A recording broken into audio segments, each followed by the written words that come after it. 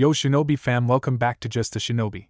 Today, we're diving into one of the wildest what-ifs. What if neglected Naruto absorbs the God Tree? Part 6. Check out the full playlist. So buckle up for some serious action and twists.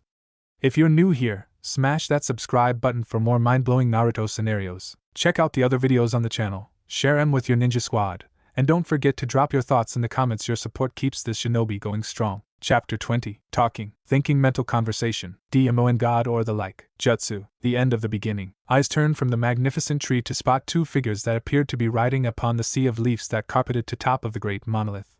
Naruto was there sitting with his hands thrown out behind him to keep him from falling through the canopy, and looking as though a stiff breeze may be enough to take him out of commission. However, that is not where everyone's eyes were drawn. They stared in wonder and shock at the figure standing beside Naruto, long purple hair blowing softly in the wind, as the light from the tree played off her porcelain skin.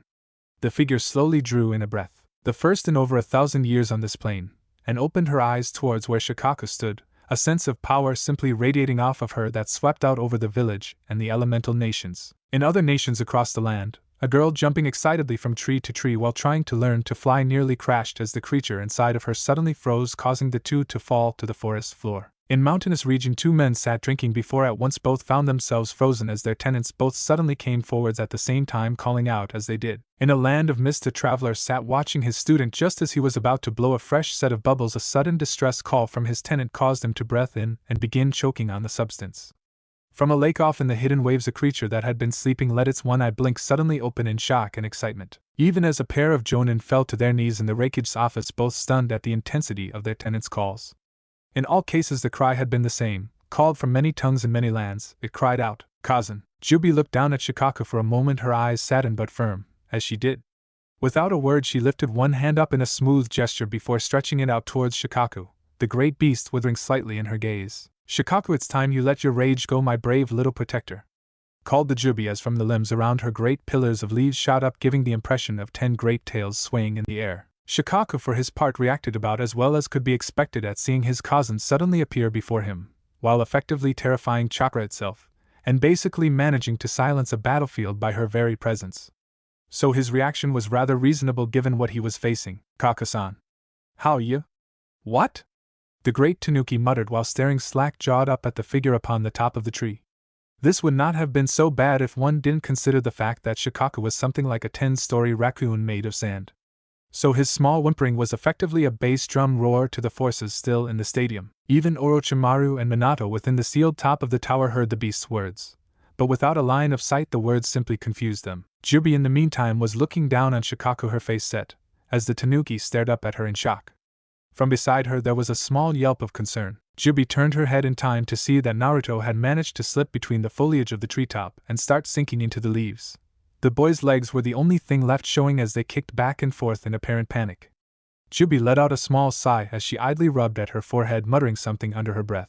Like some great tendril, a vine of leaves shot over, wrapping around one of the boy's legs before plucking him out of the purple treetop until he hung upside down. As Jubi looked over her hand at him, her expression exasperated. "I swear I'm not in your head to keep you on track for 1 second, and you have managed to get yourself in trouble," she said even as she folded her arms and gave the boy a look of mixed exasperation and good-natured mocking. Naruto in the meantime had folded his own arms and had turned his head away from Jubi, even as a small grin spread across his face. Well, not my fault your oldest is so stubborn.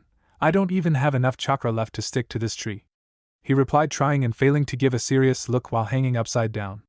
Jubi only smirked in reply before her attention was drawn elsewhere. From below, the remaining Suna and Sound forces left in the arena had been watching the appearance of Jubi, followed by Shikaku's apparent incapacitation.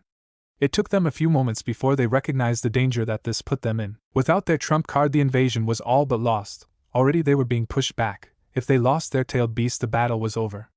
So through either bravery or desperation they launched an assault upon the tree and its occupants. Jubi was just about to respond to Naruto's behavior when the sound of projectiles caused her to look around. A veritable sea of fire, water, rock, and all manner of shinobi weaponry were pelting their way towards her position. Jubi quirked an eyebrow at this for a moment before letting out a small sigh and waving one hand in a lazy fashion as if swatting away a fly. The 10 great tails of leaves suddenly swung forwards with one mind, creating a mirror image of Jubi's own hand, with delicate vines and leaves overlapping to form the steam reeker appendage that simply swatted the attack aside. Fire flickered and died as it impacted the massive black and purple appendage, water turning to a fine mist, as earth simply crumbled to dust. The weapons either simply tinged off of the form or sunk into it with no apparent effect at all. Once the blow reached the apex of the swing, the leaves scattered once more, returning to their 10 pillars, whatever weapons still embedded in them dropping silently to the arena floor down below. Shinobi of every rank just stared open-mouthed at the display of power they had just witnessed. It wasn't the flexing of power, no, rather it was the utter lack of it that startled them. The hand had simply brushed aside the attack, like mother's hand may sweep away the angry little fist of a newborn. No anger, nothing, just a simply commanding presence that told them that no attack they launched would pose any kind of halt to her intentions. Jubi looked around at the stadium from her perch, letting out a little huff of pride, before turning to face Naruto once more. However, just as she turned, a horrible cry came up from below, causing Jubi to spin back around, and what she saw froze her blood. Below, all of those that had raised their hands to her, shinobi or kunoichi, sand or sound, were now being pelted by wave after wave of sand, either formed into projectiles or simply washing up and over the walls towards them before like the sea swallowing them up. Jubi's eyes went wide before looking to see Shikaku, his gaze maddening as he looked around the arena, the anger coming off of him, almost a physical presence. As the sand continued its assault, the great beast let out a roar at the surrounding attackers. Why you? You dare try to harm her? You dare raise your miserable hands against her? All of you will die! Screamed the sand tanuki as the sand continued its merciless assault at the surrounding attackers. Jubi stayed frozen for only a moment before she was off, running full out towards the edge of the tree, even as the cries continued to rise. Reaching the edge, Jubi flung herself off from the edge, spreading her arms out as she fell downwards, the trails of leaves following behind her like a shining, flickering cloud. Shikaku looked up in time to see his cousin followed by the cloud as it spread out, shooting out to insert itself between his sand assault and the denizens of the stadium. He had to suppress a snarl as he saw his sand either battered back with equal strikes from the purple and black leaves, or washed away with waves of his cousin's ability. However, before he could become focused on this, Jubi landed softly before him, her small form drawing his undivided attention. Shikaku, stop this now, called Jubi, slamming her foot down as the sand assault was cut off and the two were surrounded in a slowly swirling cloud of leaves. Shikaku looked down at her for a moment before shaking his head in a mixture of anger and confusion. Why, give me one good reason why I shouldn't drown every one of these monkeys under my dunes for trying to harm you, he replied, his tone one of forced calm as his eyes settled upon the great black ones of Jubi. However, before she could respond, he continued, his voice booming out. These creatures dared to try and harm you and you would protect them. Why? What possible reason could you have for standing between me and them? Tell me why, cousin. Shikaku called, swiping a great sand fist over into the swirling mass of leaves, sending a concussively blast of them back, scattering down the arena floor, their glow fading as they dropped to the ground. Jubi looked up at her Sochi with a sad smile on her face. After a moment she spoke up, her voice twinged with the sadness she was fighting to master. I'm not doing it for them, Sochi. I am doing it for you. If you don't stop this killing, nothing will change, and you will lose yourself in it. You'll become the monster they wanted you to be, the weapon they wanted. And I won't be able to save you from that if I don't stop you now, she called as she slowly slipped into what looked like the first movement of a dance, her eyes focused on Shikaku's, a silent power emanating from her small form. Shikaku in turn let out a small growl, turning to swing one massive claw out towards the stadium and the shinobi inside of it. Without hesitating, Jubi bent slightly before gliding forwards, one arm rising in a graceful arc as she stepped forwards, the movement graceful and simple.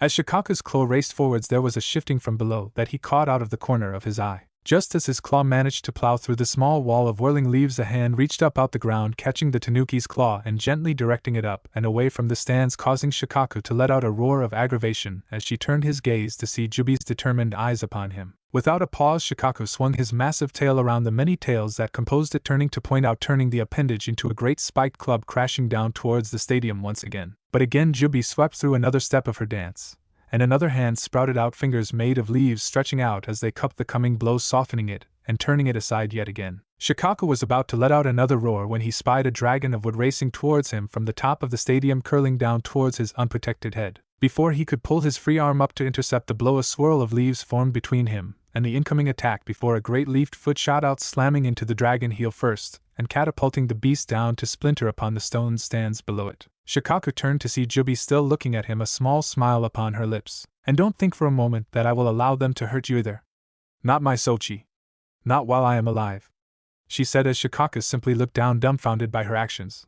Before he could speak, another wooden dragon, along with one of flame, raced out of the surrounding stands, racing towards Shikaku once more. Just as with the last, swirling leaves formed great appendages that mirrored Jubi's movements and struck down the blows. all the while her face never leaving Shikaka's own. So Shikaka stood in the center of the battle as blasts crashed around him.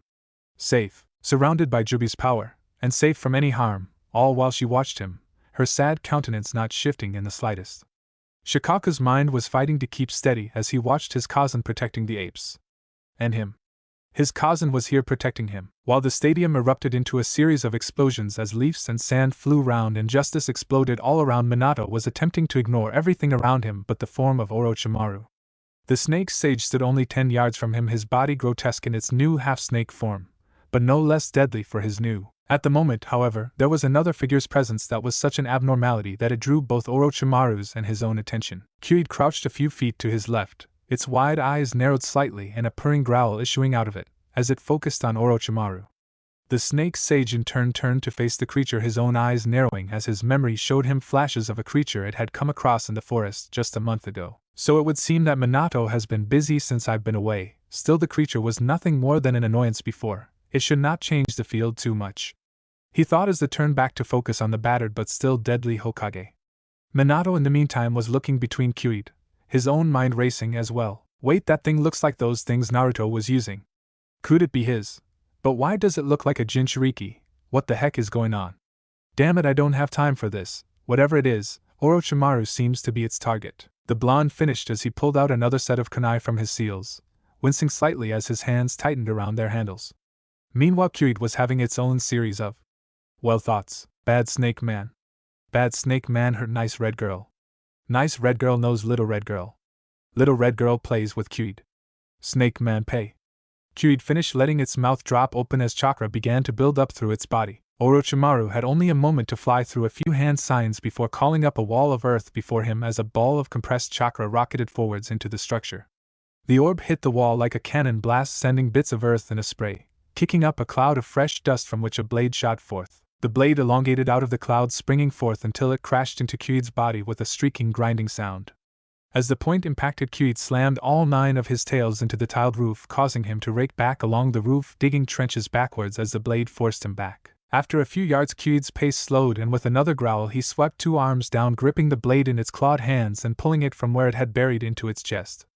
Minato in the meantime had sprung forward, heaving a pair of his kunai forward towards the cloud where the blade had emerged from. Orochimaru spun to face the new assault, and his eyes went wide as the first kunai's handle unwound into a trail of familiar-looking seals. There was a small spark, and with a roaring crash the hundreds of overlaid explosive seals along the kunai went off in a sudden blast that blew the hair back from Minato's face, and making Kyuid look like he had spent an hour in a wind tunnel. However, before the blast had even died down, Minato already knew that the blast had not found its target.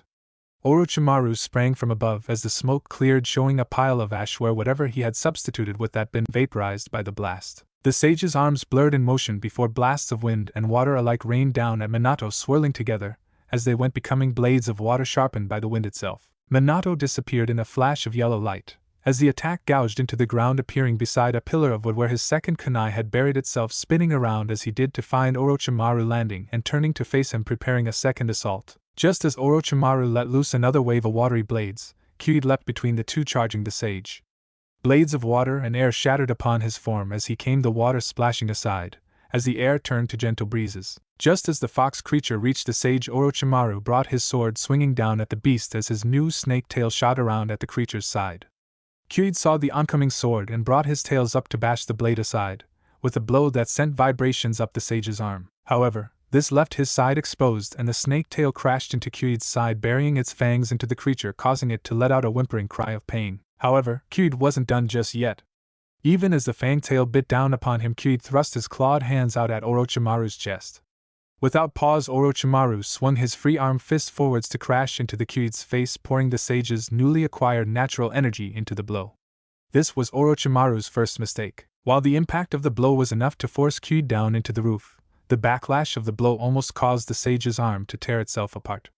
The natural energy itself seemed to shriek in pain as the sage's fist had met the creature's head, fleeing back away from it with all the power it could. This had resulted in the very chakra Orochimaru had intended to fling the beast away roaring back through his own arm, forcing itself through his coils and out through his flesh, sending a small smattering of blood and scales as it did. As Orochimaru tilted his head back in a cry of pain, Minato sprang forwards, kunai in hand, swirling ball of chakra in the other. In a flash he was beside the sage, his kunai slamming into the sage's sword arm right at the wrist and painting the white arm crimson. Meanwhile Minato slammed his arm forwards as the spinning ball of chakra within it crashed into the sage's chest with a grinding sound, sending scales up along with a cry of pain. But not from the snake. Orochimaru turned his face down in a look of equal rage and mocking anger, as Minato's Rasengan tried and failed to punch its way through his newly armored chest. Minato watched in anger as the Rasengan spun against his new scaled chest, sending chunks of the plate-like scales off in every direction, but doing nothing more. Orochimaru's new sage status had allowed him to become covered in a scale-like armor that, along with his own experiments, make his new flesh harder to pierce than steel. Minato shifted his eyes from the snake's chest up to his sword arm, seeing that his blow there, even sharp by his wind element, had only managed to deal a flesh wound. Before Minato could do more than look in equal parts anger and concern, Orochimaru's snake-like tail sprang up from Kyui's still form and smashed into the blonde's side, burying its fang into the flesh and causing Minato to cry out in pain even as blood sprayed from the wound. As Minato and Orochimaru became locked in combat, the fighting around the village was starting to fall apart. Sound and Suna forces found themselves simply overwhelmed by numbers, and skill pushed back over ground they had gained in their surprise attack. Meanwhile Konoha forces raced back and forth, carrying wounded out of the fighting and back towards the hospital through lines littered with enemy combatants. However, as each group would reach the building, an odd sight would come into view, causing more than a few to stop dead in their tracks and simply look forwards, more than a little confused at what they were seeing. In front of the hospital, standing like great sentries, were rabbits ranging from 4 to 9 feet in height, colored from deep grays and browns to bright whites, and in one case blue. The other distinguishing thing was that every single one of them wore a simple vest, and held in their paws a large hammer. One group had even witnessed the large creatures spring forwards to smash a group of approaching sound shinobi into a nearby building when they had tried sneaking in disguised as Konoha shinobi. Behind the wall of rabbits, the front lawns of the hospital were open, littered with tarps, and emergency stations tried to contend with the simple mass of inbound wounded. From one of these makeshift tents there was a cry of anger, and a small scuffle. "No, I am not just going to sit here. Naruto and Minato are still out there. I'm going back in," shouted Kushina, her red hair flying around her as he was held down by a slightly panicked-looking Shizen, who looked around at Tsunade for some kind of assistance. However, Tsunade had her hands full as she applied a choke hold to Naruto and Minami, at the same time trying to keep the two struggling girls from overpowering her grip. Granted, Minami was all but spent, but Naruto still had some life in her, and between the two Tsunade was having some difficulty holding them. The women's reprieve came when Sakura and Hinata jumped into the tent, racing to the struggling women before slamming small injections into the Namake's arms, causing them to go slightly limp and halt their fighting. Shizen and Tsunade let out small sighs of relief as their prisoners went limp in their arms before the pair released them onto a set of cots off to one side of the tent, the three still struggling weakly. "Thanks Sakura-kun, Hinata-kun, we need to get them down before they got free," whispered Shizen as Tsunade leaned over the three, inspecting them. After a moment she rose and pointed over towards where the three were standing. "Sakura, I need 2 doses of chakra pills, medium strength. The girls are running low, but besides that seem to be holding in there. Hinata, I need you to go and get some bandages and a sling. Shizen, I need you to get the disinfectant. Kushina had a broken arm, but one of her ribs is pressing into her lung. I need to reset it," called the blonde as the women around her moved into action. Despite the injuries Kushina had sustained, within a few minutes Tsunade had managed to reset the bones and seal the wound back up. The injection that she had told the girls to give the three had knocked them loopy for a time, but it would soon be wearing off. To no one's surprise, it was the 2 girls that were up first, blinking around in confusion before turning to look over at Tsunade. "Haba-chan, what are you doing here?" Naruto asked in a dazed little voice. Tsunade in answer swung a blow onto the girl's head with a moderate amount of force, causing the girl's head to bobble slightly. "What I'm doing here, Naruto, is trying to keep my goddaughters from running off into a battlefield, along with their cousin, before they have gotten the proper medical attention," called the blonde as she looked from the 2 girls over to where Kushina was just groaning herself back to consciousness. The redhead sat up, blinking around as she felt the pain slowly returning to her body, even as her mind tried to gain traction. Her eyes fell upon where Tsunade stood, and then moved down to see where the girls were sitting, her mind slowly putting things back into frame. "Tsunade, what's happening? Where is everyone?" Minami managed to ask even as Naruto nursed the small bump on her head.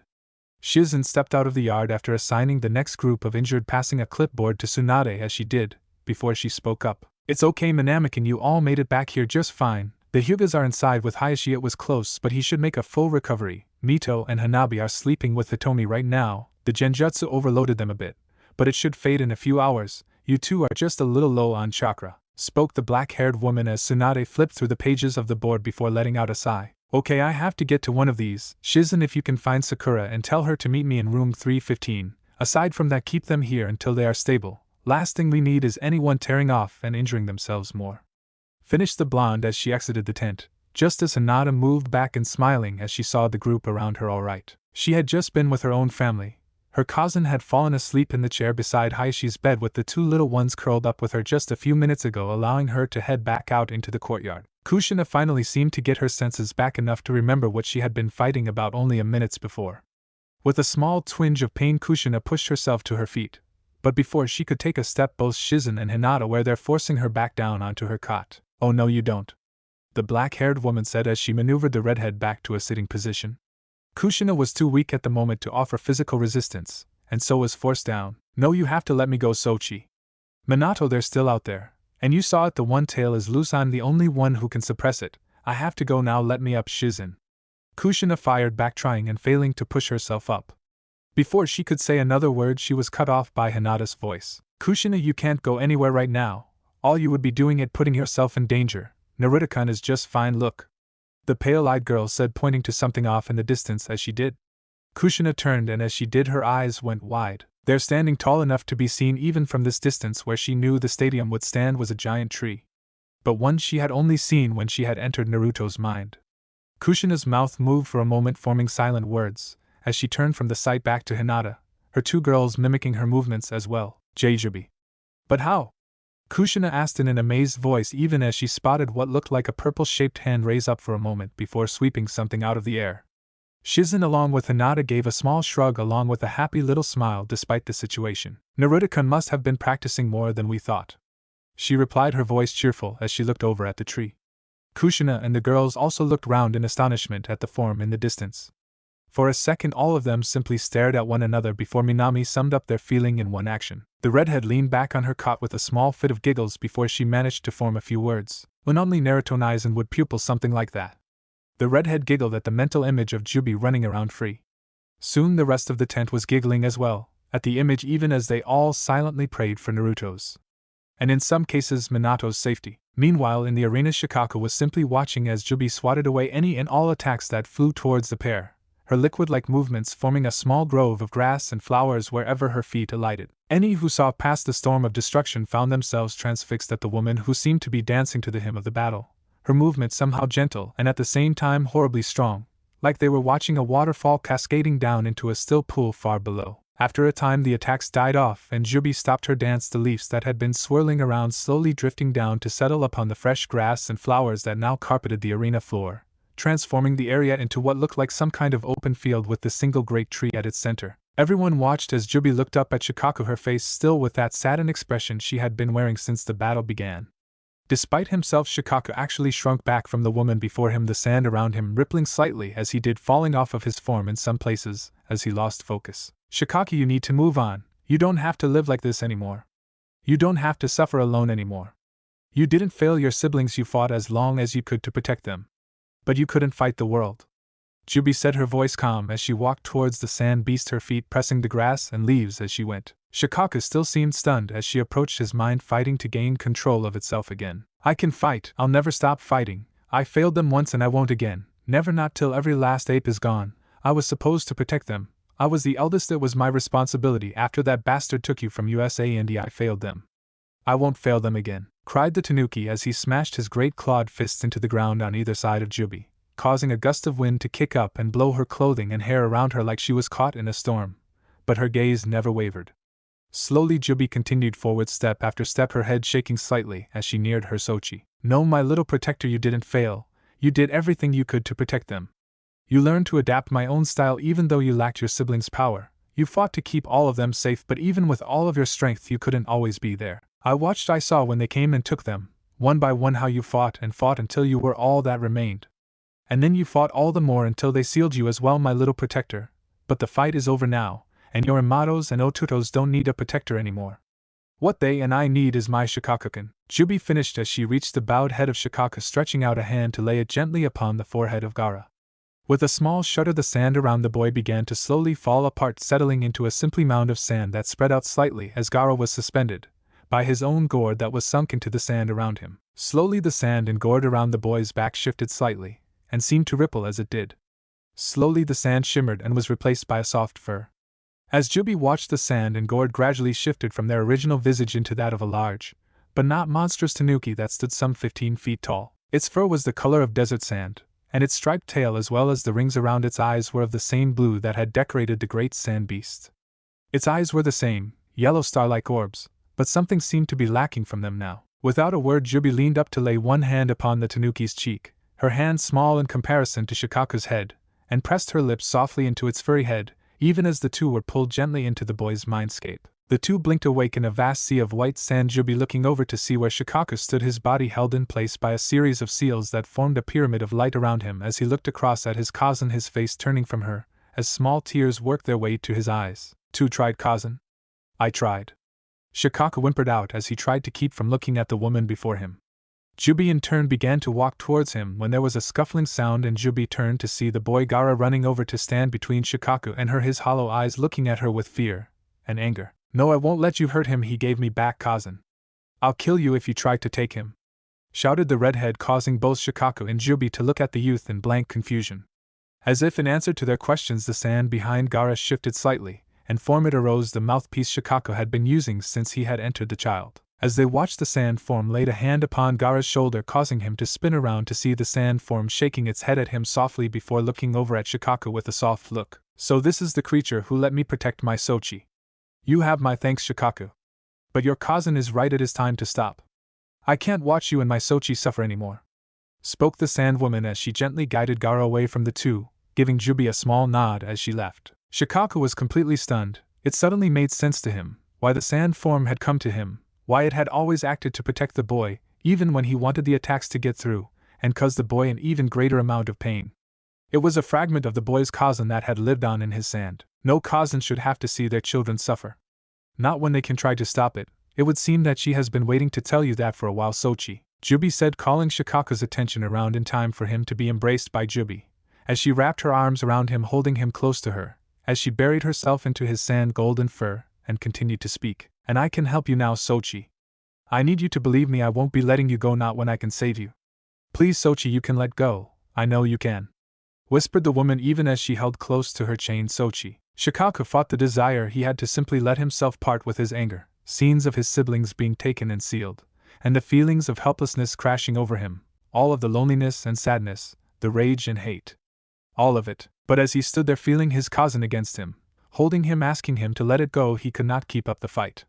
His eyes slowly drifted up and spotted the picture of Gaara a few yards away being held by his cousin as well, as she spoke to him. Shikaku heard her words as if she was right beside him, as she told Gaara of what he had to do from now on, with both his siblings and the rest of the people he met. Shikaku saw his own unwillingness mirrored in the boy's eyes as memories of pain flashed across his face as well. But as he watched, he saw Gaara slowly relax and simply hold on to his cousin, small trails of tears falling from his eyes as he did. Shikaku saw all of this even as he heard Jubi's words, and something in him finally, after more than centuries of fighting Shikaku, the one-tailed beast, the Lord of the Sands, let go, and simply held his cousin, allowing her voice to echo around him. After all, if a child like Gaara could move beyond his hate, then surely he could do the same. While the conflict inside the arena was finally winding down, outside the battle was still occurring in full force. The trio from Mist were still dancing around the Kagaya clan member, as he fought to tear into each in turn with his bone projectiles. However, despite his skill, he was being pushed back by the three. Kimimaro had long since had to unleash his first-level curse seal just to remain in the battle, but still the fight was not going well for him. Suigetsu leapt forwards once again, swinging his great blade down, forcing the pale boy to swing his own bone sword up to intercept the blow aimed for his neck.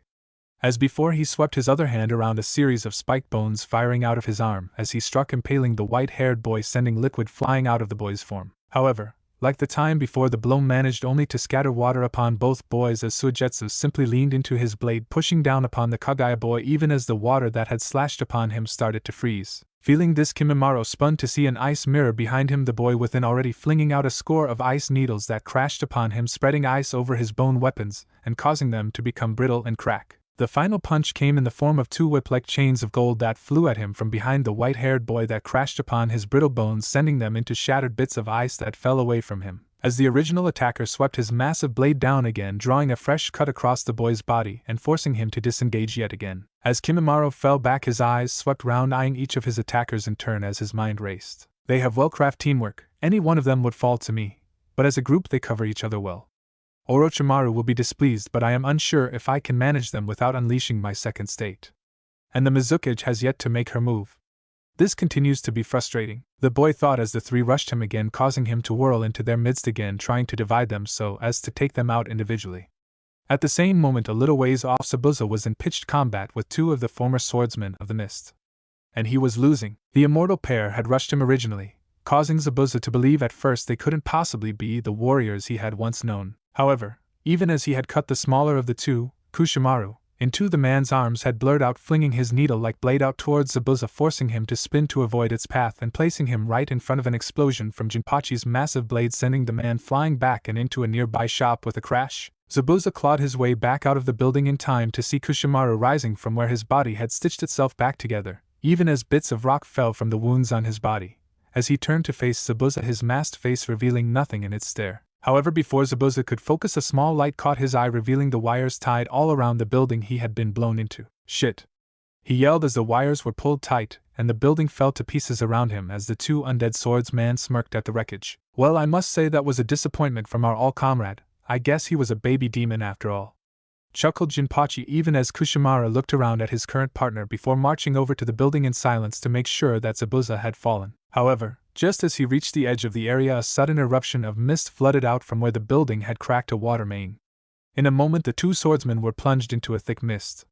Kushimaru was the one to call out this time, his voice disapproving in its tone. Really, Zabuza, do you take us for genin? You know we all have been trained to fight in the mist. Maybe your survival was always due to luck, if this is how your mind functions. Called the thin man as he prepared to battle inside the mist. However, as he started to fall into position, he noted a small cracking sensation in his limbs. Looking down, he saw that his limbs were slowly being covered by a thin sheet of ice. Just as he noticed this, a deep voice called out through the mist, "And you disappoint me, Kushimaru, if you think I have learned nothing in the years I have been alive." Zabuza called just before his blade cut down through the mist, cutting the man vertically down his center before continuing the swing forwards to rip Jinpachi apart from where he stood, slowly freezing in turn a few feet away. True, Zabuza may not have Haku's mastery of ice, but it was a simple enough process to chill the mist he could create after spending so much time with his pupil. However, even as the two fell once more, flecks of them gathered together again as they slowly began to reform. Spinning, Zabuza was just in time to flatten his blade towards the pair as a huge explosion blew him back and off of his feet from where Jinpachi had unrolled a huge amount of explosives from his blade. Zabuza was flung back through the air, crashing into another wall, sending spider cracks all around his impact, even as his blade cracked from the impact. As the swordsman slowly slipped to the ground, his vision blurred slightly red as a few trickles of blood ran down his forehead and into his eyes. Blinking the blood away, Zabuza watched as the two figures rose once more, their faces turning to sneer at his down form. With a grunt of effort, Zabuza pushed himself up, staggering slightly as he did, forcing his blade into the ground beside him to steady himself. The two undead shinobi looked at him for a moment before shrugging in apparent disinterest before they readied their weapons once again. Zabuza's eyes flicked back and forth between the two as an almost feral smile spread out, visible even below his bandages. From the air around the man, chakra seemed to spin as the face of a demon slowly came into view, as though it was watching over the man who stood before the two even as they charged each other once more. As this was occurring, Naruto had managed to make his way down the great tree, using what leaves he had left under his control to help steady him as he worked his way down the tree's massive frame. When he finally reached the bottom, he saw Gaara sitting there, the gourd still on his back, and his head bowed in apparent sleep. Before him stood Jubi, her hand resting gently upon the boy's brow, as the wind around her blew. Naruto made his way over just as Jubi pulled her hand gently away from the boy, and up to wipe a few stray tears away from her eyes. "So I take it you managed to get through to your Sochi?" Naruto asked as he stepped up beside the woman. Jubi nodded silently as she heard the boy's words, letting the silence stretch out between them for a few more moments, before the boy spoke up again. "So what now?" the blonde asked as Jubi turned to face him, a small smile upon her face as she did. "Well, I still have some time left. I suppose that I can take a page from your book and cause some mayhem," chuckled Jubi as Naruto looked around the arena where the fighting was all but over, and he could spy more than one Konoha shinobi turning to face in his direction. "You know, I don't think that would be a good idea," chuckled the boy as Jubi looked around, nodding slightly in agreement. "Hi, I suppose you are right about that. Well then, I suppose this is in order," Jubi said, stretching one hand up towards the tree where something fidgeted for a moment before dropping down to land in her hand. The object was little more than the size of a small apple, but it was unmistakable a seed. Well, looks like the little guy is about spent. If I go now, he should be able to recover in under a year. Finished Jubi as she tossed the seed into Naruto's hands, and turned to look around her one more time. You know, it was nice to be out again if just for a while, Jubi said as her form slowly started to fade into a purple light before flashing, leaving behind only the great tree and plants where she had been. The tree itself seemed to flicker slightly before the power from it slowly faded, and the odd light left it, leaving the purple and black leaves dull in comparison to their previous brilliance. From inside Naruto's mind there was a small sigh. Still, I suppose your noggin has become comfortable after all these years. Probably because there are such wide open spaces, chuckled Jubi, obviously basking in the happiness she was feeling at starting the reconnection with her eldest. Naruto in response simply gave a mental glare, before a few movements around him drew his attention. From a few entrances, and in one case the stadium wall, his seedlings were returning, apparently having completed their duties, and heading back to find him. A few of the set bore new additions. In one case a long sword now hung from its back. Apparently it had been watching a few sword wielders during the invasion. As the group of seedlings gathered around him, there was a blast from above, and they and Naruto turned suddenly to see the tower of purple energy shattering into pieces, as what looked like several figures leapt away from it. Seeing this, Naruto contemplated pursuing but realized that in his current state he wouldn't be any good to anyone, so he turned his focus round to see where Gaara lay sleeping soundly a few feet away. Shrugging slightly, Naruto began to make his way over to the boy, when there was a shout from behind him and he turned to see Temari staggering past the great tree, and towards the pair. "Ho, hold it, you, stay away from him." She tried to shout, but in her weakened state she sounded more like she was pleading as she approached the pair. Naruto's seedlings looked from her to Naruto as if asking what they should do, before one of the group walked forwards to throw an arm under the girls and help her along. Temari at first looked confused, but the sad truth was in her condition she was likely to collapse without the aid. Slowly she, with the help of the seedling, made their way over to where Gaara lay sleeping, her mouth dropping open as she spied the still and peaceful form of her Ototo. Not believing her eyes, Temari just sunk to her knees beside the boy, looking between the boy and Naruto as if expecting him to explain the situation to her. Naruto in turn just shrugged before replying, "Hey, what can I say, he's had a long day," chuckled Naruto as Temari turned back to rest a hand gently upon Gaara's brow. While Naruto and the rest had been finishing things below, the battle between Minato and Orochimaru had reached its pinnacle. Orochimaru's snake-like tail had buried its fangs into Minato's side, holding him in place and halting his greatest advantage, his speed. At the same time, Orochimaru's left arm was in utter reek, and even now was dripping red droplets of blood down his leg. Meanwhile, his other arm still fought against Minato's own, as the Hokage's kunai had dug into his wrist, and despite the superficial damage held him in a stalemate. Worse yet, Minato had just blasted a Rasengan against the sage's chest, but doing only minimal damage to the target. Orochimaru sneered as the power of the Rasengan died away, and he looked down at Minato. "I think not, Minato. Your pet may have managed to keep my arm out of action, but that is where your luck ends. I have not come this far to let you go now, so struggle, cry, swear, it matters not to me, because you are finished," barked out the snake, even as the pain of his body almost forced him to choke on his own words. Minato glared up at the man, but knew that he was right. The battle before had drained him, and even now he could feel the snake venom from the bite in his side working its way through him, weakening what little strength he had left. As his body began to fade, his mind flashed to his family, Kushina, her red hair flying in the wind when he had first kissed her on top of the Hokage monument. Naruko and Minami out at the restaurant with him, happily talking about the day's training. Mito, his little bundle of joy, jumping around on her bed as she was settled down for the night. And Naruto's sad look as he stood at his office doorway. With this final thought, Minato felt a sudden surge of guilt and raw anger. "No," Minato whispered out, causing Orochimaru to stop his laughing and look down at the Kage. "No," Minato repeated again as he drew back his free arm, pouring every bit of chakra remaining in him into his palm as the image of his Sochi's saddened face looked out at him from his memories. "No," the blonde repeated as the chakra began to swirl in his palm, forming another ball of energy. "No." Minato spat even as blood flowed into his mouth, and he felt his legs starting to go out from under him, and the ball in his hand suddenly began emitting a screeching sound as 4 blades of wind slowly formed around it. At this moment, Orochimaru tried to pull himself free, but Minato, with strength beyond what he should have been capable of, gripped the snake's sword arm in his own, even as Orochimaru's tail released its bite and rushed up to strike at the man's throat. However, even as the tail began to spring up, a black tail wrapped around the appendage, pulling it down. Kyude was waking, and he was not going to let the pale man go that easily. Orochimaru's eyes spun as, with a snarl of rage, Minato thrust his hand and the spinning ball towards the man's chest, even as he screamed out, his voice a mix of sadness and rage, "I won't die until I fix my mistake." the Hokage called as he plunged the attack forwards. There was a small punch of impact that threw both Kyuubi and Minato back before a blast of blue chakra and scything blades erupted with a monstrous roar. Minato landed with a thud on his back, as Kyuubi managed to land in a half-crouch beside him with a small whine of pain. The two looked up to see the spinning ball of chakra slowly stop its revolution before they spied an arm lying a few feet away from where the blast had erupted. It was Orochimaru's own, still gripping the hilt of his blade. However, before Minato could focus, he heard an angry swearing that drew his eyes to a point past where the blast had erupted. There, looking like he had just been put through a glass compactor, was Orochimaru. Bits of flesh hung from his body, as blood seeped from an uncountable number of cuts. His right arm was still a mass of blood, but Minato could see a small curved kunai clutched in it, still glowing faintly with the traces of wind chakra. Minato's eyes looked over to see the stump that had been the man's arm, the blood flowing freely from the stump.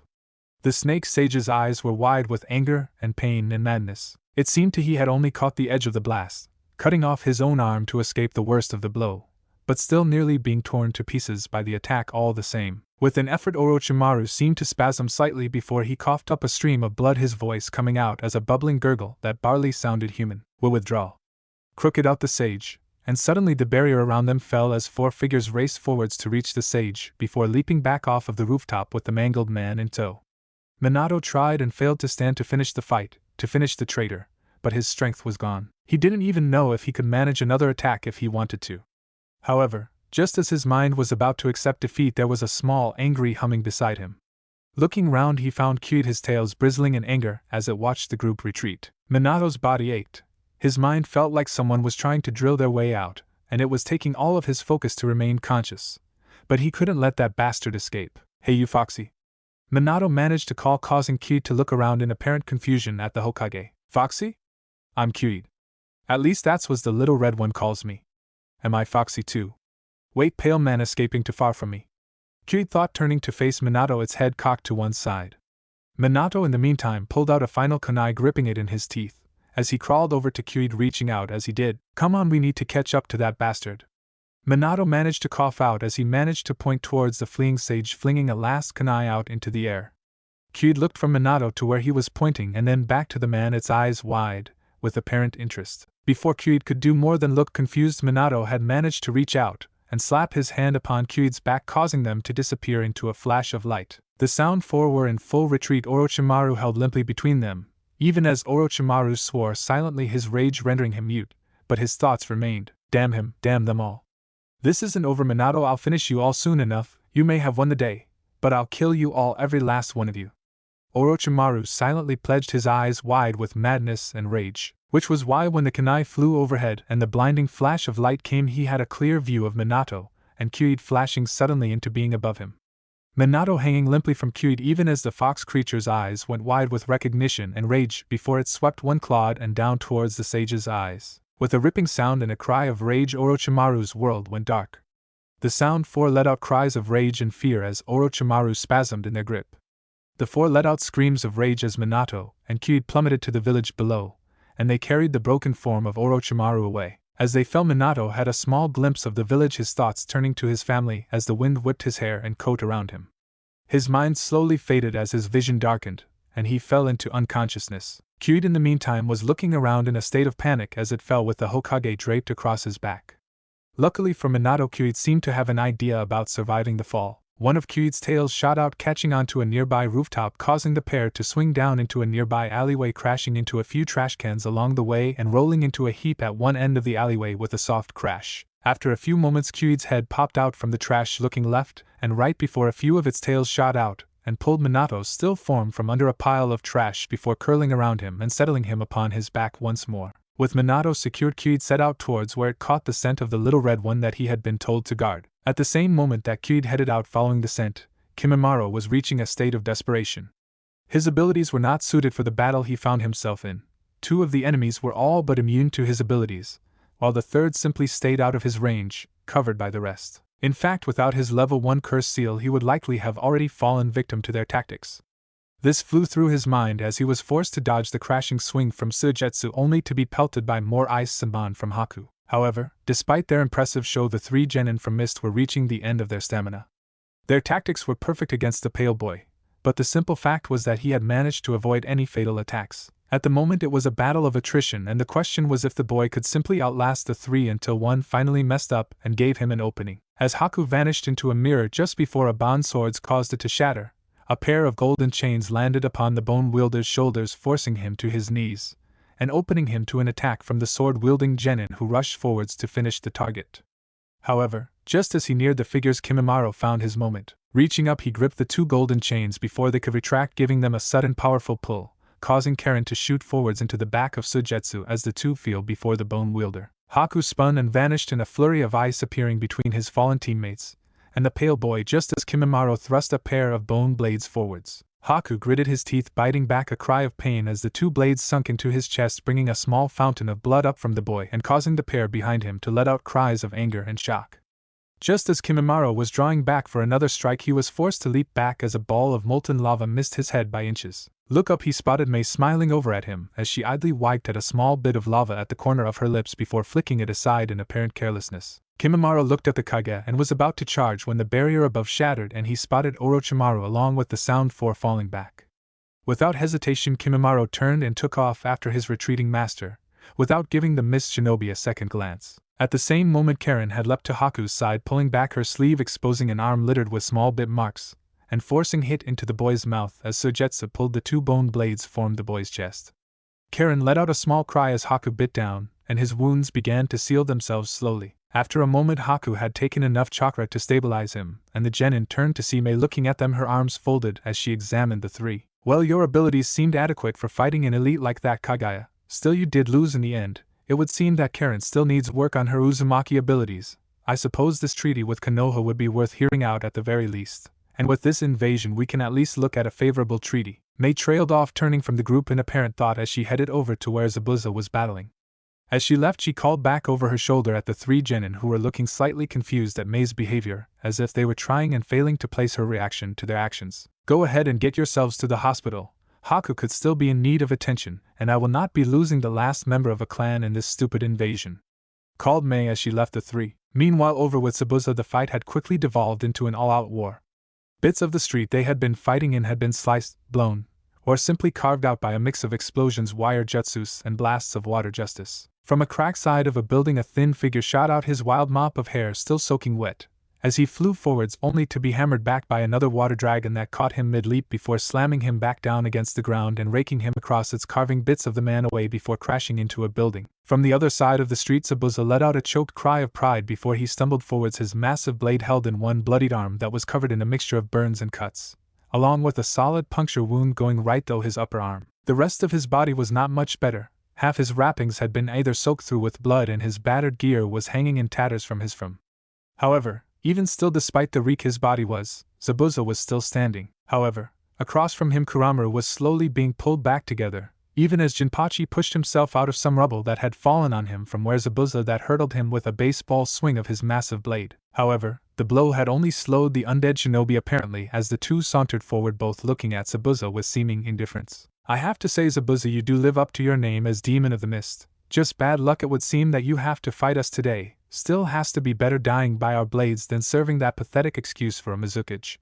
Jinpachi was he moved to put Zabuza between him and Kuramaru. Zabuza's eyes flicked back and forth between the two, even as his body screamed at him to stop any movement he was planning. You are wasting your breath, Jinpachi. Our part to play is simply to kill the bitch and her guard dog. After Zabuza, the genin and the Mizukage should not take too much time to finish between the pair of us, called Kuramaru as Zabuza let out a growl as his mind showed him Haku being attacked by the two. However, before he could respond, the pair was racing towards him, and his legs were refusing to move for him. Looking down, he saw that his legs were bound in wire from one of Kuramaru's previous attacks. Seeing this, Zabuza looked up just in time to see Kuramaru flinging his needle blade forwards at Zabuza's face. There was a splash of scarlet, and then the world went mad for a moment. Kuramaru looked on in a small amount of shock as Zabuza swung his face around as the needle met his face.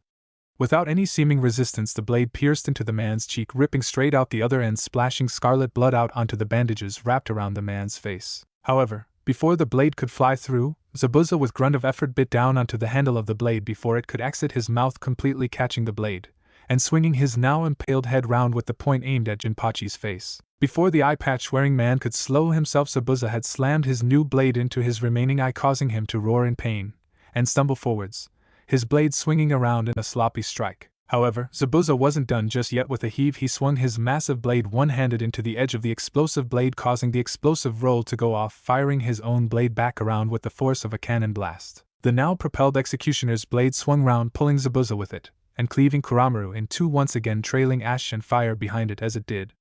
With the same stroke, Zabuza spun, bringing his blade down to rip through Jinpachi's blade arm, causing him to lose hold of his blade just as he fell back from Zabuza. As the explosive blade fell down, Zabuza's free hand reached out, grabbing hold of its hilt and lifting it in an overhead swing, binding it down at a spot before him where he saw the wires binding him stretched tight. With another blast, the three shinobi were blown back, two scattering into pieces, before slowly reforming, while Zabuza simply skidded back, the massive blades in either hand forced down into the earth and dragging along like anchors, keeping him upright. Zabuza now stood supported by the two massive blades in his arms, as the third was still gripped tightly and in between his teeth, even as his myriad of wounds continued to bleed, turning him into his own namesake in real life. However, despite his fear-inducing new appearance, the situation looked grim as the two other shinobi began to pull themselves together.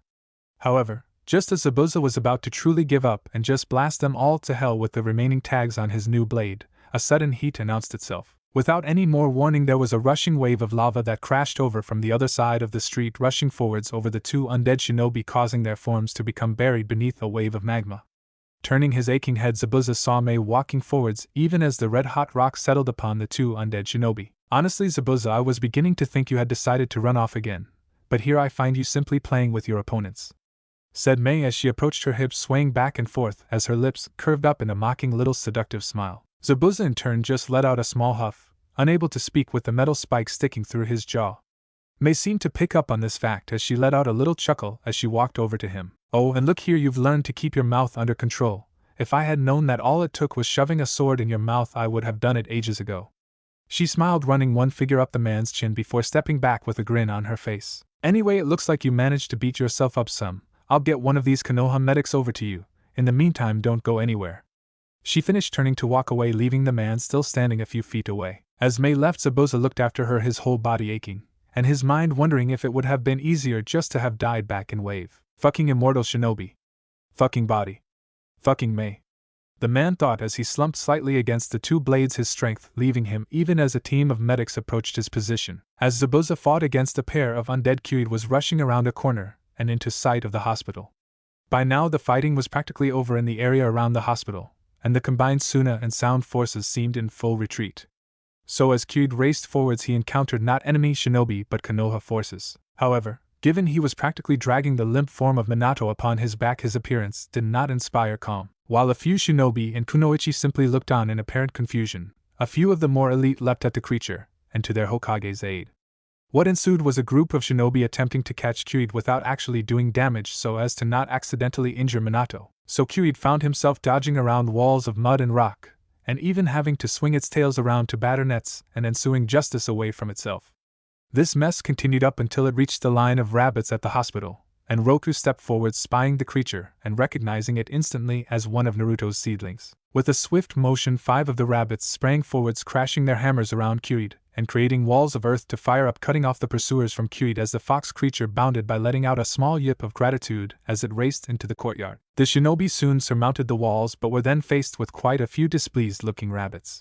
One of the shinobi, a tall man with several scars, called out to them, his voice thick with anger as he spat out his words. "What the hell are you doing? Summon, get out of our way before we make you," he shouted, his anger at seeing the fox creature escape coupled with the stress from the invasion robbing him of the common sense that would have told him that yelling at the giant hammer-wielding rabbit was a bad idea. Roku, for his part, simply looked at the man for a moment before swinging his hammer down into the ground and causing a flat spire of rock to shoot up from under the man, catching him in the chin and flinging him back into his fellows with a loud crack. "I would watch your tone, boy. I and my siblings do not bow to you. We follow our summoner's word and defend her allies. Should you count them among your enemies, then be prepared to have the fall of our hammers drive you back."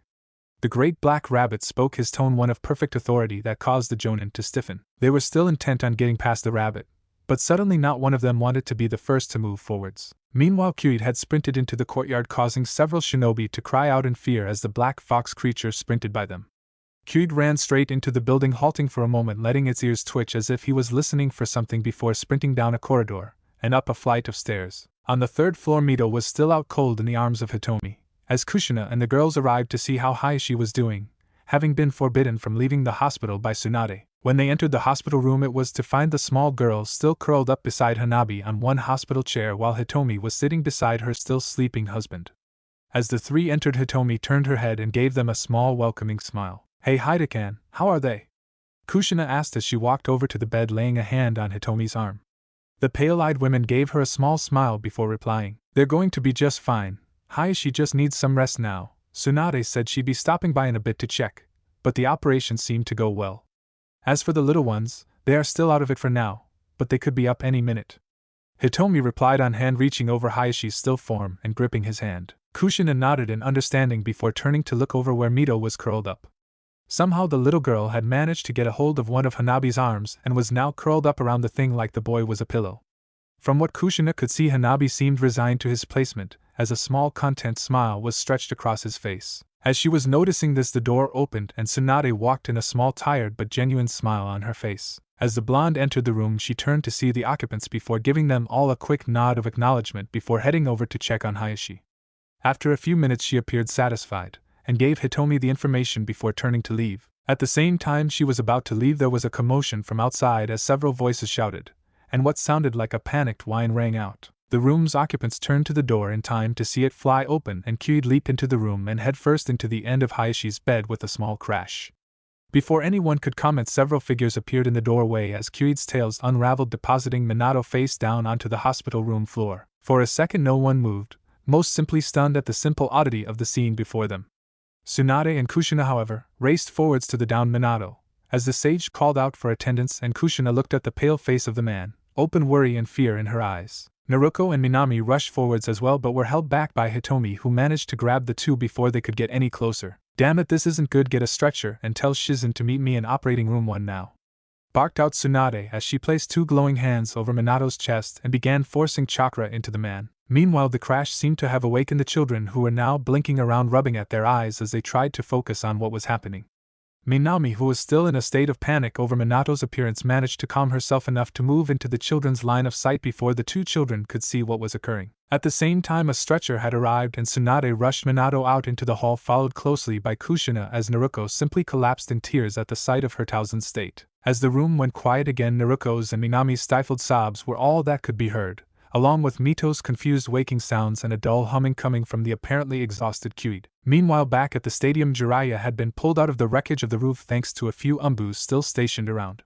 They informed him of the situation, as well as explaining that Minato had apparently vanished in the presence of what looked like one of Naruto's black creations. Speaking of Naruto, he was currently in the arena along with Gaara, surrounded by a mixed bag of Chunin and Jonin, along with a sprinkling of umbu, all looking at the boy and the seedlings standing around him as the 2 Sand siblings sat a few feet away, neither able to do more than sit there. "Well, this is great. Figures my debut would have this kind of reaction. Well, no point in whining about it now, I guess," thought half of Naruto as he looked around at the group.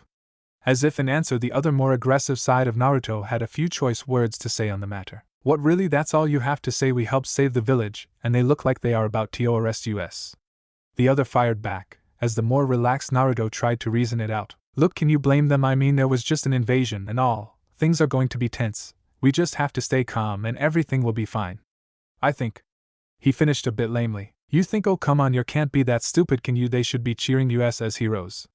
The other fired back as the first just shook his head in exasperation. "Oh, come on, a hero. News flash, we shinobi heroes don't really apply here, so just keep calm and let's try not to make them nervous."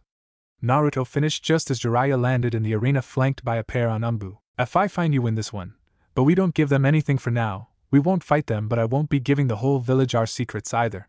They have to earn that right," replied the split Naruto as the 2 merged back into one. As the 2 came to, they saw several umbu approaching them along with the other shinobi, their movements slow but focused. "Genin, Naruto, Uzumaki, you will need to come with us. And your companions as well. There are questions you need to answer about the events today. The 2 Suna Genin will also be taken into custody," spoke a plain voice coming from behind a bare umbu mask. While the tone was not one of fear or anger, there was a quiet power of authority behind it that made Naruto understand that the question was not a request. Naruto took a calming breath before he raised a hand in assent to the man. Hi, okay, I'll come with you. It's not like I could stand a chance fighting any of you even if I wanted to," the blonde replied, raising his hands in a sign of surrender. From around him, the other seedlings did the same as the umbu headed forwards to secure them and move them out of the field. As the group was moving out, Jiraiya was watching the progression from the top of the stadium, his brow furrowed as a pair of Umbu stood beside him. I don't like this cough. Sure, the kid is a mystery, but his actions help the village. Taking him to be questioned seems overly forceful. Spoke an Umbu with a sword strapped across his back. From beside him, the second Umbu, who sported a large amount of purple hair, nodded her head in agreement with the man, her thoughts going to when she had been fighting not long ago, and have witnessed one of the, whatever they would block an incoming attack headed for her, before mimicking her sword style to help push back the sound force's counterattack. Jiraiya let out a small sigh before speaking. This situation is not one to start taking chances with. From what you saw, the Hokage was carried off by one of those things, and whatever came with that tree was fighting both forces off, and the boy knows something. You may not like it, but the safety of the village has to come first. The Toad Sage finished as he leapt after the group, and the two Umbu shot out to continue their search for the Hokage. Still, even as they headed out, the two gave each other small looks that made it clear they didn't like the idea of holding the boy. Still, orders were orders, and Umbu followed their orders. As the pair dashed off, Naruto was being led away by the group of Umbu. The fighting seemed to have ended, as the group ran across no one on their path. This of course meant that Naruto along with his seedlings had very little to pay attention to outside of their own thoughts. Well, isn't this just peachy? Excuse me, Naruto, would you like to go to prison today? Oh yes, that sounds nice, let's do that. What is Kami's name possess you to be such an idiot? Yelled the other Naruto as the other boy just shook his head. Hi, we've heard this before, but it's better than starting a fight with a group of ANBU. Yelled the other boy in response. Meanwhile, Jubi was busy sitting in her tree sleeping as the two bickered. Oh well, excuse me. Here I was just thinking of a way to keep out of a prison cell. The angry boy yelled as the other actually broke into a small mischievous smile. Spotting this, his fellow stopped his yelling for a moment as the calmer of the two fought to suppress his own laughter. After a few moments, the more outspoken of the two finally lost his patience. Okay, what's so gosh darn funny? He called as the other finally managed to catch his breath. Two just thought, what do you think will happen when Kazan finds out about thighs? Replied the other, succumbing to giggles once again. His fellow took a few moments to picture their Kazan's reaction before his mind showed him an image of a prison break in progress. That he decided might just make the whole thing worthwhile. Okay, I have to say I kind of want to see that. Chuckled the other voice, as they continued forwards towards what he could only assume was an interrogation of some kind. As Naruto was being led away across the village in the hospital, Tsunade was slumping back into a chair beside Minato's bed, wiping sweat away from her face as she did. From beside her, Kushina was looking over with concern present upon her face as she looked between the two blondes. On the other side of the bed were the three girls, Minami, Naruko and Mito, along with Kyuid, who had one of his tails held tightly by Mito in concern. Minato had come out of surgery a few minutes ago, and Tsunade had just finished administering the final bit of antivenom into his system. It had been touch and go for a time, but thanks to getting to him in time, it looked like Minato would be making a full recovery. The group stood around anxious as they looked over at Minato's worried expression upon all of their faces. Kazan, Toussaint will be okay, won't he? Mito asked as she held tightly to Kyuid's tail, and the fox creature looked up between her and Kushina as if asking the same question.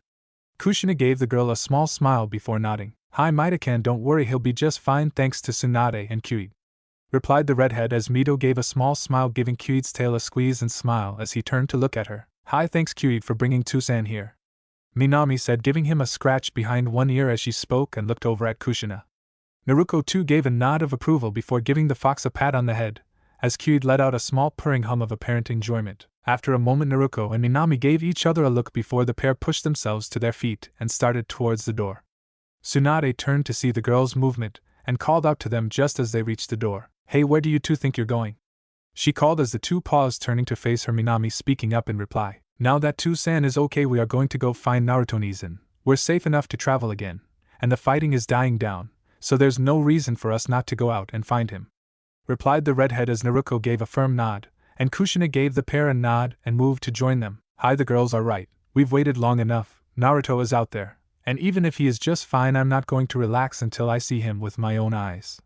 The red-headed woman said as she approached the door. Tsunade seemed about to put up a token argument but stopped as she realized that after the last procedure she couldn't have stopped the three even if she had wanted to. However, before she could give any remark on this, the door to the room opened and two Umbu marched in, looking around once before seeing Minato and both letting out small sounds of happiness. Oh, thank Kami, he is here, the one wearing the monkey mask said, looking over to give Tsunade a nod, before looking over at his partner. The other Umbu, wearing the mask of a bird of some kind, had focused first on the Hokage, before turning his gaze around, spotting Kyuid, who was looking up at him in apparent innocence. The bird-faced Umbu in turn just looked at the creature for a moment before nudging his partner to face towards the creature as well. With a small nod, the pair moved forwards towards Kyuid, the rest of the room following the pair's movement in confusion. As they marched forwards, as they reached Kyuid, both stretched out hands towards the creature. However, even as they did so, one found his arm restrained by a set of golden chains as the other found his arm held firmly in Tsunade's firm grip. The two looked round to see Kushina and Tsunade staring at them. The pair's eyes narrowed. Mind telling us what you are doing here, Eagle? Monkey? Asked Kushina, her tone dangerous as she spoke, or what you are planning to do with Kyuid. She finished as her chains tightened around Eagle's arms, pulling it back from the creature. The two Umbu in turn were at a loss. They had been ordered to find the Hokage, and after that to apprehend the creature seen during the invasion. But now one of the sages and the Hokage's own wife were apparently standing guard of the creatures as the Hokage seemed unconscious. After another exchanged look, Monkey spoke up. Kushina-san, we are under orders to find the Hokage and to apprehend those. Here he gestured at Kyuid, who still looked confused at the situation. Those things. The Umbu replied even as the women's eyes bored into the pair. Oh, and who gave you this order? Because it sure as hell wasn't the Hokage, as I just spent the last hour keeping him alive. Fired off Tsunade, her grip tightening slightly as the anger in her voice translated to physical strength. The pair of Umbu now looked slightly uneasy but responded in turn. It was Jiryuzama who gave the order. He is already with the other captured targets, trying to find out how they relate to the events at the stadium and the invasion, replied the pair. The air in the room seemed to drop 10 degrees as the pair finished, as the two women along with the pair of genin realized what this might mean. For a second no one spoke, but finally the silence was broken by Mito. But Ambuzan, what does that mean about Aniki? The small girl asked as the two Umbus stiffened slightly as they felt the growing killing intent coming off almost everyone in the room with them. After a moment, Monkey spoke up, his voice forcibly leveled despite his situation. Naruto Uzumaki has already been detained. The man replied, just before there was a growl from behind the two and they turned to see both Naruto and Minami glaring at them, their eyes already slitted. What? They both called in unison before with a heave. Both Umbu were thrown off of their feet by Tsunade and Kushina respectively, and into a wall, knocking the pair unconscious as they impacted with a small crash. In the meantime, Kushina turned to face the girls, her face set in one of barley-contained rage. Girls, we are going. See if you can find Hinata, and meet me at the gate, called Kushina, as the two girls nodded, darting out of the room as she finished.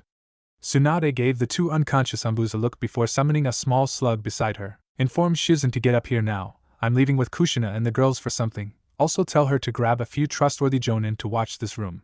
The blonde finished as the slug vanished to find Shizen. In the meantime, Mito was looking around confused at what was occurring before Kushina bent down to catch the girl's eyes. It's okay, Mito, we're just going to go get your Aniki. I need you and Kyuid to stay here and look after your Tusen, okay?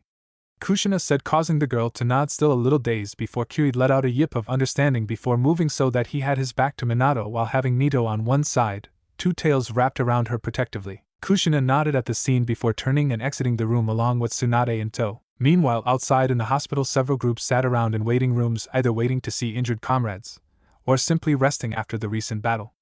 In one area, Asuma along with Kurenai were standing with their genin looking over the group as they examined a few of their injuries. Overall, the group had gotten off rather light with only minor injuries all around.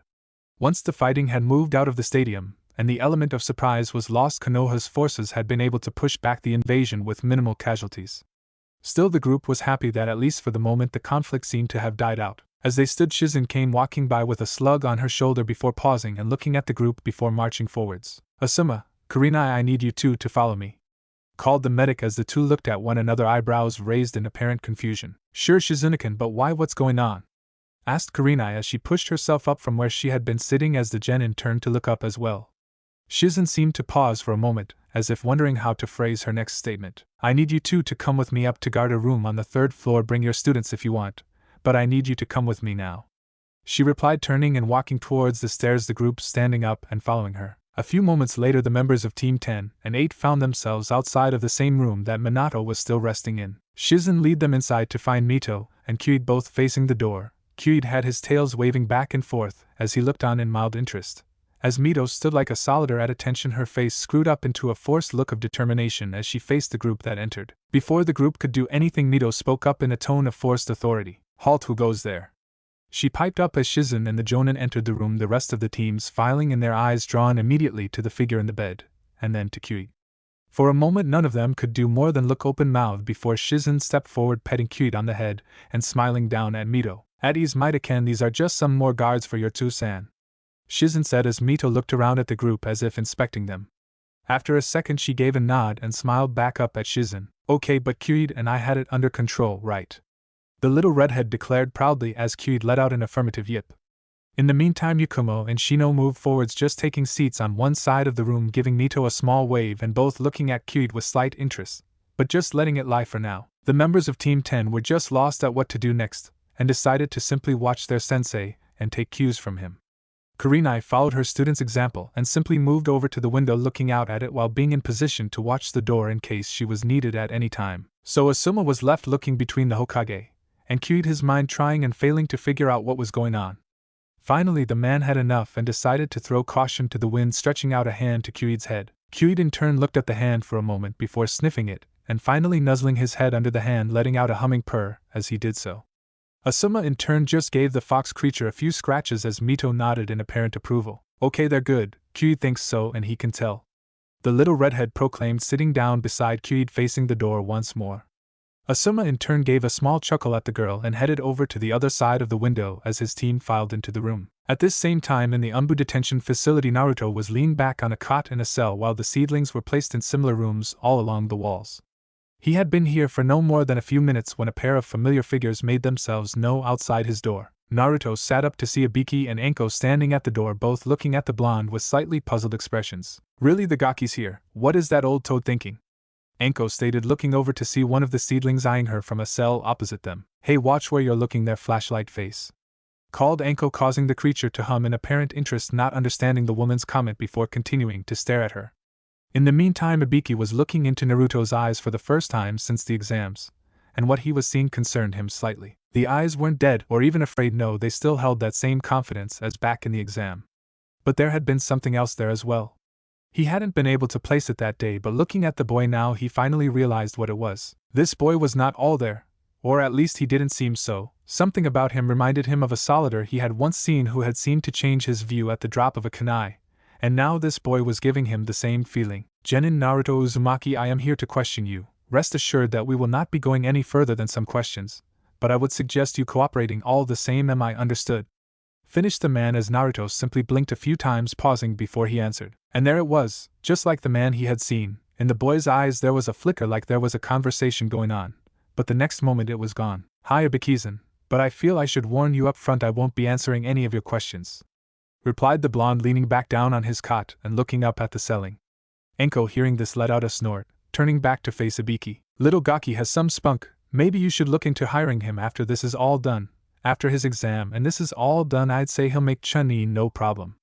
Finished the woman as they crossed her arms over her chest and gave Naruto a small smile. Thank you Anko-sama, but I feel like keeping what little mind I have left intact, thank you, called Naruto as Anko let out a small bark of laughter.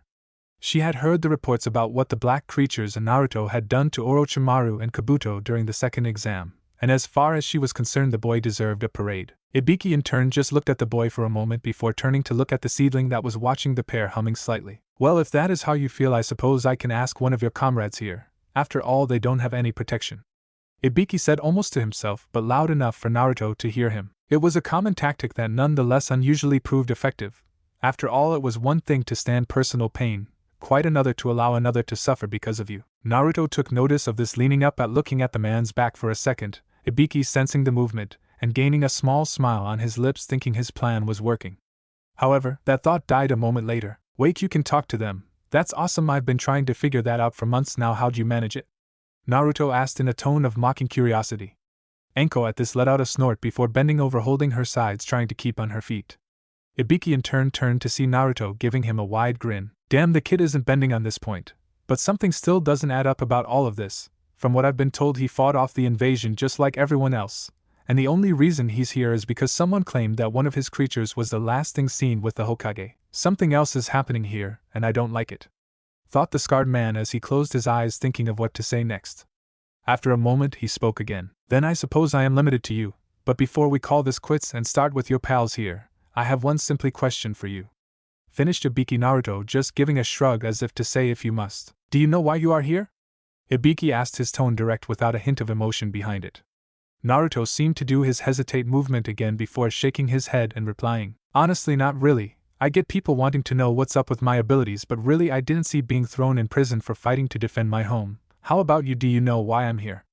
Asked Naruto, his tone and movements telling Ibiki that whatever else was going on, this boy truly was missing at least as much as he was. After a moment, Ibiki spoke back up. You are here because the Hokage, your Two-san, is missing and he was last seen with one of your creations, seedlings. Naruto interjected, causing Ibiki to pause along with Anko and look at him. They are called seedlings, if that helps. The blonde said, pointing across from him at the seedling that was giving off a small hum. Anyway, one of your seedlings was seen with the Hokage right before he went missing, and apparently you summoned something that was able to go toe-to-toe with the one-tailed raccoon, Shikaku. Naruto interrupted again, causing Ibiki and Anko to blink at one another, and then back to the boy. The one-tailed big sand raccoon likes to yell a lot. His name's Shikaku. Just thought you'd like to know. He finished as Ibiki thought about that for a moment before continuing. Whatever you summoned fought Shikaku, and also apparently fought off a number of our shinobi, and then there is the matter of the tree in the arena. All of this during a surprise invasion does not make us keen to not examine the situation, and that includes you. Finished the man as Naruto leaned back on his cot, letting out a sigh. Well, I guess that makes some sense, but still the prison thing seems a bit much. Can you at least tell me if the rest of my family is alright? He asked as Anko looked over at Ibiki before shrugging and speaking up. Hi Gaki, they are all fine, had a bit of a trek to the hospital but they made it. Darndest thing to keep getting reports on a bunch of summoned rabbits. Suppose your girlfriend would have something to do with that, huh? Finished Anko, giving the boy a small knowing smile that Naruto mirrored. Way to go, Bunny-chan. Naruto said, finally relaxing for the first time since the battle at the arena. Still be nice to be. What is the word I'm looking for? Oh yeah? Out of this cell? Shouted the other Naruto briefly before fading away again. In the meantime, Ibiki was getting sick of this. Whatever else was going on, this kid wasn't a threat. He would stake his career on it. But he had to do his job. Damn it, Anko, grab that seedling, we have some work to do. Spoke the scarred man, turning and walking out towards an interrogation room. Anko gave Naruto a small look before she walked over and pulled out a pair of chakra cuffs before heading to the door. You know those really are a waste. Called Naruto as Anko unlocked the door, causing her to look back over her shoulder. Oh yeah, and why is that, Gaki? As she settled the cuffs onto the seedling before stepping back, the seedling following along with her, humming in apparent confusion at the things on its wrists. You'll see. Hey buddy, just use this to learn some new things, K, and no getting carried away. Called Naruto, to which the seedling hummed in apparent acceptance before looking up at Anko as if asking what she was waiting for. Anko in the meantime looked between the two, not liking what she was hearing, but shrugging it off. After all, with those cuffs on, even a Kage would be hard-pressed to manage much. A moment later found her along with the seedling in an interrogation room, the seedling sitting in a chair in the center, as seals glowed all around him, and Ibiki stood facing the seated seedling, not knowing exactly where to start with this thing. Despite what he had said, he truly didn't have a clue how to even go about starting to examine this thing in front of him. It seemed like some kind of clone, but from what he had heard, it had functioned as an independent. Really, bringing the seedling in was more of a stalling tactic than anything, waiting for the Hokage to be found and this farce to end. Still, he had a job, and the thing about experts like Ibiki was that they enjoyed their jobs. Okay, Anko, go ahead and make sure that it's secure. Called Ibiki as he walked over to a table, turning his back to the seedling. Anko gave a small shrug before walking around the chair, inspecting the seals and the creature's hands that were now strapped behind it. The seedling watching her, humming in apparent interest. As she reached the back of the chair, the seedling lost sight of her, and so hopped up from the chair, turning to follow behind her. As he did, his feet landed on the seals. Anko let out a small start as Ibiki turned round to see the seedling standing beside Anko, looking at her in apparent interest as the seals on the floor seemed to do nothing to impede its movement. What the heck, those seals shouldn't let it move. Ibiki, who made these pieces of junk? Called Anko, throwing her hands up in the air. Beside her, the seedling mimicking her did the same, unknowingly causing the chakra cuffs to fall off, the chakra holding them together through the seals having been drained almost as soon as they were put on its arms. The pair looked from the seals to the cuffs and then back to the seedling, whom was humming in apparent amusement, while Ibiki let out a sigh and turned to face the creature. So it would seem we have a bit of an issue with holding you. You could leave any time you wanted, and something tells me there isn't much we could do to stop you, am I right? Asked Ibiki, pulling up a chair and leaning back on it as he spoke. The seedling in turn walked over to the chair it had occupied and pulled it around to mimic the man's posture while watching him. Anko in turn just let out a breath before moving over to sit on the nearby table. You get the feeling we're wasting our time, she muttered as she looked over at the seedling, whom had not broken eye contact with Ibiki. I wouldn't say that. If nothing else, we can be some of the first to learn about this new technique, replied Ibiki as he raised a hand up, fingers outstretched, the seedling mimicking his movements, causing the man to smirk as he put the hand back down. As this was occurring, Naruto was back inside his mindscape, seated on the grass-covered field and talking to Well himself. You know, I really think something may be wrong with us. I mean, I don't think we are supposed to be like this. The blonde said, looking over at the red headband on his left arm as he spoke. Really, I never would have guessed. I thought everyone had two voices in their head, you know, for fun. Come on, we both know why this is going on, replied the blonde's other half as his face turned to face the yellow headband on his right arm. Come on, I'm being serious. We keep popping out instead of the original. Heck, you can't tell me that normal. It's been happening ever since the bridge back in Wave. We just keep coming forwards. Like when you went off on Naruto, responded the red headband boy. Or that time you went and decided to tell Minami everything even though we just started to trust her again. Seriously, what was up with that? Replied the yellow headband boy. But see, that's what I mean, we shouldn't be able to be doing that. I mean, we were supposed to merge again. Weren't we? Asked Red. I guess, but I'm not so sure that's a good idea. I mean the original, and you would probably just run off and forgive everyone. Seriously, what's up with that? I mean, I want a family too. But you don't see me just ignoring what they did. Fired back Yellow as Red seemed to pause at this for a moment. Maybe that's why. Red whispered, causing Yellow to raise one eyebrow in confusion. Why what? Yellow asked, waiting for Red to reply.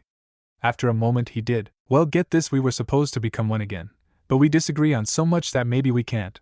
Maybe we need to fix this whole family thing before the fix happens, you know. Finished Red as Yellow seemed to consider the words for a moment. Hi, that may work, but there's only one way that's going to work, you know. We have to get it all out. No more half-ass stuff like you've been doing. No more dancing around the problem. If you and I want to get this behind us, everything comes out. And I mean everything. Yellow finished as Red nodded in agreement, and the two faded. However, just as the two faded out and Naruto came back into his mind, he suddenly became aware of another presence in his mind. He spun around to see a tall orange-haired man with yellow eyes turned to him and dove forwards, his arm outstretched at the teen. As this was occurring, Kushina, Minami, Naruto, Tsunade, Hinata, and a few of the rabbits had arrived at the gates of the Umbu detention facility.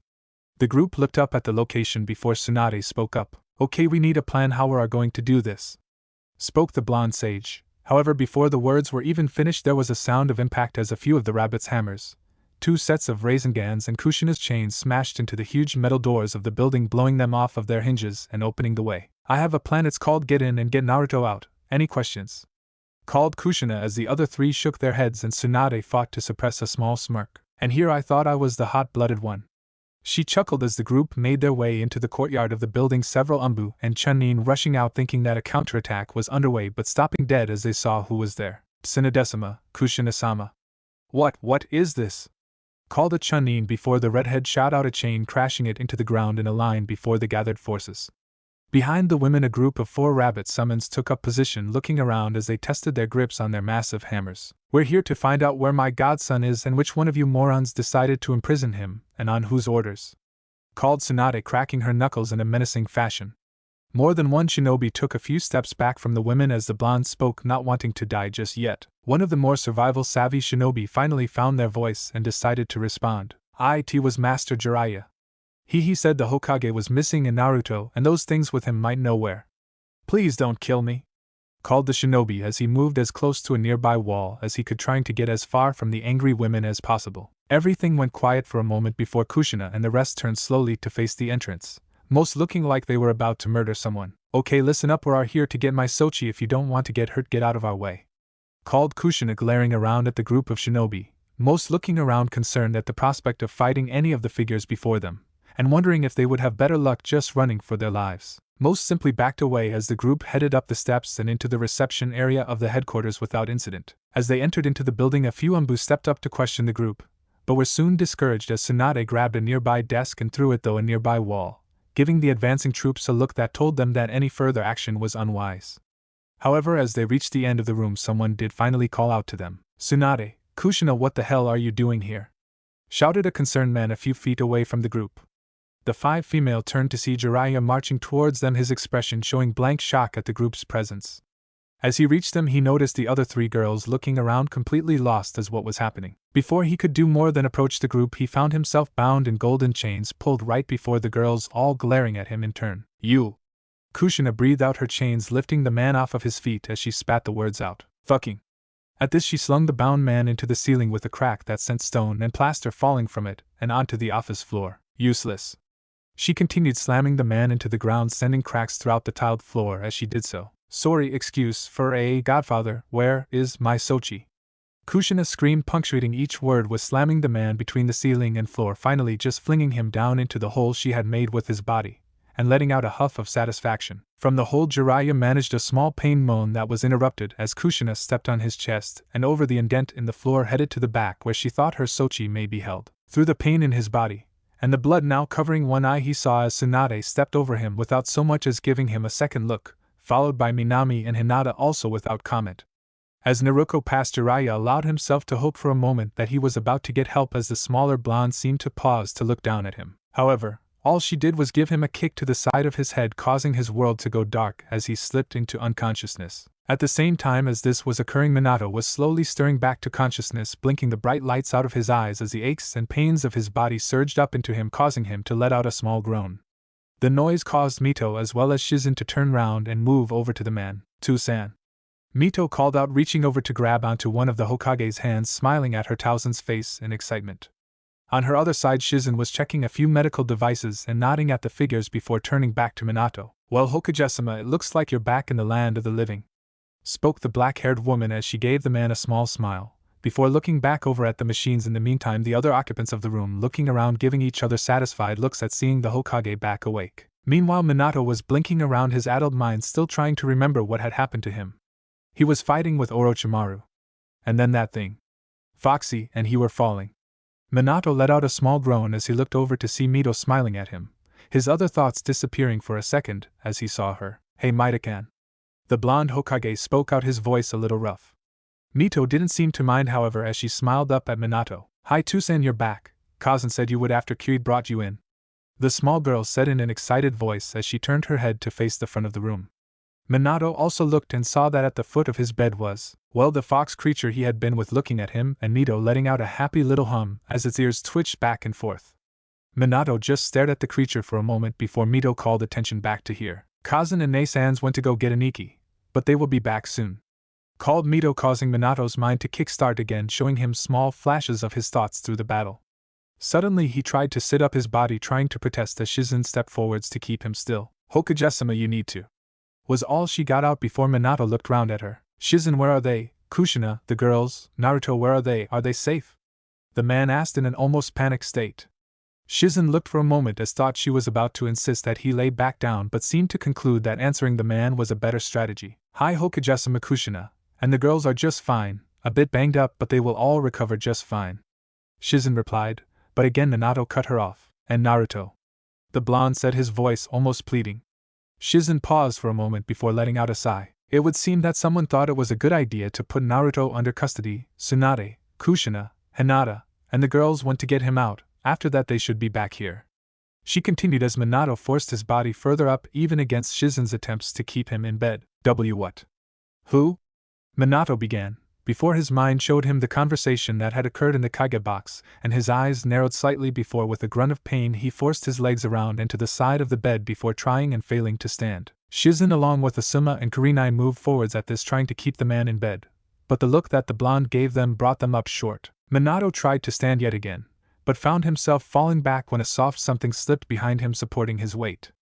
Turning, he saw that Kyuid had moved two of his tails behind the man, and was looking up at him as if pondering what he was doing. Mito in turn had run around to the front of the bed to the side of Kyuid to smile as she grabbed one of Minato's hands. Between the two, Minato was pulled to his feet, one hand held by Mito carefully, as four of Kyuid's tails helped to balance the man and keep him from falling over. Minato gave Mito's head a small pat at this before Kyuid put his own head under Minato's other hand, causing the man to give the creature the same action. "Thanks, Mito. And you to Kyuid?" Minato said as the three made their way to the door, intent on finding just what was going on, even as Minato's mind turned back to the man he suspected was responsible for what was occurring. Meanwhile, back at the holding facility, the five females passed into the end of a wide room just as they heard another door open on the other side of the room and voices coming out. "No, I'm telling you I heard something, so stop playing with that thing and come on," called Anko's voice as she walked out of a room, her back to the women, speaking to someone they couldn't see. There was a response of some kind before Anko let out a small bark of laughter. "Yo, whatever, you can't scare that thing, heck, it blinks less than you do, boss," she called as she turned, her expression faltering as she took in the group before her. For a second she just stood there staring as the females continued to approach before she let out a small nervous laugh and turned to face the room once again. "Hey Ibiki, you were right, we are going to die," she called as the women walked past her and into the room that acted as the only way into the holding cells. As they entered, they saw Ibiki looking slightly frustrated at a seedling that had turned into his exact replica and was standing hands folded behind it in a perfect mimic of the man before it. Without slowing, the group passed by the seedling, finally dropping its shape as it turned to follow them with a happy hum of recognition, Ibiki giving a faint smile as he allowed his sore eyes to finally blink after so long. The group soon tore the door before them off of its hinges and marched into the holding room. As lights flickered to life, something immediately caught their eyes. A figure stretched out before a cell sprawled out in a contorted angle. Kushina was the fastest as she raced forwards towards the cell, seeing that the unknown Umbu was not moving. As she reached the cell, she turned to see Naruto also laying sprawled, his body stiff, except for the small movement of breathing. Kushina's mind showed her a horrible memory of a pale-faced boy in her arms, as life drained out of him and she froze for half a heartbeat. Naruto did as well, her own memory showing her the scene she had witnessed not a few hours before, as Minami let out a small cry of rage as she raced forwards, a spinning blade appearing in her hand glowing white as it sliced the cell door to pieces, allowing the women to flood into the cell and to the boy's form. Kushina and Naruto broke from their momentary pause to join the others that crowded around the boy, Hinata and Tsunade already checking over him as Naruto and Minami just cried out over and over again that this couldn't be happening. "It's okay, he's alive, but he is in shock, we need to get him to the hospital now," called Tsunade as she looked around at the group. No sooner had she spoken than Naruto and Minami threw caution to the wind and formed a set of Razengans, blasting a hole in the cell wall leading to the outside as Tsunade hefted the boy up into her arms, leaping out of the hole quickly, followed by the others, leaving Anko and Ibiki blinking around in the dust, having rushed in as the sound of cutting steel had rung out. They only had a moment to look confused at the body lying in the room and the newly made hole before all around them there was a loud humming followed by several crashes as the other seedlings following the two girls' lead, smashing their way out of their cells, scattering rock and dust everywhere as they rushed past the pair and out after the group and their creator. A few minutes later, Minato had just managed to make his way into the lobby of the hospital with help from Mito and Kyuid, getting many odd looks and questions as he walked, but halting to answer none of them. One foolish Jonin had run up to him at one point to try and talk to him about the invasion as well as gesturing towards the Kyuid, but had gotten more than he bargained for in the hall. "I don't give a damn about the damage to the stadium, now get out of my way," he shouted, slamming the man into a nearby wall with a crash. Then, remembering Mito, looked down to see that Kyuid had wrapped a tail around the girl's head, causing her to giggle as the fur brushed up against her, deadening any noise outside of it, a trick he had learned when he heard those sounds coming from the blonde woman's mouth when she lost games. Minato gave the Kyuid a small grateful smile as he moved forwards. It was in the lobby that he found his family.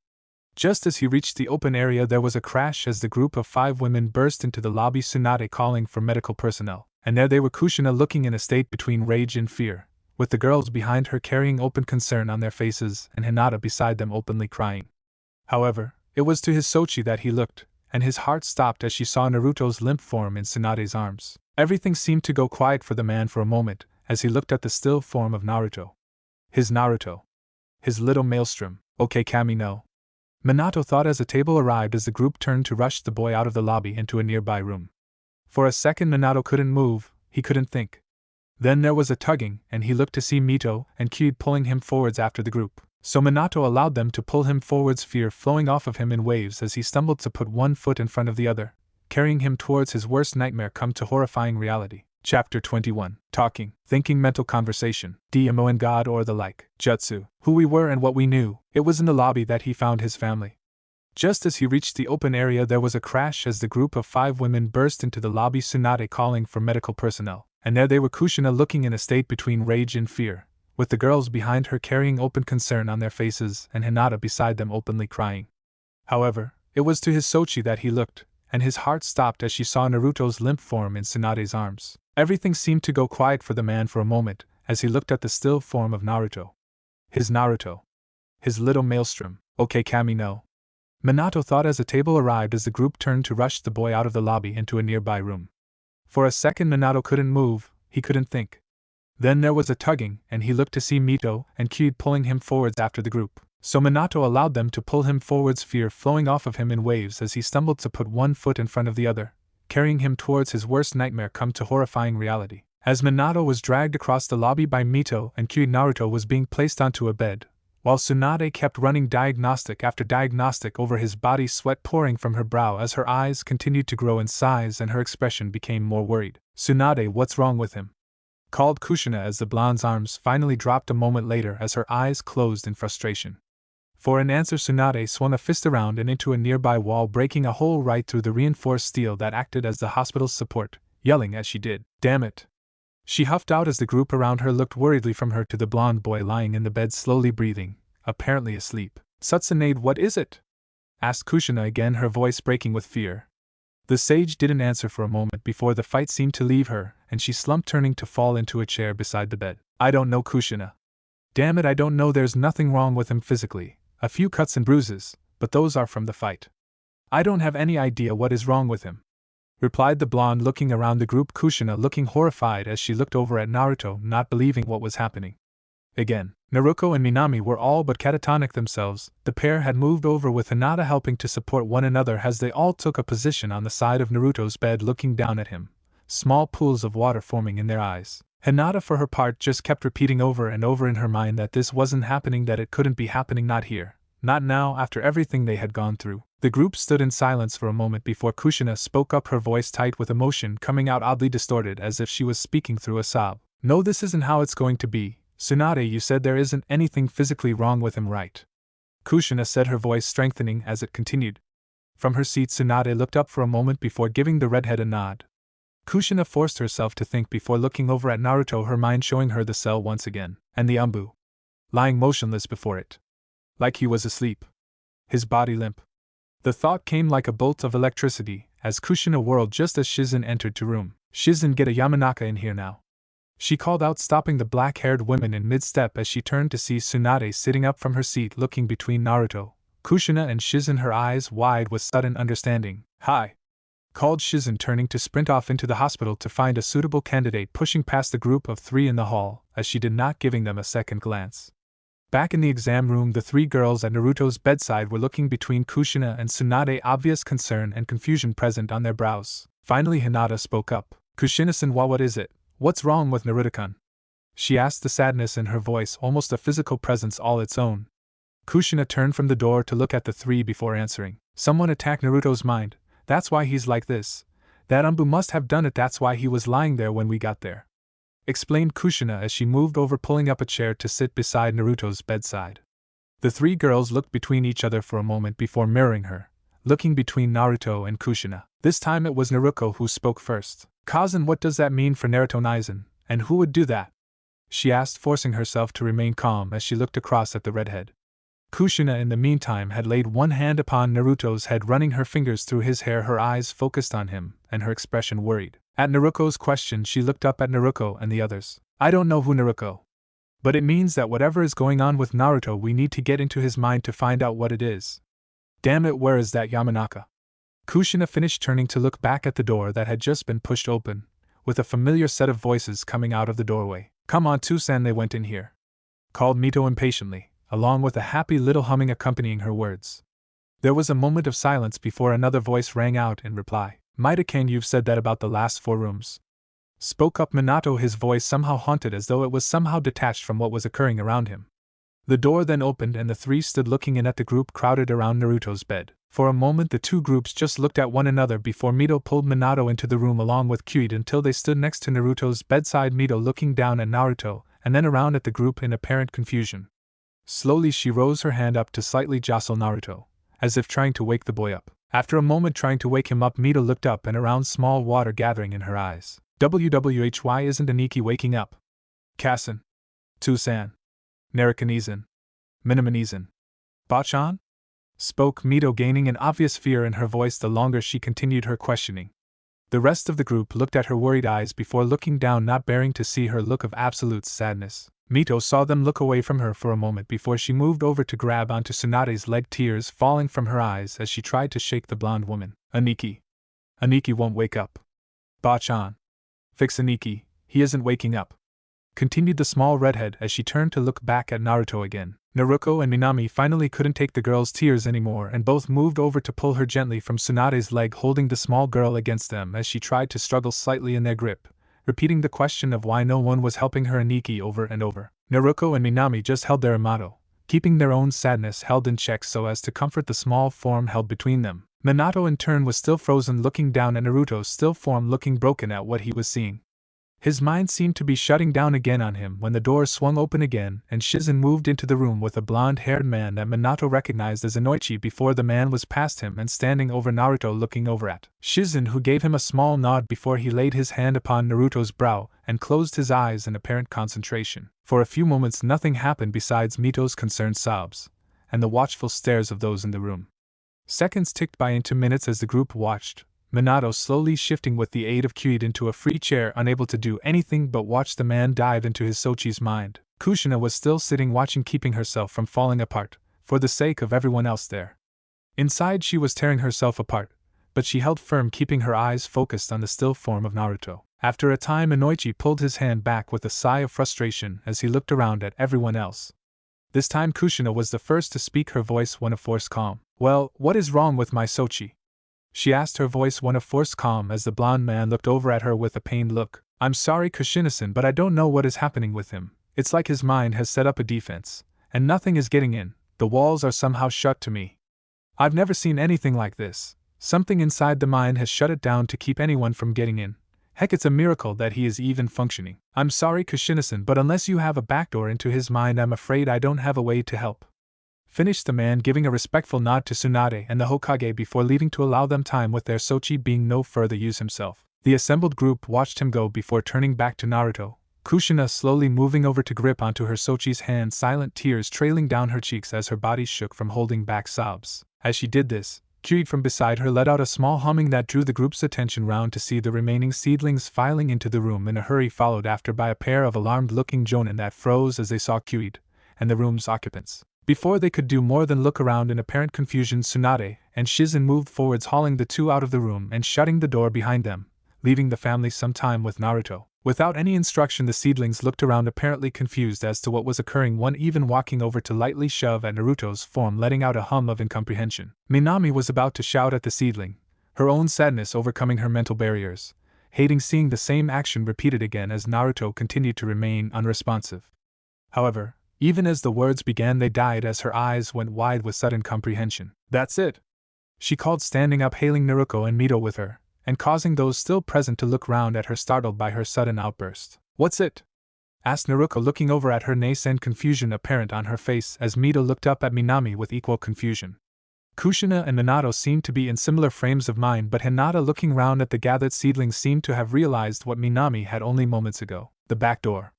We can get in with the seedlings," called Hinata, looking over at Minami, who gave her a swift nod.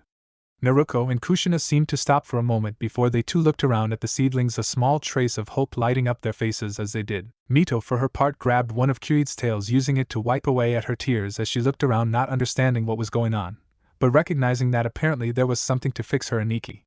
The last member of the group seemed to come out of his comatose state, looking around, his face still one of complete confusion. However, before he could speak up, Kushina had stood, making her way past him and to the door, sticking her head out for a moment to converse with someone. A moment later Tsunade walked in, followed by Shizen, both looking around at the seedlings before nodding. As they entered, Kushina began drawing an intricate seal upon the door, golden lightly filling the cracks of it as she finished. "Right, so how many seedlings do we have, and how does this work?" the blonde asked as she turned to see Kushina finishing sealing the door behind her. Minami spoke up at this, her tone a little distant, as though remembering something. "When it happened with me, one just touched me on the head and I was in," she spoke up, looking around at the rest. "With Hinata and me, it was a seed that touched our head and then we were there," Kushina said, looking over at the pale-eyed girl, who gave her a nod of confirmation. Naruto then seemed to understand at last and broke into a small grin. "That's right.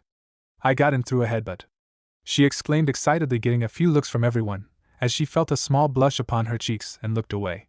Mito, in the meantime, had been looking around at each of the speakers in turn, confused but excited at what was occurring around her. "Okay, well, how do you steer one of these things?" asked Tsunade, moving over to pull one of seedling over to her and picking it up and giving it a shake as if trying to figure out how to work a toaster.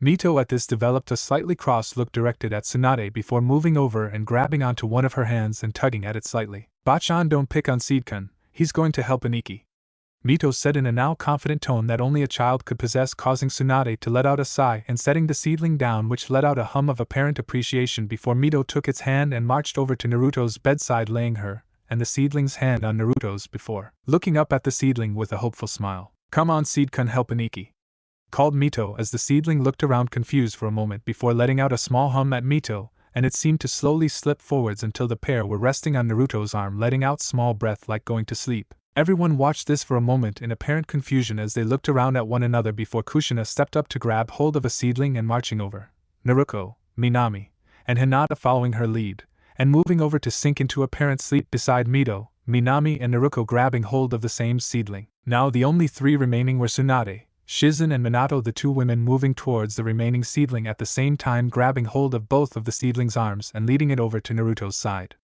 Before they too sunk down onto it, Tsunade turned with a sharp look at Kyuid and Minato. "Hey Kyuid, bring him along too. He may be an idiot, but he is part of this, and he doesn't get to skip out when his Sochi needs him," called the woman before she turned, sinking down with Shizen and the seedling. Minato looked around in complete confusion, not being able to understand what was happening or even how it had occurred. He looked around confused for a moment longer before beside him there was a humming purr that caused him to look down as Kyuid stretched out on tail onto Naruto's arm, before stretching out its head for Minato to pet once again. For a moment Minato looked hesitant before he reached out. Tsunade was right, if he was needed to help Naruto it was no time to hesitate. As his fingers traced lightly through the black fur of the Kyuid, he felt himself sinking into a blackness he had never felt before. Minato awoke a moment later in a grassy field to the sound of voices carrying over from a short distance away.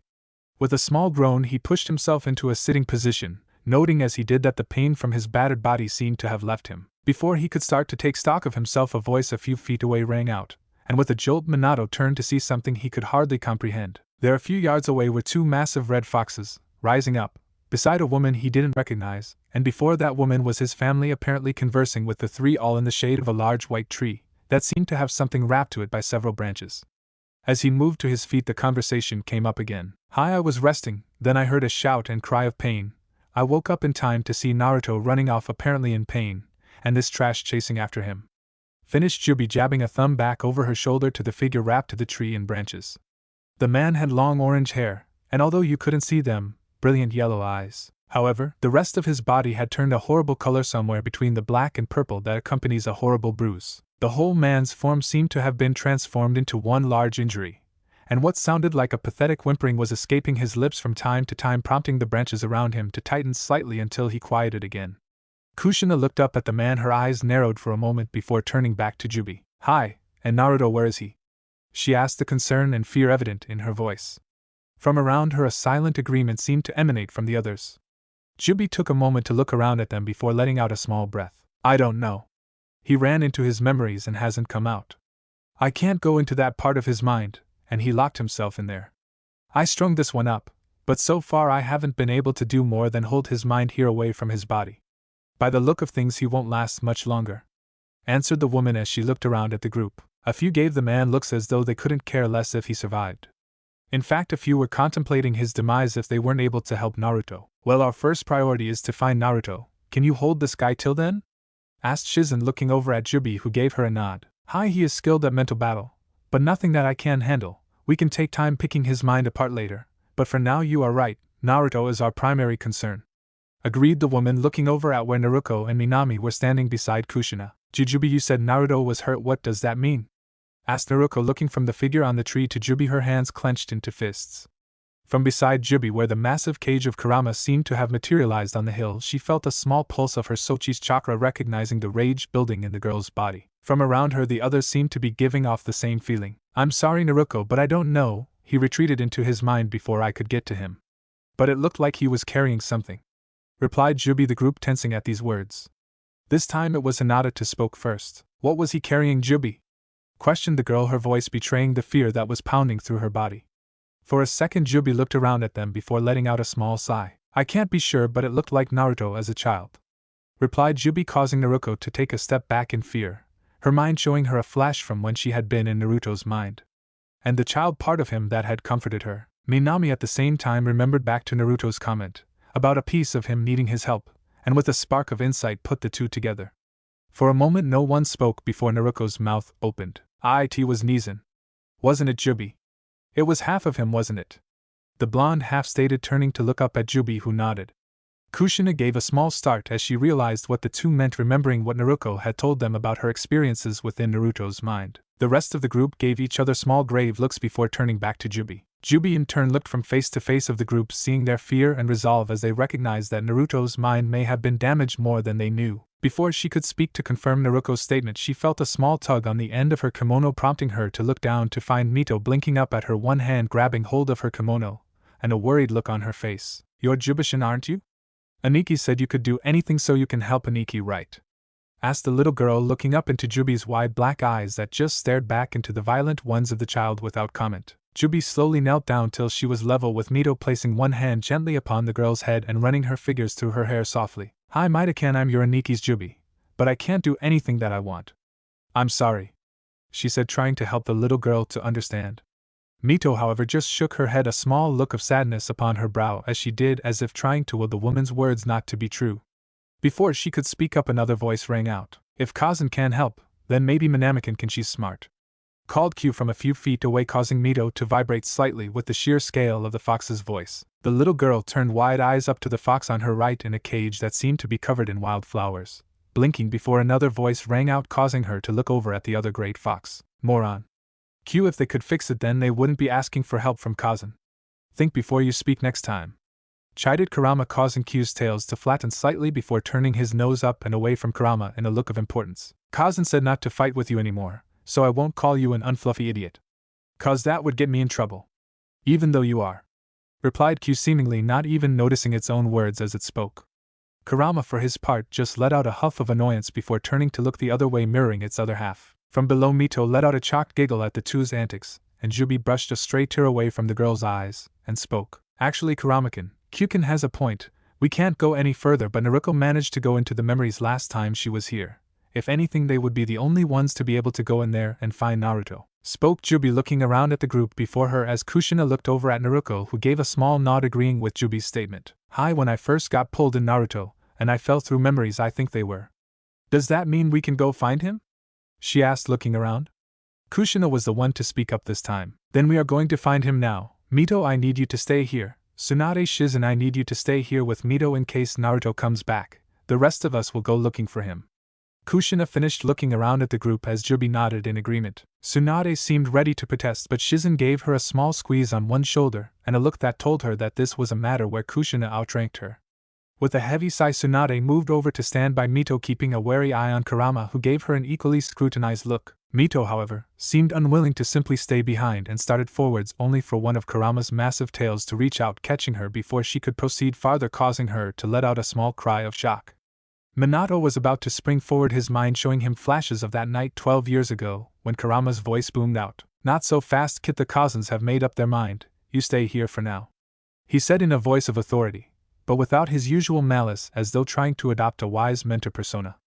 Q at that looked around for a moment before letting out a small huff. "Hey, no fair, you don't get to act like the uncle, Q's my kid," called the great fox, causing Minato to stare at it, trying and failing to grasp what was happening. Kurama in the meantime turned to face Q, his face one of disbelief. This coming from the most childish thing here. "I don't, why don't bite that, you little devil," Kurama called, causing everyone to look down from the two kitsunes to Kurama's tail, where Mito had bitten down in an attempt to bypass the furry appendage. Jubi and Kushina gave each other a small sideways look before sighing in stereo and moving forwards to separate their children. A moment later, Kurama and Q along with Mito were sitting down, all facing away from the group in a pout, grumbling back and forth about how unfair this was. Jubi and Tsunade, along with Shizen, had moved over to stay with them as Kushina, Naruko, Minami, and Hinata turned to start marching off towards the black edges of the mindscape. As they moved forwards, they closed in on where Minato had arrived, still looking around in complete confusion, having no idea what was happening around him. "That hat's the Kyubi. Both of them. And they called that woman Kazan. Wait, the tailed beasts have a mother. Wait, what's it doing here? I thought we were in Naruto. Unless wait, is that how he did what he did? How long has she been here, and why does everyone seem to know her? What's going on?" thought the man, fighting to understand what was happening. As they neared him, he finally found his voice again. "Kukushina. Naruko. Minami, what is all of this? Well, who is that?"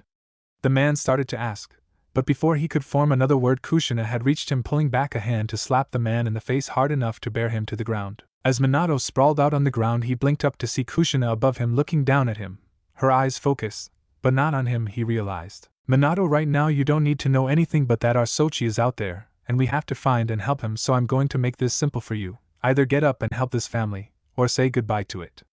she said, looking down at the man. Minato, for his part, just gaped at her for a few moments, his mind processing what she had just said to him a few times before finally starting up enough to scream at him to answer. Hi, he said, pushing himself up with help from Kushina, who just gave him a small grateful smile as the group turned back towards what looked like a great expanse of blackness. The darkness there was so absolute it looked as though it was the place that darkness itself went to die.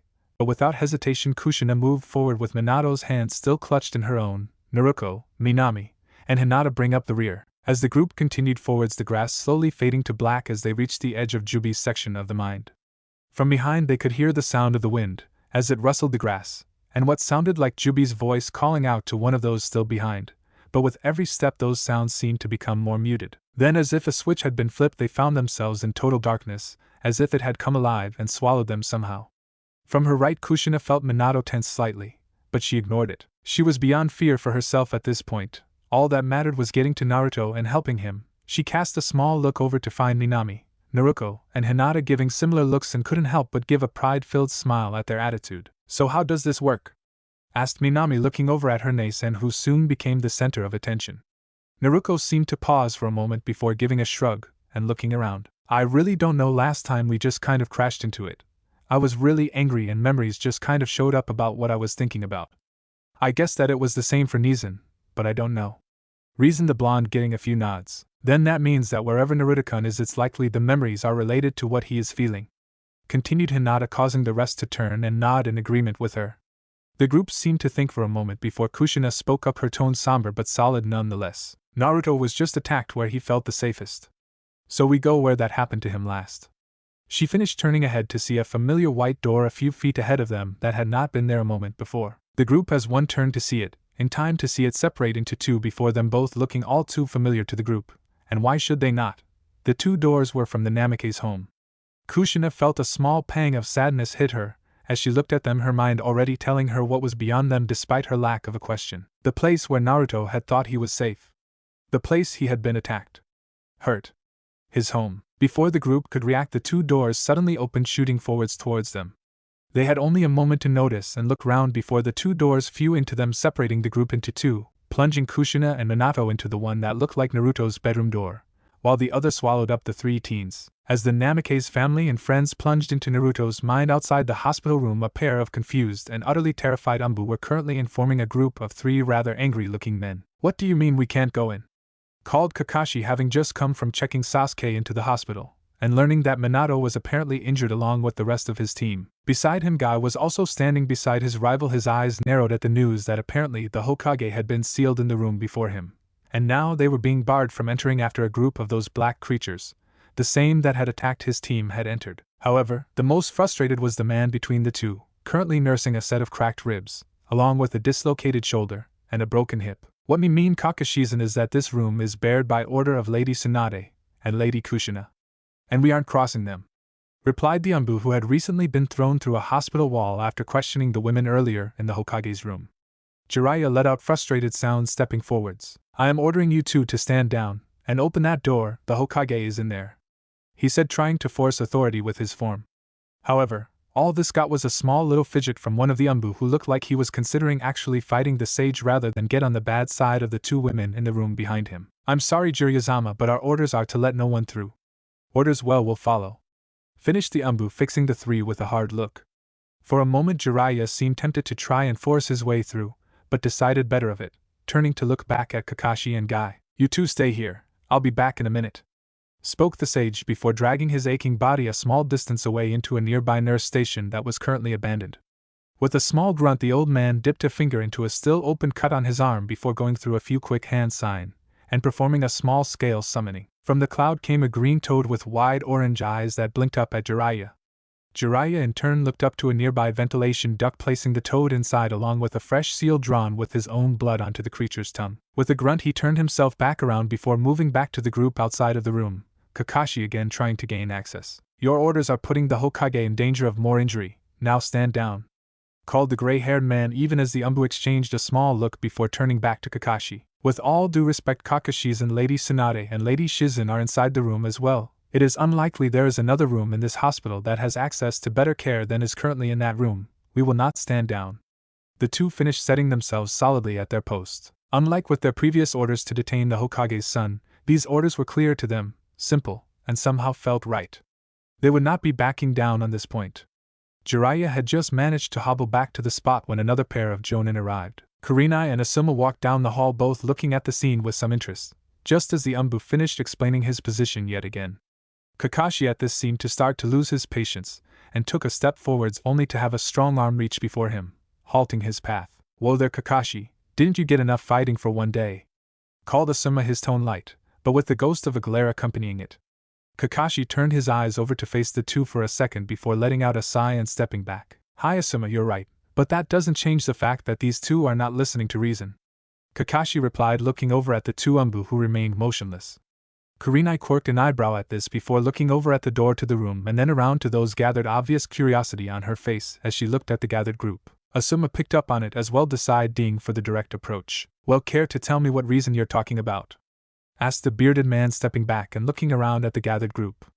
Not surprisingly, it was Jiraiya who spoke up first. "Simply, Asuma, the Hokage is in the room and has been sealed inside, along with the majority of his family. These two insist that he is not to be disturbed by order of Kushina and Tsunade, who both just broke into Umbu headquarters a short time ago, and we don't know what is going on, and the answers are through that door," finished the sage, hoping to have gained another two allies to help push into the room.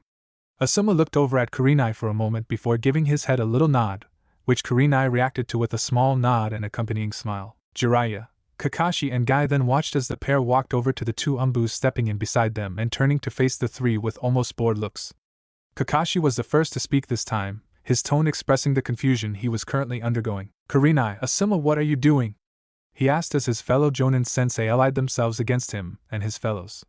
For answer, Asuma went digging for a cigarette, while Kurenai fixed the gray-haired man with a stare before moving it over to Jiraiya before speaking. "We are following orders, Kakashi. Orders given with a clear head, I might add. Jiraiya, you seem to have forgotten to mention that Tsunade and Kushina went to headquarters to retrieve Naruto, who was taken under your orders, and was attacked while being held there. While your actions were not illegal, they were incompetent and may have damaged a young shinobi's career. A shinobi, I might add, that helped us to just fend off an invasion that could have cost countless lives if their sneak attack had gone off as planned. So Kakashi, what we are doing is making sure that another order from Jiraiya does not cost this village more than it may already have," finished the red-eyed woman. It was possible at that moment to hear a pin drop in the hallway as Kakashi and Guy turned to look at Jiraiya, their eyes wide. They had not been informed about the details of what had gone on, only that Minato was in some kind of danger, and that the black creatures were involved. To find that Jiraiya had taken action against a genin with only a sliver of proof was unthinkable.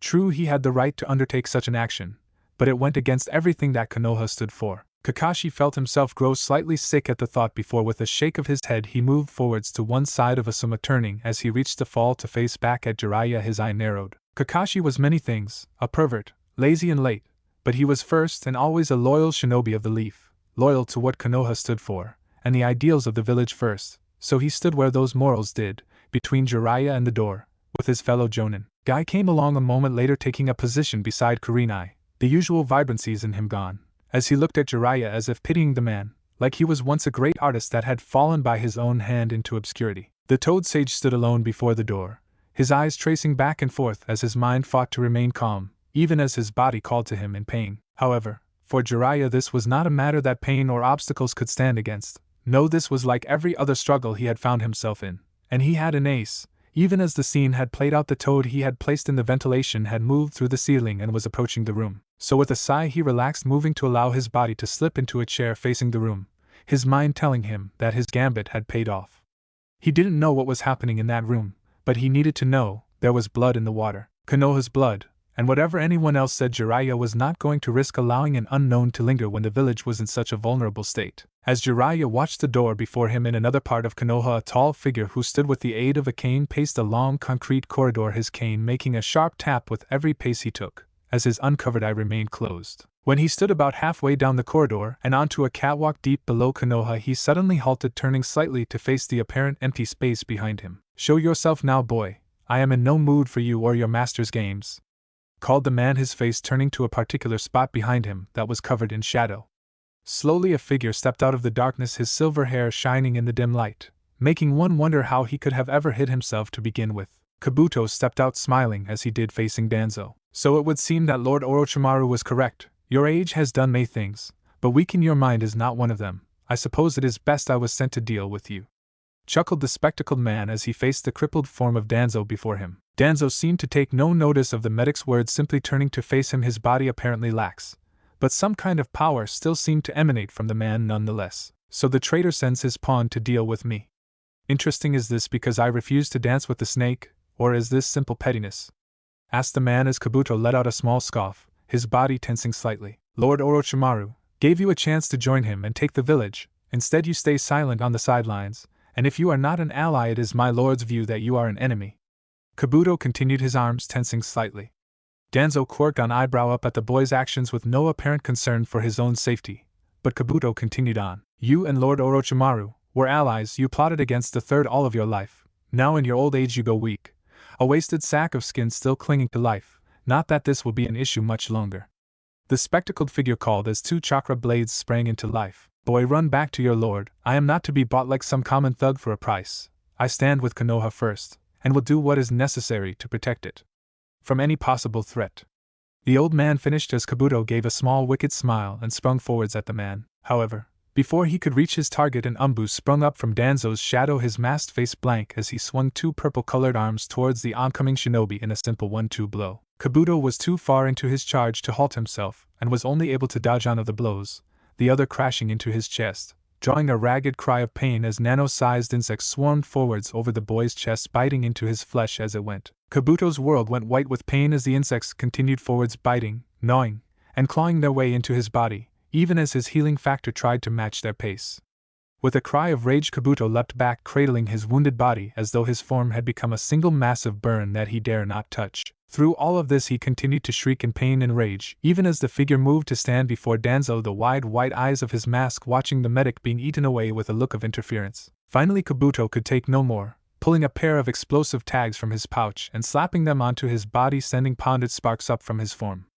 Danzo and his guard leapt back from Kabuto just as the tags detonated into a fiery blast that deadened the cries of pain in a deafening blast. As the pair looked round, they saw a smoking hole scarred black from the blast, with small trails of smoke issuing up carrying the pungent smell of burnt flesh. Then there was a movement in the smoke and stench, as a blackened-looking figure staggered slightly, his burnt form glaring at them through the blood-splattered lens that lay broken upon the man's brow. From a black and cracked throat a harsh bark of a voice came wheezing out. "Babastard, you'll pay for this." The burnt form of Kabuto managed to spit out before he disappeared over the edge of the catwalk. The masked man made a move to follow, but Danzo raised a hand up, halting the figure. "Leave him. He is more a hindrance to Orochimaru than to us at this point. Let him go and take his master's attention. Now where is Fu?" asked Danzo, calm enough that one would never know that someone had just launched an attack on his life. The masked man before him dropped to one knee, turning to face Danzo, his head bowed in respect. "Hi Danzo-sama. Fu has not reported back since he infiltrated Umbu headquarters to investigate the Hokage's son," replied the masked man without raising his head from the ground.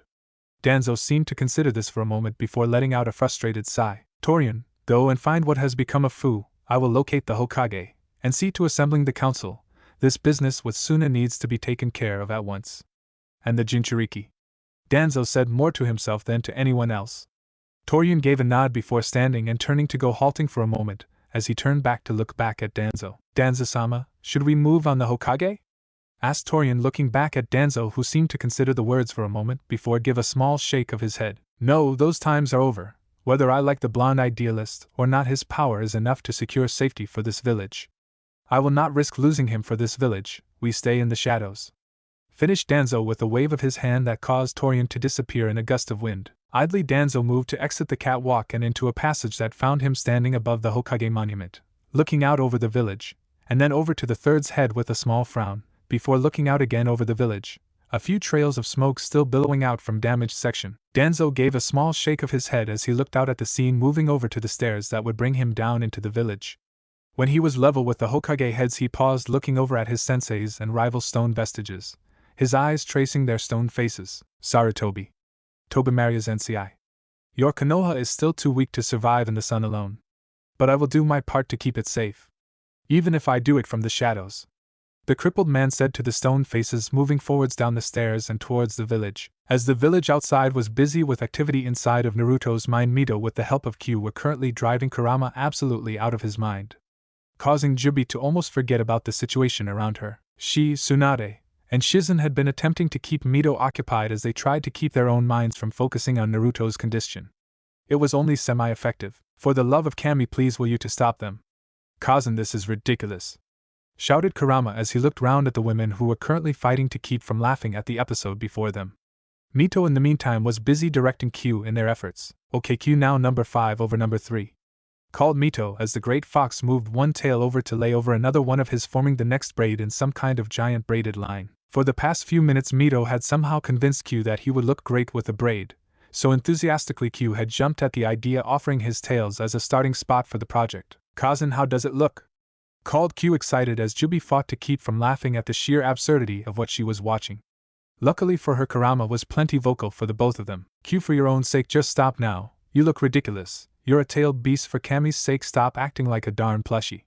Called Kurama, his tone half begging, and half exasperated, as he looked over at Q, who simply gave his fellow a large smile. Nice try, Kurama, but no luck, you're just jealous. I'm sure if you asked Mito she would do yours next, replied Q, happily causing Mito to look over at Kurama, grinning at him in turn. Kurama just gave his fellow an exasperated look before looking at Mito, his tails curling behind him defensively, as she moved slightly so that he could keep the little girl within his vision at all times.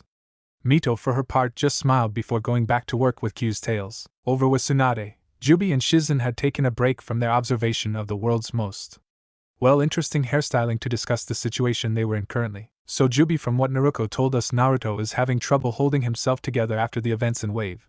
So what do you suppose this piece of trash did to play into that?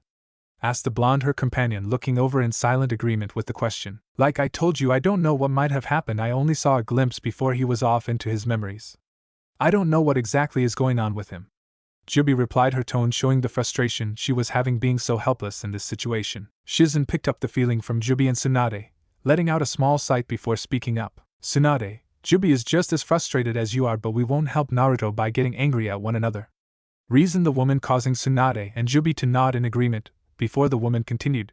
Jubi, we know you don't know what happened exactly, but you are the only one who was here. You said you saw Naruto carrying his other half, or what looked like it. How does that work? It's not easy to pick up a body that is your own size, even for a shinobi, and keep them out of sight, reasoned Shizen, causing Jubi to nod in agreement. Well, the other half was much smaller, replied Jubi, as if it was obvious to everyone, causing the two to look confused for a moment before Tsunade spoke up. Wait, what do you mean smaller?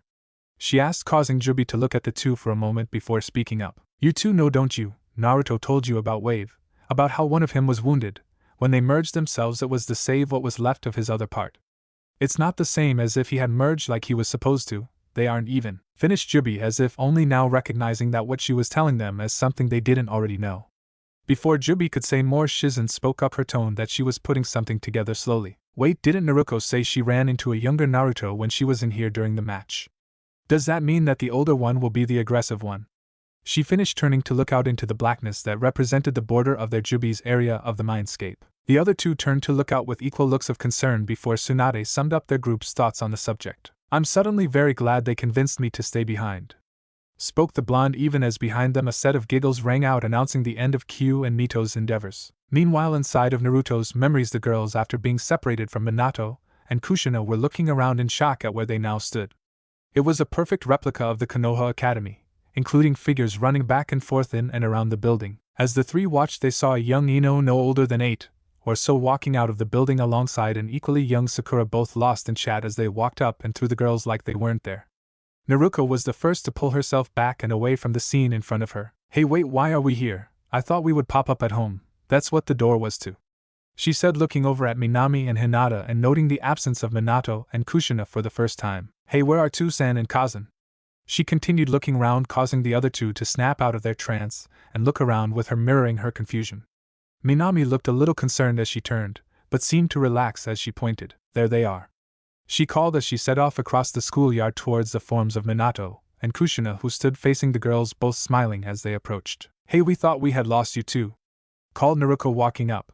But even as she was about to speak up again, she heard her own voice, younger than it was now, call out behind her. Before she could turn, a younger version of her came running through her body to be scooped up by Minato, the pair laughing as a younger version of Minami rushed by as well, running to Kushina, who smiled down at her while holding a bundle that she now registered as the small form of 2-year-old Mito. The older three halted as they watched the happy scene play out before them as the parents greeted the younger pair with questions about the day, the two chatting away in excitement in answer. The two Namikaze siblings looked at their younger selves with small smile, remembering the happy times that they had run out of the academy to find their parents waiting for them.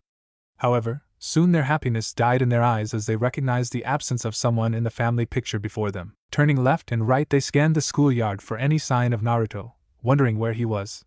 With a pang, they realized that he was nowhere to be seen. From beside them, Hinata watched a sad look of pity on her face as she did. "You won't find him here. He stopped walking home with you after your first year. Or I guess you started leaving him. He used to wait at that tree, remember?" The pale-eyed girl said, looking over to a large oak tree that the two recognized as their old meeting spot after school. With another pang, they remembered deciding to start meeting at the gate where Kushina and Minato were waiting.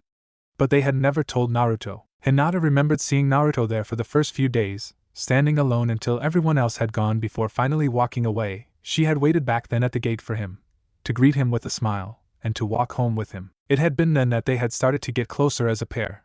But the memory wasn't a happy one for Hinata. It only reminded her of the pain she had seen in the boy's eyes all those years ago. Idly they heard the group behind them moving away, excited voices chattering as they did, heading back towards their home. But still there was no sign of the young Naruto. The two were slowly becoming scared at what they were seeing. "Where Nizan?" asked Minami, turning around as if hoping that Naruto was just out of her sight somehow. Naruko was looking just as distressed when she saw her younger form moving away with the rest of the family in tow. With an angry little growl, she sped off to stand in front of the slowly moving group and yelling out to them, "Stop, you can't leave, Nizan isn't with you. Stop laughing. And look for him." She screamed at her own younger self, who was laughing happily as the family moved forwards unaware of her presence. "Stop it!" she cried out again, small tears forming in her eyes as she saw them marching away without the boy, ignorant of what they were doing, content in their own happiness. As they neared her, Naruko actually threw a punch at her own younger self's face, trying to wipe the smile off of it, but only stumbling forwards onto the ground without any resistance, and falling to her knees and hands, small tears beating out from her eyes as she continued to whisper softly to herself for them to stop. For her to stop. But they didn't, and soon the three were the only ones in the front of the academy. That was until three figures exited the front doors, drawing the three's attention. "Okay, you two, now get on home. I'll see you later at the party. And don't tell the girls you got your present early or I'll never hear the end of it," chuckled the younger Shizen, to a smiling Naruto and Hinata, only 8 years old. The trio moved by the group as Minami helped Naruko up, and they turned to follow the three to the gate where Shizen took one way, and the two children set off another. Hinata, Naruko, and Minami quickly ran after Naruto, following him as he said goodbye to Hinata at the Hyuga compound and moved towards the Namikaze residence, his smile slowly fading as he continued on. The three had closed with the young boy at this point, so when he spoke they all jumped slightly in surprise. "Two always hated walking home alone, you know. Not seeing you two anymore. Why did you leave me?" the boy said, stopping suddenly as his words fell upon the three. The girls looked around surprised for a moment, wondering who he was talking to for a moment before the small form turned to them, a small sad frown on his face. The three froze for a moment. "Naruto-kun?" Hinata whispered after a moment as the little boy's eyes turned to her, a small smile covering the frown for a moment in recognition. "Sorry, Hinata-kun. I didn't mean you, but they need to understand I can't keep it inside anymore. It broke me to try," he said, his eyes saddened as he spoke. Minami and Naruto were about to speak up when the small Naruto turned to them, a frown on his face, and a haunted look they had never seen on the child's face before. "You two have someone to follow now. Hinata-kun's come to pick me up again," he said, his tone almost devoid of emotion as he stepped forwards, reaching out for Hinata's hand. Without pause, Hinata took the boy's hand. There was a soft glow then as the two began to become swallowed up in some kind of light, as Hinata looked around worried. The boy Naruto, however, just gave her a smile. "Don't worry, Hinata-kun, we'll be okay. And maybe Naruto-nizan and Minami-nizan will too. If they can find me," he whispered as the two disappeared into the glowing light, leaving Minami and Naruto standing in the street alone. For a moment they looked at one another, scared at what they had seen, but Minami suddenly turned to see that the Naruto they had been following was still there, walking on ahead. "Naruto, look," she called, pointing him out, causing Naruto to turn and reach forwards to grab the boy, only to have her hand pass through him once again, like it had before. The blonde looked round at the redhead, a small panic in her eyes as she did so, but Minami managed to hold herself together, reaching out to grab Naruko's hand. "I think we need to follow him. If we do, we may find Nizan like Hinata did," she said sadly as Naruto looked over at the retreating child, and then back to her Nizan, her eyes a little wide, and carrying a fear that Minami had never seen in them before. "Two don't want to. I don't want to see these things," she replied softly, looking at the saddened blonde as he marched away back to their home. Minami gave a small grave nod. before grabbing hold of Naruto and hefting her up beside her. Naruto, we need to do this. For Naruto. She finished as Naruto gave her a haunted look before nodding in reply. With a slightly jerking motion, the girls took off after the boy, as he made his way home. As they closed, they realized that they were again following a memory, and so just fell in step beside the downcast-looking boy as he marched towards home. As the girls headed off following the memory, Minato and Kushina found themselves in a familiar spot looking around in confusion. They now stood in their own home, or most specifically the hallway that led to their room. Before they could gain their bearing, they saw a younger Naruto rushing by them, hugging the wall and apparently attempting not to be seen or noticed by anyone. As he neared them, they heard the sound of their own voices coming from the room beyond. The two watched as Naruto's little excited face turned from hurt to sadness as he listened to them. With a pang, both recognized the discussion. It was the day they had decided to hold off the boys' training for another year. The day that they had broken the promise to their Sochi. From the room, their younger selves had just finished deciding on holding off the boys' training, and they could see the devastated look on Naruto's face as their words reached out into the hall. Kushina felt the same stab of guilt that had become a companion to her for years, but pushed past it. Hurting now would not help Naruto, so she mustered herself and waited, fighting the urge to jump forwards and embrace the memory before her. Minato on her side was looking on, seeing the devastated look on Naruto's face. The look he had put there, and hated himself for it. He knew. All this time, no. Please no. The blond man said to himself, his mind trying to fight what his eyes were showing him, but the image stayed. All the arguments, all the facts he had put up to keep himself on his course were now washing away as the tears gathered in his Sochi's face. How could he have been so blind? How could he have done this to the boy?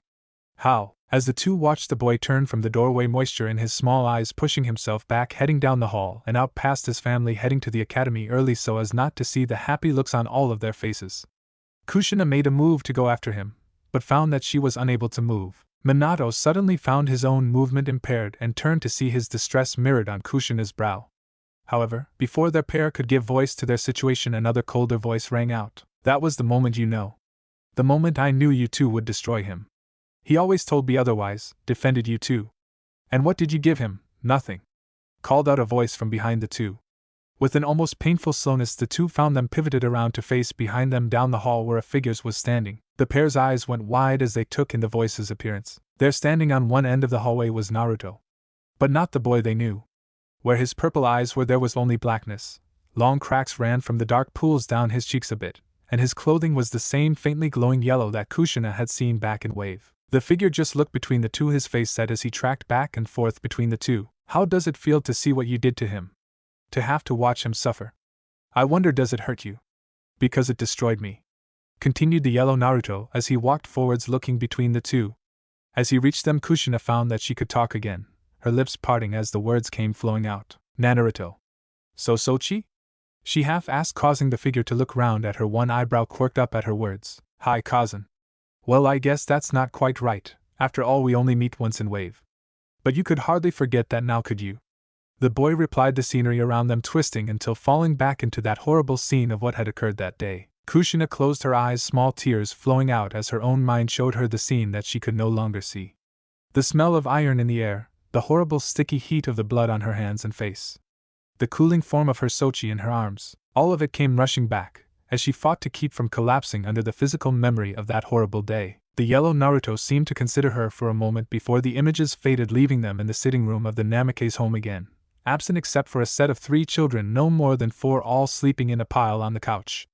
Kushina found she could move again, and almost collapsed to her knees, but a set of strong arms steadied her. Blinking tears from her eyes, she looked up to see the black eyes Naruto frowning at her, looking sad, and a little disgusted with himself. I'm sorry, cousin, I shouldn't have shown you that.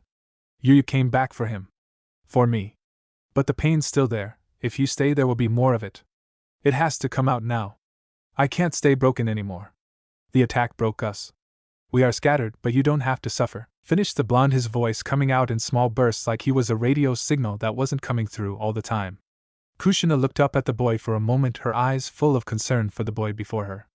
With an effort, she pushed herself up a bit, raising a hand up to cup the boy's face. Naruto, what's happened? Are you okay? Please tell me you're safe. The redhead almost begged, causing the boy to shake his head slightly in answer. I'm not Naruto, cousin. Not all of him.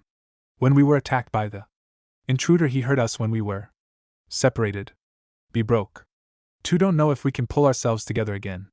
He finished, a sudden angry look coming across his face as he pulled away from her, shooting a glare between her and Minato. And why?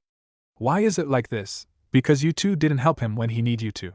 You were his parents, he trusted you, he always did, he waited, watched, and suffered.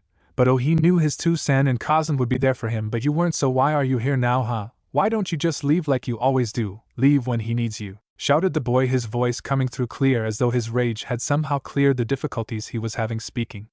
Kushina, for her part, didn't look away from the angry face, didn't plead, or ask for forgiveness. Instead, she pushed herself up and moved forwards, drawing the boy into her, holding him close. The boy's form tried to push her off for a moment before going lax in her grip, his angry protests becoming stifled sobs. Kushina, for her part, just held him close. I'm not going anywhere, Naruto. I'm never going to leave you. So I'm staying. Even if it hurts. Whispered the woman as her Sochi seemed to calm slightly in her grip before looking up at her. Kazan. If you do. It will hurt you. You don't have to hurt. The boy managed to say, the voice sounding like the dying sputters from a radio as it pushed to say the words. Kushina just gave the boy a small comforting smile before holding him close to her for a moment longer and stepping back. It will hurt, Sochi. But I was part of this. I won't run away from that ever again. Minato and I have to face this. And we'll find all of you. I promise, my little maelstrom. She finished as the blonde's head bowed in a little nod, before his posture stiffened, and he looked back up, his body showing no sign of the fit he had just had. It was back to the harsh expression that it had held when it had first arrived. Don't say I didn't warn you, spoke the clear, harsh voice that had greeted them as those cold eyes scanned over the two again, before he turned and walked off, the two compelled to follow after him. For the first time since the beginning of the discussion, Minato found himself able to move, but although he now had the ability, he no longer had the will. What he had seen, it couldn't have been true. Naruto. They're just like Zabuza had mockingly said to him not hours ago. The glassy eyes, the pale skin. No. No. That wasn't, he didn't know. The man's mind yelled, trying to force the image out even as his legs trembled, and he felt a small pressure on his shoulder, and turned to see Kushina, her face set, looking at him. Minato, it's time. It's past time that we face this. We owe our Sochi this much. She finished, pulling the still stunned Hokage forwards into the world he had helped to shape. As the Namikaze set off deeper into the memories in the hospital room, one of the seedlings was coming to, looking around at its fellows at a bit of a loss as what it was supposed to be doing now that he was left alone in the room. He had first needed to help pull little Mito into the mindscape, but after a few moments the mindscape itself seemed to have latched onto the girl, somehow leaving the seedling free to move around again. Thanks to its short attention span, a few minutes into their waiting, the seedling had taken to messing around with the supplies in the room, as well as simply examining the room, trying and failing to figure out what it was supposed to do next. Interestingly enough, that it even began going through everyone's pockets, trying and failing to find anything interesting, dumping out kunai, shuriken, a medical kit, a few rolls of ninja bandages, and a handful of sand before it simply moved over to butt its back against the door, grabbing one of Q's tails and petting it the same way it had seen the little red one do from time to time. At the same time, on the other side of the door, the Umbu and Jonin sensei were still standing firm as Jiraiya continued to grow more and more impatient with the group. Look, you need to let me in there now. This is not a matter of simple morals. We have to think of the village here. The Hokage is in there, and we need him out here. Called the Toad Sage as the group continued to simply stare the man down. Meanwhile, at the same time, all the sage was thinking about was the toad hopping its way into the ventilation above the room before him. So he kept the focus forwards for just a while longer. Darn it, this is not a game. You don't want to let me into that room. Fine, I'm going to go grab some shinobi who still have half a brain for the big picture. Called the white-haired man, making a show of marching away, and rounding the corner back into the deserted nurse station. He should just about be in position, just a little longer, and I'll be in there. Darn it, Minato, what are you pulling? This isn't time to have a come apart. The village is still burning, and you are nowhere to be found. This is not how a Hokage acts. You know that, kid. Please tell me there isn't anything else to this. First those black things, then a tree coming out of nowhere. Now you've locked yourself in a room after your wife and daughters laid siege to our own headquarters. The sage thought as he finished putting the finishing touches on a seal array that he then waited to pull, signaling his toad was in position. At that same moment the seedling looked up from a noise coming from above it, a steady bang, bang, that seemed to be traveling around the room. Pushing himself up, he proceeded to follow the sound as it moved slowly, flowing the air duct concealed in the ceiling, his feet brushing aside the contents that it had dumped out on the ground. As it did, the seedling finally came to a stop, facing the air grate, its wide purple eyes open and staring in interest. A moment later a frog hopped down the shaft, its wide eyes meeting the seedling's as the two just stared at each other for a few moments in apparent interest. Then a voice rang out in the seedling's head, a heavy sigh that it had heard just a few hours previously. I swear Kazan and Kyubi are getting sloppy, leaving an opening like this. Still, I guess it gives me something to do. Besides, I suppose I can't let the youngest be the only one giving Kazan grandbabies. Chucked a deep voice as the frog opened its mouth, showing a glowing seal, and a trail of sand moved up from the floor, wrapping slowly up the seedling's leg until it melded slowly into the creature's left eye, turning it a bright golden color. Back in the mindscape, Minami and Naruto had just finished following Naruto into their home, seeing the boy open the door, looking around with a sad little smile. I'm home, he called out, his voice echoing around the house without answer. The boy let out a small sigh as he moved into the living room, looking around as he did. Minami and Naruto both felt a small stab of sadness at seeing the lonely look on their Nizin's face as he moved to sit on the couch, his face turned up to see the multicolored banner hanging above him. In bright letters stretched across the room was a sign reading Happy Birthday. Minami, Naruto. In happy-looking letters. Along with the words were small handprints in the same colored paint, showing that Mito had been helping when the sign was being made, and apparently had wanted to add her own flair to the design. The two girls looked up at the sign for a moment, a faint smile spreading across their lips as they recognized it, but fading just as fast as they looked down to see Naruto giving a small smile as well as he saw the handprints. That's Mito, alright, probably got paint all over Kazan and everyone else. Maybe I shouldn't have got her playing with my paint for those pranks. Still, looks like she did a great job. Bet Naruto will flip when she sees this, she always likes it when Mito looks up to her. Minami will just keep smiling all night like she does when she's happy, spoke Naruto, his voice echoing around the empty house as his eyes dropped to his feet that were kicking back and forth on the end of the couch. From beside him, Naruto and Minami remembered the way they had reacted to the banner when they had first seen it, surprised at how accurate Naruto's description had been. However, before they could think on the matter anymore, another voice rang out, one they knew all too well. She does have your artistic skills, seedling, but I'm guessing your cousin wishes she didn't have your energy sometimes. Chuckled the Jubi, her thought ringing out as though she was sitting right beside them. Idly, Minami realized that the memories let them hear Jubi's voice, but before she could do more than recognize this, Naruto was chuckling to himself. Hi, I guess. But really, it's Naruto, she's the most like. Those two are so stubborn. I swear if those two spent more time together they would start dressing alike. Chuckled the blonde as he shook his head, a small sad smile on his face. The two girls noticed this, but Jubi beat them to it. Seeding, I know it's lonely, but I'm sure that they will be here soon enough. Really?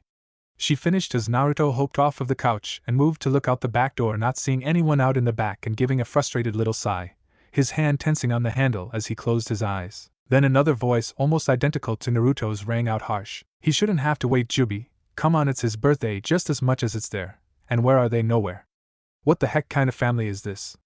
Called the voice in frustration, seemingly from nowhere around them.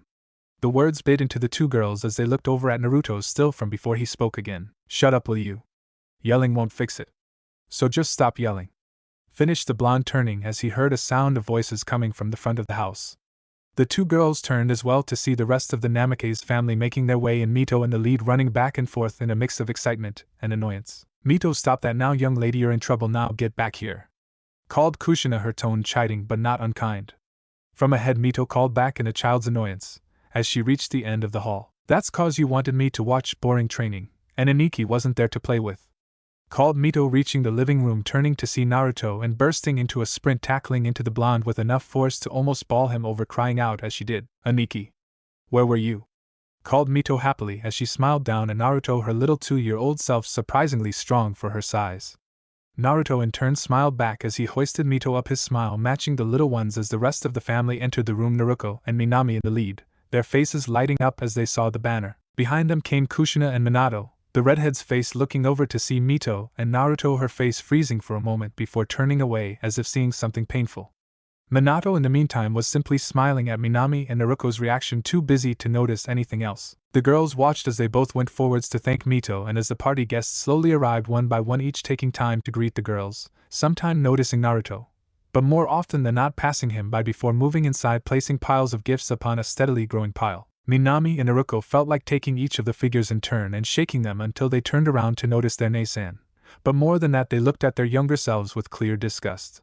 The two children were the center of attention, and were having the time of their lives. It wasn't that they wanted to hurt their Nizen, but their interference was enough for the pain to occur.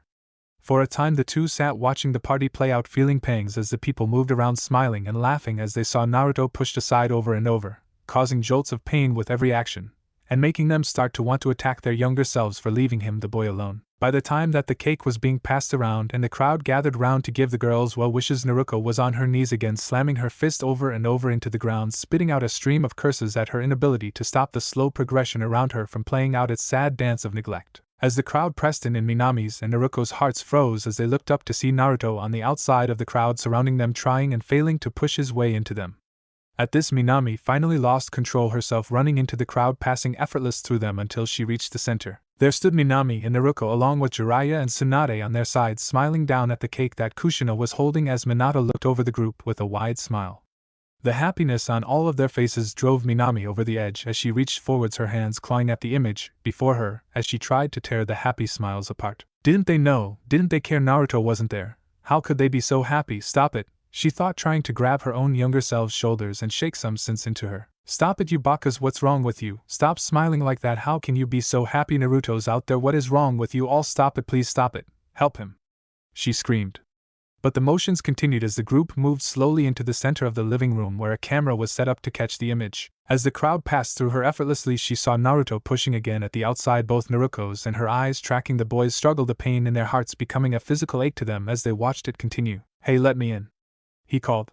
But with the excited chatter of the party, his voice was drowned out against the sound, his small form doing nothing more than lightly bumping against a large man's leg, who didn't seem to notice in the slightest. Just as he was about to try again, he felt a small tug on his hand and looked around to see Hinata giving him a sad look.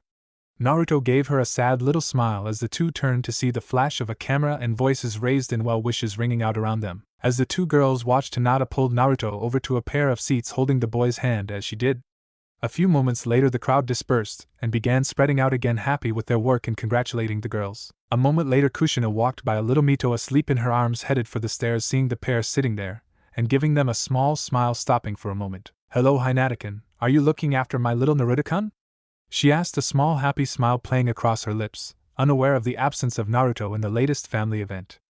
For answer, Hinata just gave the woman a look of complete interference before looking over at Naruto, who was looking up at Kushina, a small hopeful smile on his face. However, before he could do more than look up, Kushina was walking away, her mind set on getting Mito to bed. The two girls watched in shock as even their cousin passed by the boy, as if he wasn't there.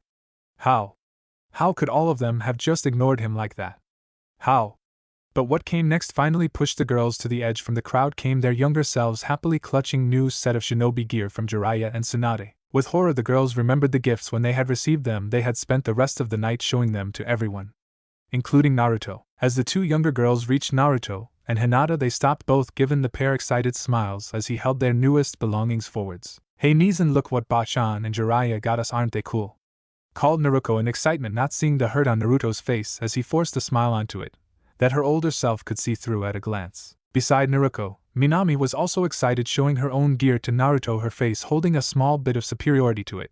But for all that, they were both blind to the pain they were causing the boy. Naruto managed to give them both a smile before speaking, his voice noticeably chalked with sadness that they had been too blind to notice through their own happiness. Hi, they look awesome, the boy managed before the girls' voices cut him off. Of course they're awesome, just wait till we get to start using them in training, we'll show everyone at the academy. Called out Naruto, her fist up in the air in happiness. Beside her, Minami nodded in agreement before opening her own mouth. The older Minami's eyes went wide as she remembered her own words with emotion. She forgot everything else. She forgot she was in a memory. She forgot she couldn't change this. She just shot forwards, her hands outstretched, reaching to grab onto her younger self to stop the next words.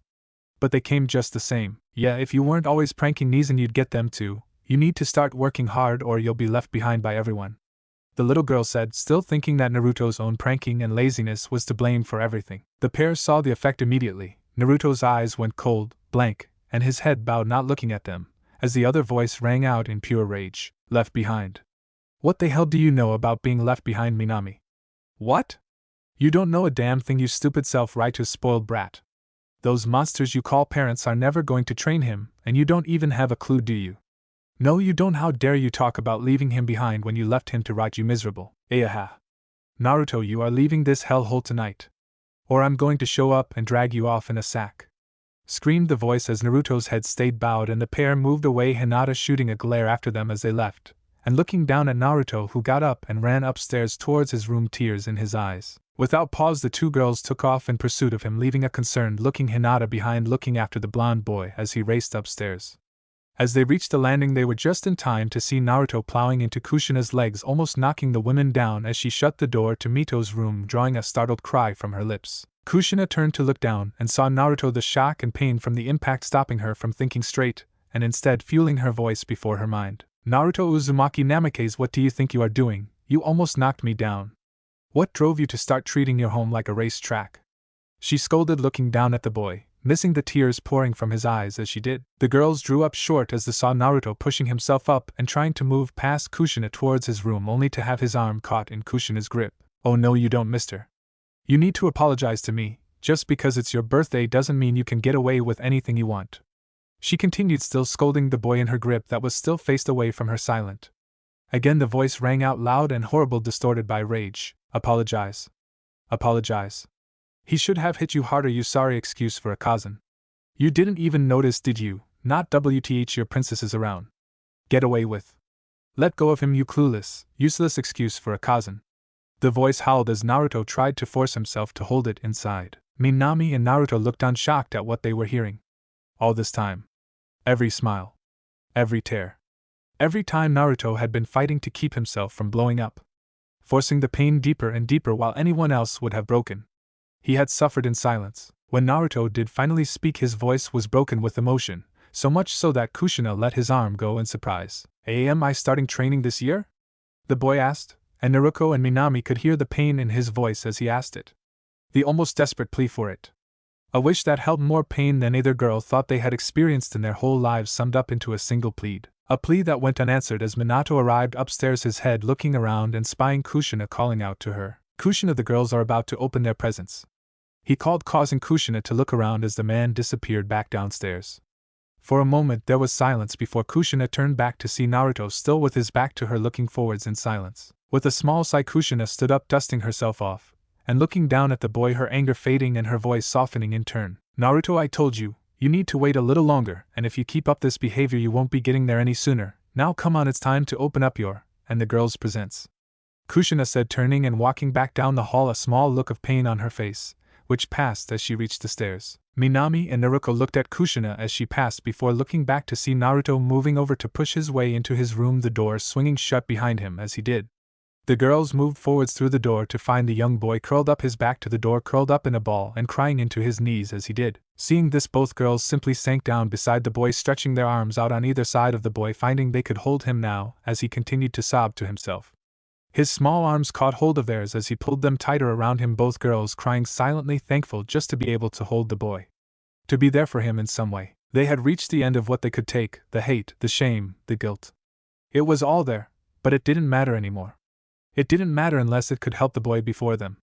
So they put away their pain and just held him, trying to be there from him like they wished they had been able to in the past. He suffered like this in silence, you know, never fighting back. I tried to tell him to, tried to make him see that it was killing him to hold it inside, but he always knew better. Came an adult-sounding voice from a figure in the room. Looking up, Naruto and Minami saw what looked like another Naruto, the same age as the one they held, but wearing a yellow jacket that seemed to glow slightly. The two looked from him back down to find that the Naruto they held was now gone, along with the room they had been standing in. The two looked at him for a moment before he walked forwards, looking between the two for a moment before letting out a sigh, and looking around. "Fine, you were right. They've had enough. We've had enough of this," called the voice as Naruto and Minami turned to see the Naruto they had been holding walk forwards, a sad little look still on his face, but looking a little happy at the same time. The two looked between the two boys for a moment, confused at what they were seeing. Before the two could speak, the two Narutos walked forward, each holding a hand out to the girls to help them up off of the dark ground around them. Slowly the girls took the hands, a faint glowing golden light slowly enveloping them, as they looked at the pair of Narutos. Before the two could react, they found themselves blinking at the light, and standing in a grassy field. For a moment they blinked around before their eyes found Hinata standing a few yards away, along with Shizen, Tsunade, and Jubi, all looking over at where a young-looking Naruto was currently standing as Mito ran around him excitedly, seeing Naruto almost the same size as herself. The two blinked around for a moment before Mito and the other Naruto caught sight of them, Mito running over, dragging her Naruto with her, excitedly calling out to them as she came. "Minami ne-san, Naruto ne-san, you found another Aniki. Look, Hinata-can found one too," she called excitedly as she dragged the poor boy behind her. The other two Narutos looked at one another just as Mito reached them, smiling around at the group. Naruto and Minami looked at one another, letting a small smile cross their faces as they did, before looking back at their Naruto, who were giving their fellow a small welcoming smile before they too were dragged away by Mito. Soon the two were dragged off by Mito, to see her work on cue, as the two girls looked over to see Jubi, and the rest moving over to them. As Naruto and Minami were disappearing, unknown to them, three figures watched them, both powerless to do more than watch in silence, the only company their other silent companions. Minato and Kushina had been watching, unable to act, unable to speak, only to watch as Minami and Naruto had lived through the events of their birthday, both strained against invisible bonds as they saw what occurred, helpless to go to their children's pain in the past or the present. As the girls faded away in golden light, the Naruto beside them walked past them, looking down at the memory of Naruto, who still sat against the door crying to himself, as they saw that their past selves were none the wiser, assuming that he was pouting about his run-in with Kushina, and not wishing to spoil the party due to his actions. After a moment the scene faded from view, only to recoalesce into another scene depicting the next year that Naruto turned to them, as a similarly depressing scene began to play before them. This went on scene after scene, memory after memory, before the boy finally spoke up. So just curious, but how does it feel to be helpless to do anything but watch, as someone you care about suffers? I suppose it's worse for you because you know it is your fault that it is happening, but still I want to know. Finished the boy, even as a scene showing a young Naruto watching as Naruto and Minami showed the newest achievements in training during a day in class. Naruto looking embarrassed and heartbroken when it was his turn to demonstrate his efforts, attempts to make a clone failing miserable in front of his fellows, causing him to slink away to some mocking tones. This time not only did Kushina find herself able to speak, but Minato as well, both letting out small gasps as their freedom to move their heads again returned. Kushina simply looked at the boy before looking down at the scene, her eyes wet, but unwavering. She looked up just long enough to meet the boy's eyes, giving him a small sorrowful nod before looking back. This was her doing, and her own guilt was second to helping her Sochi now. Her own pain and disgust at her actions only focused upon if it helped the boy before her. Naruto seemed to understand her intention, giving her a small approving smile and nod, before turning to face Minato, who looked much like a broken man would, after seeing all he loved burning before him. His mind was still fighting with what he was seeing, but as Naruto looked at him he found he could not meet the black-eyed gaze of his Sochi, his eyes turning away from him. There was a sudden jerking sensation as he tried to look away, forcing him face forwards once again to see the glaring black eyes of the boy before him. His brow creased in a look of rage. No, you don't, Hokage-sama. You don't get to look away and pretend this isn't real, because IT isn't some nightmare you get to wake up from. IT isn't some sad story I'm telling to make you feel bad. This is the world that you made for him, shouted the boy, the memory of the classroom fading out to show a scene of Kushina and Hitomi sitting in the second exam, Kushina's voice clearly explaining about the prophecy and her actions towards Naruto. As the words carried to Minato, his eyes widened in horror. No, please Kami, no. He can't. Minato thought, trying to turn and will the truth before him not to be reality. Naruto seemed to notice this, and a small cruel smile crossed his face. Oh yes, Minato, all of us know about that fucking prophecy. And you have no idea how much I want to hurt you knowing that you did all of this just for some stupid words. But you know what makes me even angrier? Do you? Yelled the boy, marching up to stand almost nose to nose with the man, his black eyes cold and empty looking into the man's blue ones. It's that you would have done the same to any one of us. Mito. Minami. Naruto. Any of us. Yet you have the nerve to act like anything you have done is somehow justified when you would sell out any of your family, you monster. Yelled the boy as Minato felt the pressure build up around him again. As Naruto turned from him, so did Kushina, seeing something that Minato couldn't, what looked like black tears made of tar leaking out of the boy's blackened eyes and moving slowly down his face as he looked forwards. What's worse, you even got the fucking thing wrong. At this, Naruto waved his hand again, the scene of Kushina and Hitomi dissolving to show a set of words spelling out in simple glowing letters before the three, spelling out the words of the original prophecy. A great evil will descend upon the ninja world, and that too who share a great burden with the blood of my student, and the blood of the leaf will be the ones to determine the world's fate. It went on to say that the two would either stand side by side and together join their power to vanquish the darkness, or one would fall, and the remaining one would then have a choice to either save or damn the ninja world. Naruto, with his back turned, simply walked back and forth tracing the words as he did before halting. So this is it, these words were enough for you to destroy me. To break me apart, to hurt him, me. Any of us. Some stupid words from a toad. Turning, Minato saw the black tears streaming down Naruto's face, marring it like scars freshly cut. And that too who share a great burden.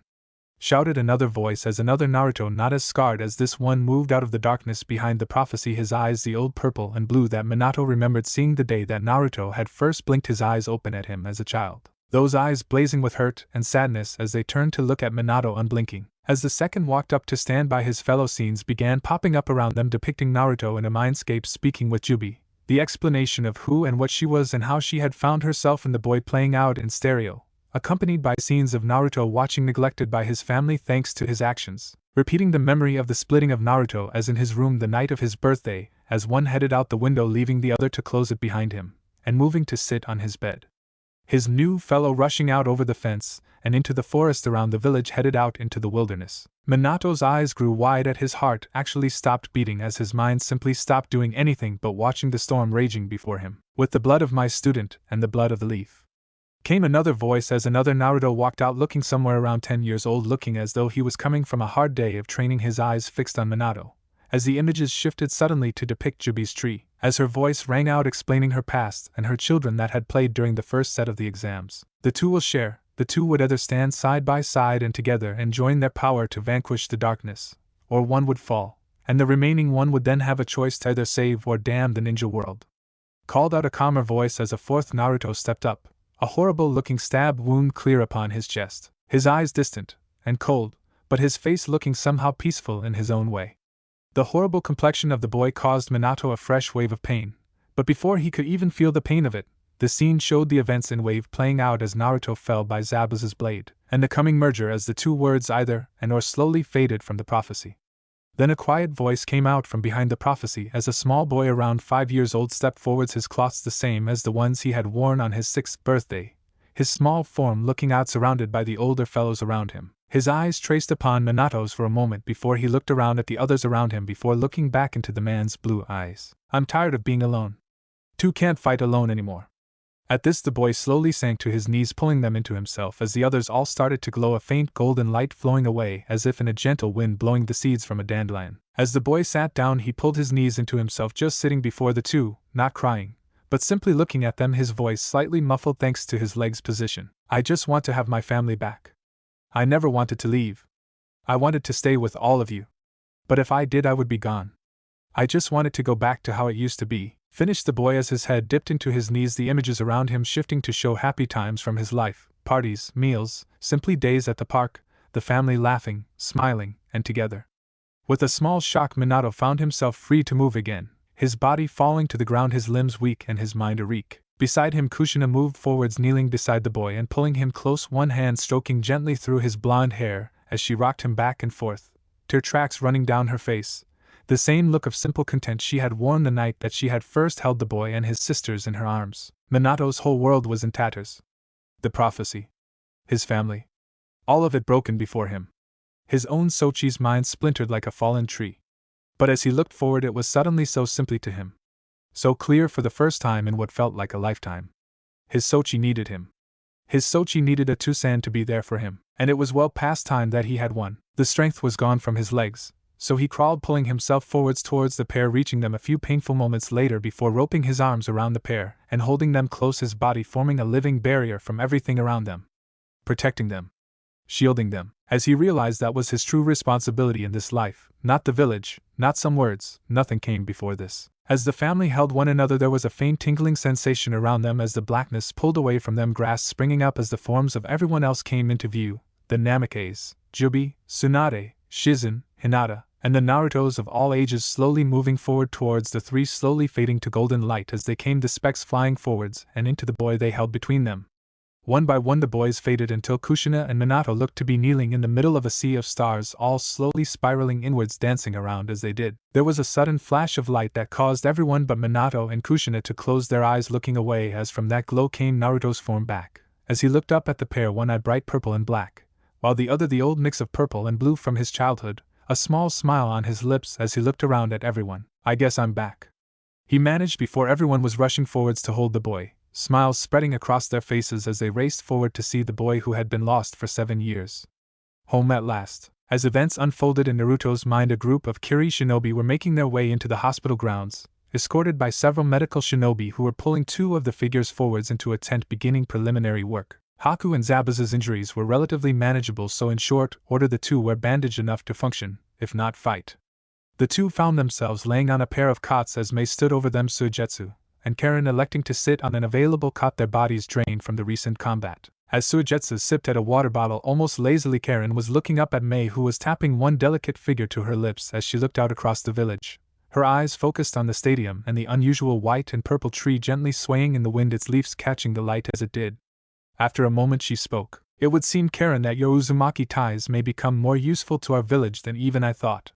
Spoke the Kage, drawing Karen's eyes up to look at the woman as she continued. Unless I am missing my guess, it would seem that Konoha has a new secret weapon they have been hiding away for the other villages. Someone here has the power of their first. And if that is true, the power shifts in their favor greater than ever before. She finished, looking down at Karen and Suigetsu, her lips turning up in a knowing smile. Mist can hardly seem weak if we are to join with such a power, so I think I'll have a job for your team when we return. She said, the smile on her face giving the two a nasty shiver, their minds racing as they tried to imagine what their Kage could be referring to. Finally Karen could not take her mind's conjured horrors any longer, and broke the silence. Mai-sama. She began, waiting for Mei to give her a nod, signaling her to continue. What kind of mission do you have in mind? She finished, Suigetsu leaning in as well, interest clearly shone upon his brow. Mei gave the two a look before shrugging slightly. I suppose you have earned a small reward for your efforts today. It is time that the new mist once again held a Jinchuriki within its walls. I will be sending you to find and escort Utakata, holder of the Rokubi, back within our village. She finished, looking down at the two. Both students just stared at the women in blank shock. Utakata, the Jinchuriki of Rokubi, had been AWOL for years now, and only vague ideas of his location were known. Worse, anyone sent after him in the past had been completely annihilated. The two looked as though Mei had just given them a death sentence, and in truth in their minds she effectively had. Mei, seeing their looks, let out a small, somehow sensuous laugh, her mouth turning up in a small smile that reached her eyes. Do not worry, I have no interest in losing my newest Chunin to a suicide mission. You will not be attempting capture, but bargaining. It has been confirmed he now travels with the student, and we will be offering the pair safety along with shelter. It is unlikely that any conflict will erupt, so you may be at ease. She finished, looking back out over Konoha. The pair let out small sighs of relief at Mei's words, feeling like they had just dodged a kunai. Their relief let them sit comfortably for a few more moments until something the woman had said caused them to stop and look at one another, and then back at Mei for a moment. She had said Chunin. They were Chunin. And as that thought set into place, the pair let out small little shouts of triumph, actually turning to embrace one another, giving the other a clap on the back, each smiling as they did. This lasted all of a few seconds before Karen registered that she was hugging Suigetsu, and promptly pushed him away before swinging a fist into the boy's head, causing water to explode out, crashing down onto Zabuza, who woke with a start, trying to jump up, but ultimately falling over his own stinted legs and crashing down in a heap before Mei, who let out a laugh at the ensuing chaos around her. Oh, this had been a most interesting Chunin exam indeed. As the shinobi from Kiri were busying themselves with plans for the future, a ways away in another corner of the hospital grounds, a boy was growling as found himself coming back to consciousness. The first thing he noticed was a heavy weight on his chest that seemed to be in much the same state as himself. Kiba blinked his eyes open to see Akamaru lying on his chest, his head as well as one leg bound in medical wrapping and apparently asleep at the moment. Kiba managed a small smile at seeing the pup, reaching a hand up to pat the pup gently on its head, causing the pup to let out a small huff of satisfaction as it leaned into the boy's hand. Hey partner. Looks like we both got messed up. The boy managed to chuckle as he looked around, noticing his position in the hospital ground for the first time. As he scanned back and forth, he was stuck with a small stab of panic as his nose brought him the unmistakable scent of blood, along with ash, fresh earth, the odd singe that lightning left, and a myriad of other smells that told him that conflict had recently been raging. Before he could take all of this in, a happy little tone rang out beside him, causing him to look round to find his cousin slumped in a chair beside his cot, her large dog Kuramaru. Well pup, I see you finally woke up. You had us worried there for a bit. Figures only you would sleep through a whole war. Chuckled Sim as she saw the boy's eyes go wide, as he attempted to push himself up, only to have Kuramaru to heave himself up and over to add his weight to the boy holding him down. Keep still pup, the hunt is over for now. Rest. The old dog said in his heavy tone as he fixed the boy with his one remaining eye, his body offering no room for argument. So Kiba relented, leaning back onto the cot, his eyes still looking at Sim as his voice crooked out. Hana. The clan. My team. The village. The boy managed before Sim gave him a hushing motion with one hand, giving him a small proud smile. Even injured, the boy was loyal to his duty first. Easy there pup. Hana is just fine, she's off caring for any injured hounds and shinobi she can find. she and I managed to punch our way out of the stadium and make it down to you in the medical wing. We went with Lady Tsunade to help protect the wounded, escorting you all here to the hospital. Afterwards I headed to the compound, but we got off lucky. Whoever was in charge of the invasion didn't target our homes. It seemed they were aiming to hit us in the open instead of laying siege to any particular spot, so the clan went into the fray. A few lost limbs. Some will never be shinobi again, but by luck it would seem that we didn't lost any lives. The damage was light, all things considered. Finished the woman, allowing the boy to digest the information for a moment, before he looked around at Akamaru and spoke out. "Well, who?" asked the boy, his voice harsh. Sim didn't need to ask what the boy meant. It was Orochimaru. It would seem sound belonged to him. Suna was involved as well, but from what I hear the snake was impersonating their Kage. Once word spread they threw down arms and surrendered. The whole fight became one big chase after that. The sound had numbers but lacked much else, so they didn't pose a problem. Anyway, I saw Hinata and Kushina running around here recently. Haven't seen Naruto anywhere, but the darndest thing happened during his match. Finished Sam as Kiba let out a small grateful sigh, as a small grin spread across his face. Let me guess, he won against Naruto using a bunch of black creatures, and blowing everyone away.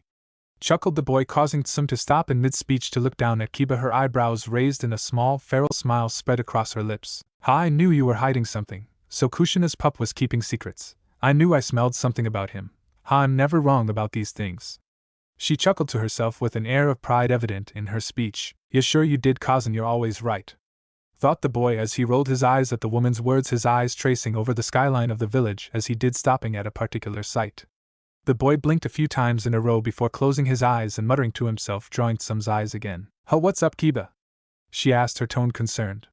Kiba just shook his head slightly, raising a hand up to rub at his head. Nothing, cousin, it's just that Suna girl must have given me a concussion, because I thought I just saw a Jubi's tree out there, muttered the boy, causing Tsum to look up to where Kiba had been looking, her eyes falling on the massive white and purple tree that towering over the stadium. Tsum looked from the tree to Kiba, her mind trying to piece together what Kiba had said. However, before she could concentrate further on the issue, she heard her name called from behind her, causing her to turn to see Shikaku, Inoichi, Choza, Shibi, and several other clan heads gathered behind her looking over at her. Well, the whole gang's here. I suppose you're not here for fun. What's going on? She asked, as she pushed herself to her feet, looking around at the gathered clan heads. Most gave her looks, telling her that they had felt the same about whatever was going on, but it was Shikaku who spoke up first. Hi, looks like someone's calling a council meetings. The civilians want to know what's happening, and apparently the Hokage has been found, and is alive, so with any luck it will just be to check to see that everything's being taken care of. But something tells me it won't be that simple. Ah, troublesome, sighed the man as his two friends gave him small knowing smiles as Sim gave a short bark of amusement at the man's antics. Hi, okay pup, you stay here, Hannah will be by later. And before I forget, she said as she turned to lean down, rustling the boy's hair and giving him a happy smile, you did great in your match. Also, Hannah and I approve of the girl, she had spunk. She finished chuckling at the dumbfounded look present on the boy's face. Before he could respond, Sim had given him an affectionate bop on the head before straightening up to follow after the other clan heads off towards the hospital doors, leaving the poor boy stunned and confused in her wake. While Kiba lay wondering what his cousin had meant, back in the holding cells of Umbu headquarters, Temari was watching still in shock at Gaara's still form laying on the cot across from her, letting out a happy little huffing sound as he curled up, apparently lost to the rest of the world. I give up, that's it, I give up. Gaara is sleeping soundly fine. My match turns into the closest thing to a date I've had in years. A tree explodes out of nowhere, causing the monster and Gaara to go back to sleep. And now I'm sitting here in a cell after those black whatever they were broke out of here a moment before, surrounded by the scariest looking women if I have ever seen. Yep, I give up, the world is officially gone mad.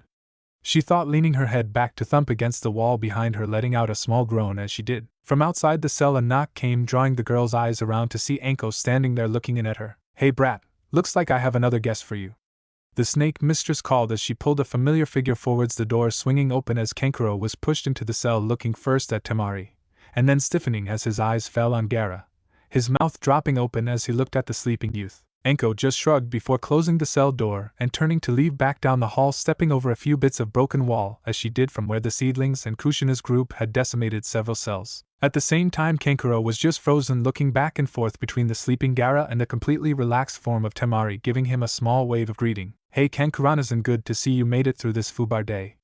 It's good to see you. She finished, letting her final words carry a little of the happiness she felt at seeing the boy unharmed. Her words seemed to shock Kankuro out of his stupor, causing him to look round at her before he moved to take the seat beside her, idly reaching up to pull the cloth cover from his head, exposing his brown spiked hair and dirt-covered forehead. As he sank down beside Temari, his eyes closed as he let out a small groan. "Hey Temari. It's good to see you too. I guess this whole thing was doomed from the start. So what's with Gaara? They seal him or something?" Finished the boy, allowing his head to look over to where Temari was giving the sleeping boy an appraising look. After a few breaths, she turned her dark teal eyes over to look in Kankuro's direction. "Nope, believe it or not, he's going all natural," replied Temari, her usual shrewdness showing itself through the heaviness of their situation, actually allowing her to break into a small grin. Kankuro in the meantime looked over at Gaara for a moment before looking back at Temari, letting out a sigh. "Sure, why not? I've seen enough crazy stuff today, I'll believe it. Heck, did you see that tree thing? Sprung out of nowhere. And then there was this weird lady talking to the Achibi of all things. Then next thing I know, the sand explodes and there's Gaara sleeping. I got jumped the next minute on my way down there," the boy said, giving his Amato a shrug as he leaned back against the wall. Temari searched her memory before remembering some woman standing there before she disappeared in a swirl of leaves. "Hi, I remember seeing something like that. Still, this whole thing is crazy, that Jubi woman fighting." Temari started to continue before pausing, looking over with Kankuro to see Gaara's eyes looking up at them, looking slightly annoyed, but carrying a small amount of sadness in them as well. Both teens froze, looking over as Gaara looked between the pair for a moment. "Gaara?" Kankuro managed, causing the redhead to give his knees in a small nod of acknowledgement. For a moment the three siblings just sat looking at one another before Gaara fixed the two with a sad look. "Sorry," he whispered out, causing the two to look between each other, and then back at the boy, as he watched them. What?" asked Kankuro, not following what was going on. Temari gave Kankuro an exasperated look, even as Gaara looking between the two, again the sad look still present upon his brow. "I'm sorry for how I was. I want to make it up to you," the boy whispered, eyeing the two hopefully, causing the two to look at one another again, their minds racing, trying to figure out what they were supposed to do with the boy's words. Gaara had started as a lonely child, someone they had originally hated for taking their cousin from them. By the time they had recognized their mistake, Gaara was little more than a broken weapon that could go off at the slightest drop of a hat. He had threatened to kill them anytime they so much as looked at him wrong. But he had never actually harmed the pair. After a moment, Temari sat up, walking over to sit on the end of Gaara's cot, moving the boy's head so that it rested in her lap as she let out a small sigh. Hi, we forgive you now, just go back to sleep, Otudo. And tell the Tanuki to keep it down, it's been a long day."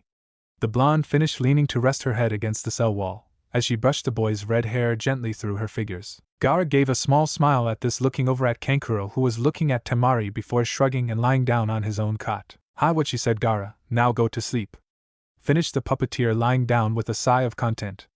Gaara gave a small smile before allowing his eyes to close, the mental whisper of his cousin soothing him to sleep along with his siblings. So the three siblings from Sand slept soundly as a family for the first time since the day that the youngest's cries had first echoed through Suna's night sky. Even as the family from Suna was busy putting themselves back together, the Namikaze family along with their onlookers were finally disentangling themselves from the giant hug, Naruto and Minami having to work together to pry Mito from their Nizin's neck where she had grabbed hold of the boy. As the group stepped back, Hinata came forward, causing Naruto to look round just in time to get a heavy slap across the face which forced him to fall over on the ground due to the impact. "Why, Hinata-kun?" the boy started to ask, but before the sentence could continue, Hinata had pounced onto him, her lips crashing into his own as her arms wrapped around him as she let out the tears she had been fighting to hold back, along with some choice words. "You baka, you pig-headed stubborn baka, what were you thinking worrying me like that?" she said, pulling back to look down at Naruto, her face a mix of relief, happiness, and annoyance all at the same time. Naruto, for answer, just blinked several times before sitting up, causing Hinata to slip back onto his lap. Before she could continue, she found Naruto's lips upon her own, and suddenly her complaints didn't seem all that relevant. A moment later they broke apart, Hinata's eyes slightly distant. "Sorry, Hinata-kun, I guess I keep making you worry about me." The boy chuckled as he moved to stand, helping the girl up with him as he did.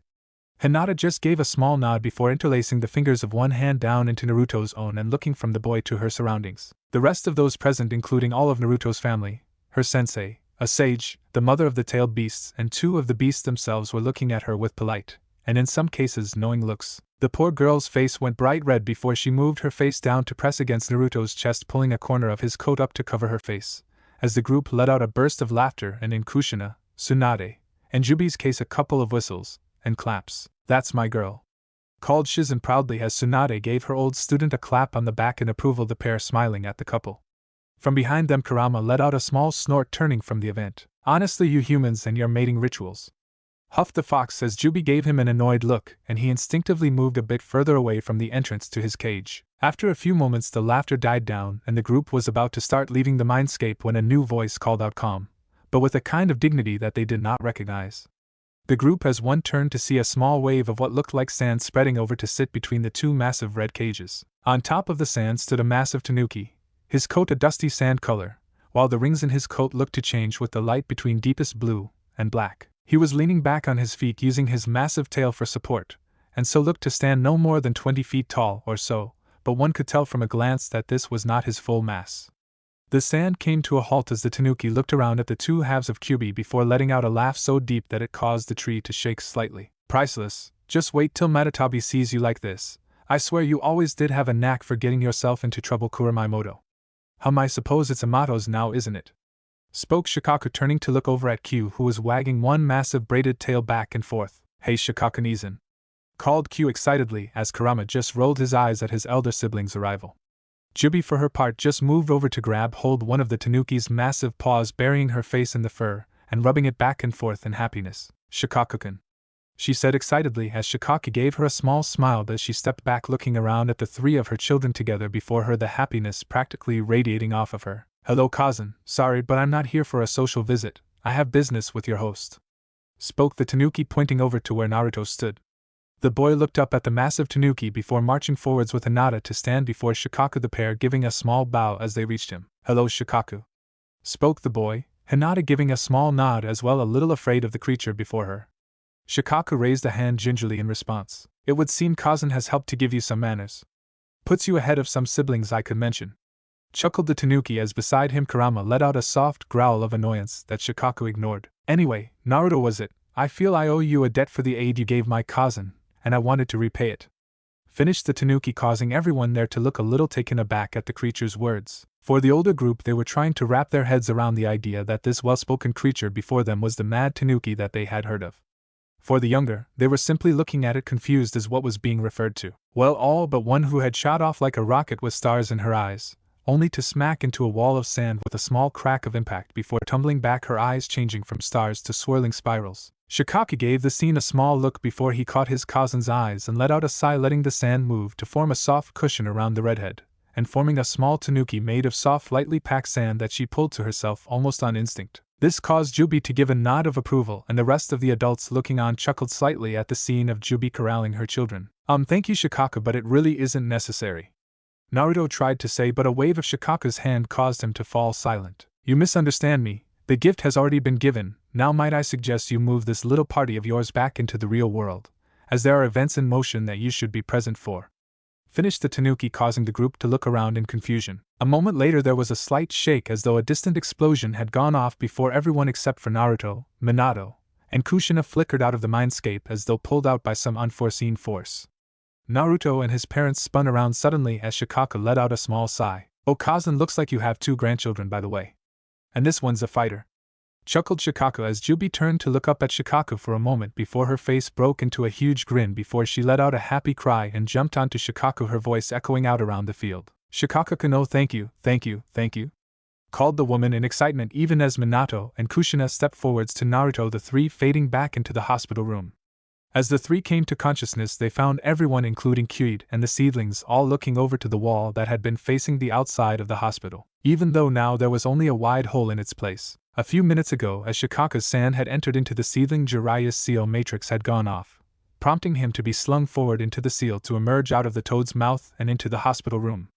However, just as his head came into view, he found himself staring face to face with one of those black creatures, only different from any other he remembered seeing. For one, the thing had one bright yellow glowing eye, to complement its purple left one.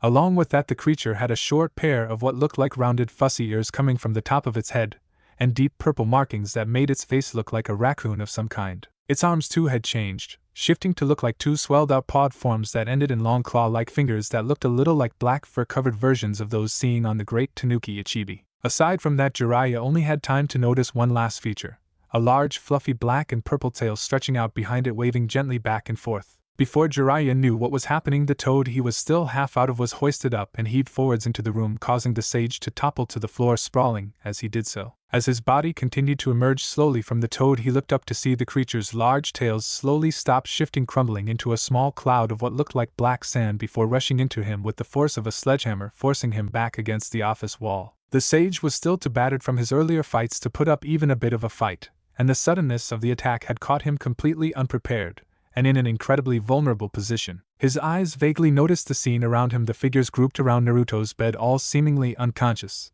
Minato at the foot beside the creature described as taking him away in the first place. This entire scene Jiraiya saw in a flash as he was jerked into the wall by the black sand as the creature before him raised its right arm up in a gesture, as though it meant to hit the man. Before the sage's eyes, the creature's other arm crumbled to the same black sand, gathering with the excess that seemed to circle the creature until it coalesced into a fist mirroring the one that the creature was making with its remaining arm. Jiraiya's eyes went wide at seeing this, just in time for him to squeak out a cry of concern before the boulder-like fist shot forwards like a cannon blast, slamming into the man with enough force to fling him back, sending cracks throughout the hospital wall, bits crumbling away as the fist crashed into him, pushing him back into the wall till the entire structure gave way, flinging the man out along with a crash of sound and a blast of rubble into the hospital grounds, skipping across the open ground between the operating tents, drawing panicked cries and alert sounds of concern from those in the yard. The crash caused a few of the seedlings to slip down, letting out small hums of confusion as they turned to see the black sand moving back to reform into the new seedling's arm and tail yet again, before the creature seemed to relax, turning to walk back from the hole and take a seat with a dignified little hum that almost passed for a humph of self-approval. The rest of the seedlings let out excited hums, crowding around the newest change in their fellow, apparently excited by their new figure.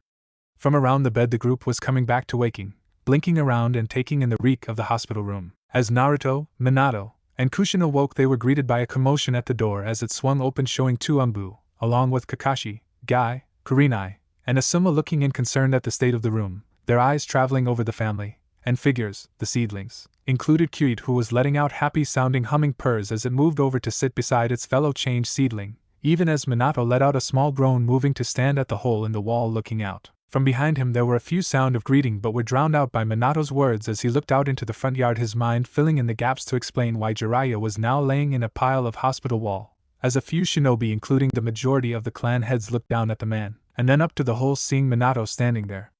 From the doorway Kakashi spoke, his voice steady despite the situation he found himself in. "Minato-sensei, it's good to see you and your family are alright," spoke the man, seeing Naruto looking over at Minato as well as his wife and daughters, ignoring the seedlings for now. "Sensei, the council is being called soon, to discuss the invasion the clan heads were heading here to," began the man before Minato turned to look at him, his face a harsh look that silenced the Jonin. "What is the status of the conflict?"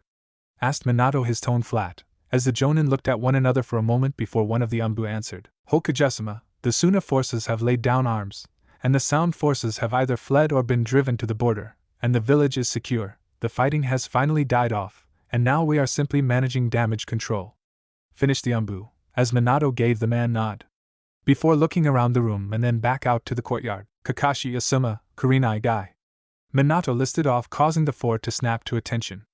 "All of you contact our forces. We are to secure the village for now. Once that is done, everyone that is not on guard is to be dismissed to go to their families. The fighting is done for now. Let us celebrate the living and mourn our dead. Now is no time for petty meetings about more fighting. Umbu, informed the council. Tell them to go to their homes, to their families. There has been enough fighting for one day," finished Minato, the group bowing before disappearing in burst of speed to complete their tasks. Minato turned to see Shizen and Tsunade next. "Lady Tsunade, Shizen, please go and find Mei, and make sure that the other dignitaries are safe. Then if you wish, please return here. We have things to discuss.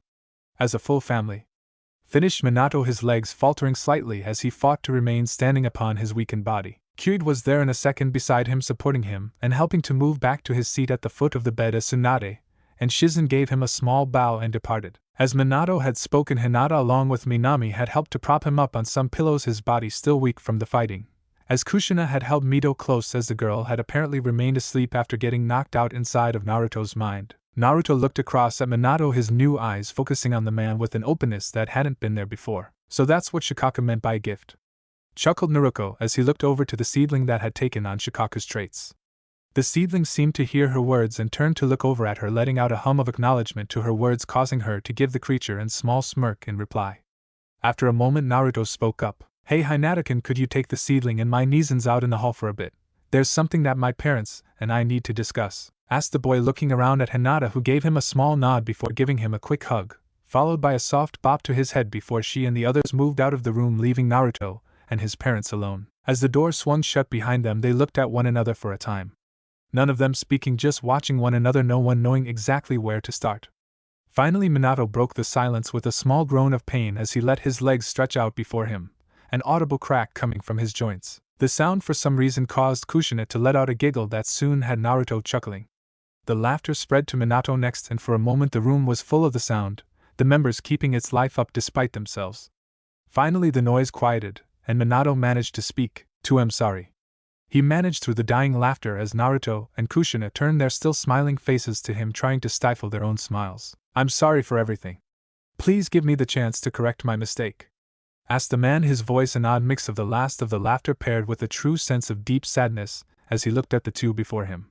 Kushina, for her part, looked over at Naruto, waiting for the boy to make the first move. The two watched as the smile from the laughter slowly faded, and the boy looked over at Minato, his eyes shaking back and forth as they did. Don't know if I'm ready yet, he began, causing a small frown to spread across Minato's lips. But, continued the boy, stopping the Hokage before he could sink into despair, I guess we can try Minatabaka. He finished, giving the man a small hopeful smile that Minato returned. Minatabaka. I guess that fits, chuckled the blonde as Kushina moved over to move Minato over to sit beside her at the side of the bed. There was still the attack on Naruto to examine. There was still conflicts ahead. There was still work to be done before Naruto had a father again. But for now, Minatabaka was a start. Chapter 22. Talking, thinking, mental conversation, DMO and God or the like. Jutsu, picking up the pieces of a war. As the door swung shut behind them, they looked at one another for a time. None of them speaking, just watching one another, no one knowing exactly where to start. Finally, Minato broke the silence with a small groan of pain as he let his legs stretch out before him, an audible crack coming from his joints. The sound for some reason caused Kushina to let out a giggle that soon had Naruto chuckling. The laughter spread to Minato next, and for a moment the room was full of the sound, the members keeping its life up despite themselves. Finally the noise quieted, and Minato managed to speak. I'm sorry. He managed through the dying laughter as Naruto and Kushina turned their still smiling faces to him, trying to stifle their own smiles. I'm sorry for everything. Please give me the chance to correct my mistake, asked the man, his voice an odd mix of the laughter paired with a true sense of deep sadness as he looked at the two before him. Kushina, for her part, looked over at Naruto, waiting for the boy to make the first move. The two watched as the smile from the laughter slowly faded, and the boy looked over at Minato, his eyes shaking back and forth as they did. Don't know if I'm ready yet, he began, causing a small frown to spread across Minato's lips. But, continued the boy, stopping the Hokage before he could sink into despair, I guess we can try Minatabaka. He finished, giving the man a small hopeful smile that Minato returned. Minatabaka. I guess that fits, chuckled the blonde as Kushina moved over to move Minato over to sit beside her at the side of the bed. There was still the attack on Naruto to examine. There was still conflicts ahead. There was still work to be done before Naruto had a father again. But for now, Minatabaka was a start. After a few hours, the sun was finally setting over Konoha, as a group made their way slowly from the hospital and down the war-torn streets towards their home. In the lead was a black figure that blended into the night itself, only illuminated by the occasional unbroken light along their path. Washes of dim electric light revealed the figure of a boy with long, bulky claw-like arms and small tanuki ears. Before it, its large tail was across its chest like a makeshift sling. Nestled into the soft plush of the enormous tail was the small form of Mito, curled up into a small ball, holding happily onto one of the creature's fingers, as the creature continued forward, with a determined stride. Earlier in day, the little redhead had decided that this new seedling was to be known as Shikaku. Once she was told about Shikaku, Shikaku seemed to have inherited some of Shikaku's personality, as instead of playing with the girl in cheerful abandon, it instead had simply hung back watching over her and the rest of the seedling as they played, every once in a while keeping the group in check with a small blast of black sand that would push them apart. So Shikaku had watched until Mito had managed to run herself out, gently wrapping her in its tail, creating a makeshift blanket for the sleeping child, and then with a few huffs and hums, instructed the rest to either head back to Naruto as seeds, or in the case of Kyuid, to go back to his work as a support for Minato. Following Shikaku were the three figures of Naruto, Minami, and Naruto, all looking more or less beat from the day's events. As the three trudged forwards, they would give each other small exhausted smiles, but otherwise remained silent, just holding themselves together for the time being. Behind them marched the final three, Kushina with her arms still held up in a sling, followed by Minato, and Kyuid, the latter still using its tails to steady Minato as he moved forwards. The two adults hadn't spoken much since their departure from the hospital room with Naruto. The events in the boy's mind had been traumatic to say the least, but it was at an end now. Everything was out in the open, the prophecy, the mistakes, the broken promises, the destruction of their family. Everything. Nothing was hidden now. Minato couldn't help but flinch as he remembered when they had brought in Naruto and Minami to explain everything. It had been quite the event. Flashback. The group had chosen to move into another room, thanks to the giant hole they had made in the previous room. As they filed in, Minato was pushed onto a bed after it was clear he was barely standing as it was. After he was set down, the others filed in, leaving Nito and the seedlings to be watched over by Kurenai, Asuma, and the confused pair of Kakashi and Guy. Kakashi in particular seemed to be amused as one of the seedlings took to mimicking his actions, even creating a small black book of its own to flip through, idly letting out small hums to mimic the man's own giggles. Meanwhile, back in the room, Kushina put up the seals once more, turning to find a seat as Minato looked around at the group with a heavy sigh. "Two-san, what's going on?" asked Naruto as the seals finished being set up. Minami nodded in agreement, turning to look over at Minato, who let out a tired, forlorn sigh. As his blue eyes looked around, they focused for a moment on the mismatched eyes of his Sochi. "No. I've waited long enough to answer for my mistakes. Too long." The blond man thought, taking a hold of himself as he looked back towards his museums. "Naruto-kun, Minami-kun, it's time you know why everything you saw happened. And who's to blame for it all?" started Minato, causing the girls to look around confused at each other for a moment before the blonde continued. Minato laid out everything, the prophecy, the slow progression that had warped the simple plan to the monster that had almost destroyed them all. As Minato explained the sad tale of events, Naruto and Minami could only look on in mixed horror and confusion as the reason for all of their problems was set before them. When the story was over, the two girls looked completely overwhelmed, both staring wide-eyed between Minato, Kushina, and Naruto as if expecting someone to shout, "Just kidding." Finally, Minato spoke up once again. "I'm so sorry, Minami-kun. Naruto-kun. I failed you all. Especially you, Naruto." Minato finished, letting his tired body lean back into the bed, his eyes pressed tightly together, not wishing to see the looks of betrayal upon his family's face. "Wait, all that training? All of it was for some stupid prophecy? Why didn't you tell us? What, were we just some kind of tools?" asked Naruto as she looked up at her Two-san. Minato seemed to flinch slightly from his museum's tone, before replying. "Jiraiya and I decided to try and protect you from the prophecy. To prepare you for it so that you and everyone else would be safe. We were fools to keep it from you. Fools for not seeing you as my children first," replied Minato as Naruto looked away, her own face contorted into a look of mixed anger and betrayal. "Protect us? What about Naruto? Why wasn't he being protected? Why were we chosen? Would you have done the same to us?" As Minami, her tone becoming slightly more panicked as she continued. Beside her, Naruto was also becoming agitated. Minato could only hang his head in shame, knowing that nothing he could say would make his mistakes any less despicable. "I don't know," replied the man in a voice that sounded like it caused him a physical pain to use it. Minami and Naruto looked beyond horrified at the blonde's words, their minds flashing to show every time that he had praised them, every smile, and every cheer, now somehow darkened by this reveal. The two looked as though their world was about to break once again before help came from the most unlikely of sources. Naruto walked over between the two agitated girls and softly poked the two in their stomachs, causing the two, despite themselves, to let out small shocked giggles. "Nah, Naruto, what the heck?" asked Naruto, giving her knees an annoyed little look as Minami mirrored her on his other side. Naruto in turn gave the two a small smile before speaking up. "Naruto, Minami. Minatabaka made a horrible mistake. I won't defend him for that. I still haven't forgiven him myself," spoke Naruto, as behind him Minato gave a small flinch at the boy's words but simply stayed silent as Naruto continued. "But he made his choice, trying to do what he thought would protect everyone. Even me. He was wrong, but he has made enough mistakes without us inventing new sins for him to answer for." At this, Naruto turned to face Minato, his gaze set and determined. "Did you fake the pride and happiness you showed them? Was that an act to you?" Naruto asked, his tone firm and direct. Minato opened his eyes, the pain and sorrow almost a physical presence around him. "Never, my mistake was never having you there to share those feelings with, Naruto," spoke the man in a slightly firmer tone. Naruto seemed to consider the man for a moment before nodding slightly. "I can understand his actions as a Hokage. I can understand them as a shinobi. But you have a long way to go before I can understand you as a Two-san. But that doesn't change the fact that you were a good two-sen for Naruto, Minami and Mito. At this he turned to look around at the girls. He has to answer for what he did to me, but please trust me to know when it's the right way to do it. K. Finished Naruto, looking back at the girls who looked more than a little exasperated. Naruto looked ready to speak up before Minami gave her a small pat on the shoulder, causing her to halt. Just like you Neeson, there's just no arguing with you sometimes. Besides, I think we've had enough separation in this family for a lifetime. Finished Naruto, walking over to give her Tsusen a small annoyed look. I guess I can't point fingers after how I was. But I'll follow Naruto on this one. Finished the girl as she gave Minato a small smile, moving over to sit beside Kushina.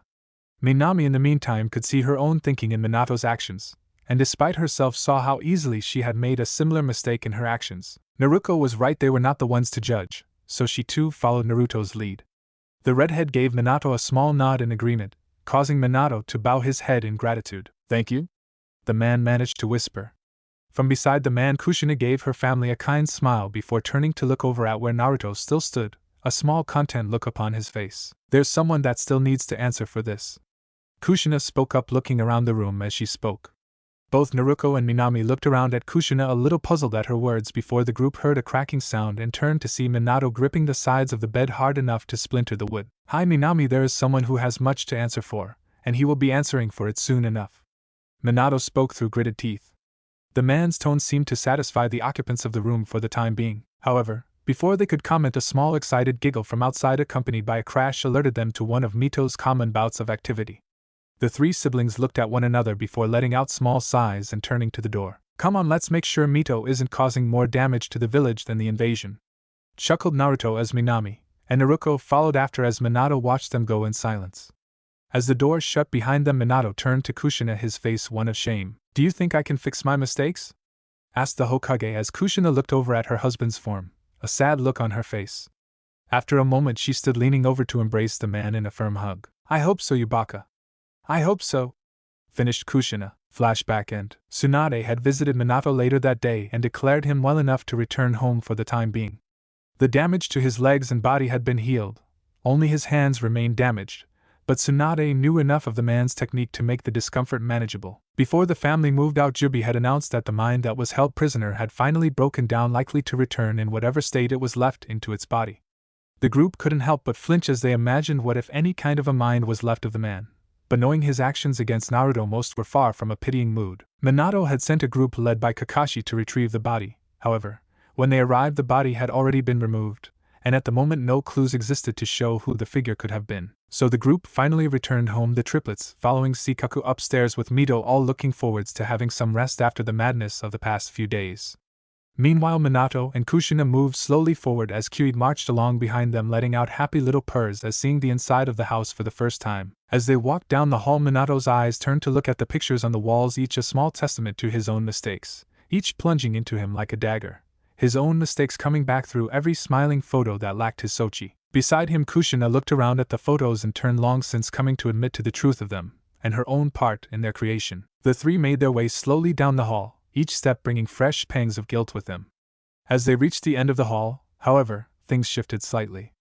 Minato looked round, seeing a group of new photos that he hadn't remembered seeing. Naruto's smiling face showed out of each of them, grouped around everyone from his team to Tsunade and Kushina, all apparently taken within the last few months.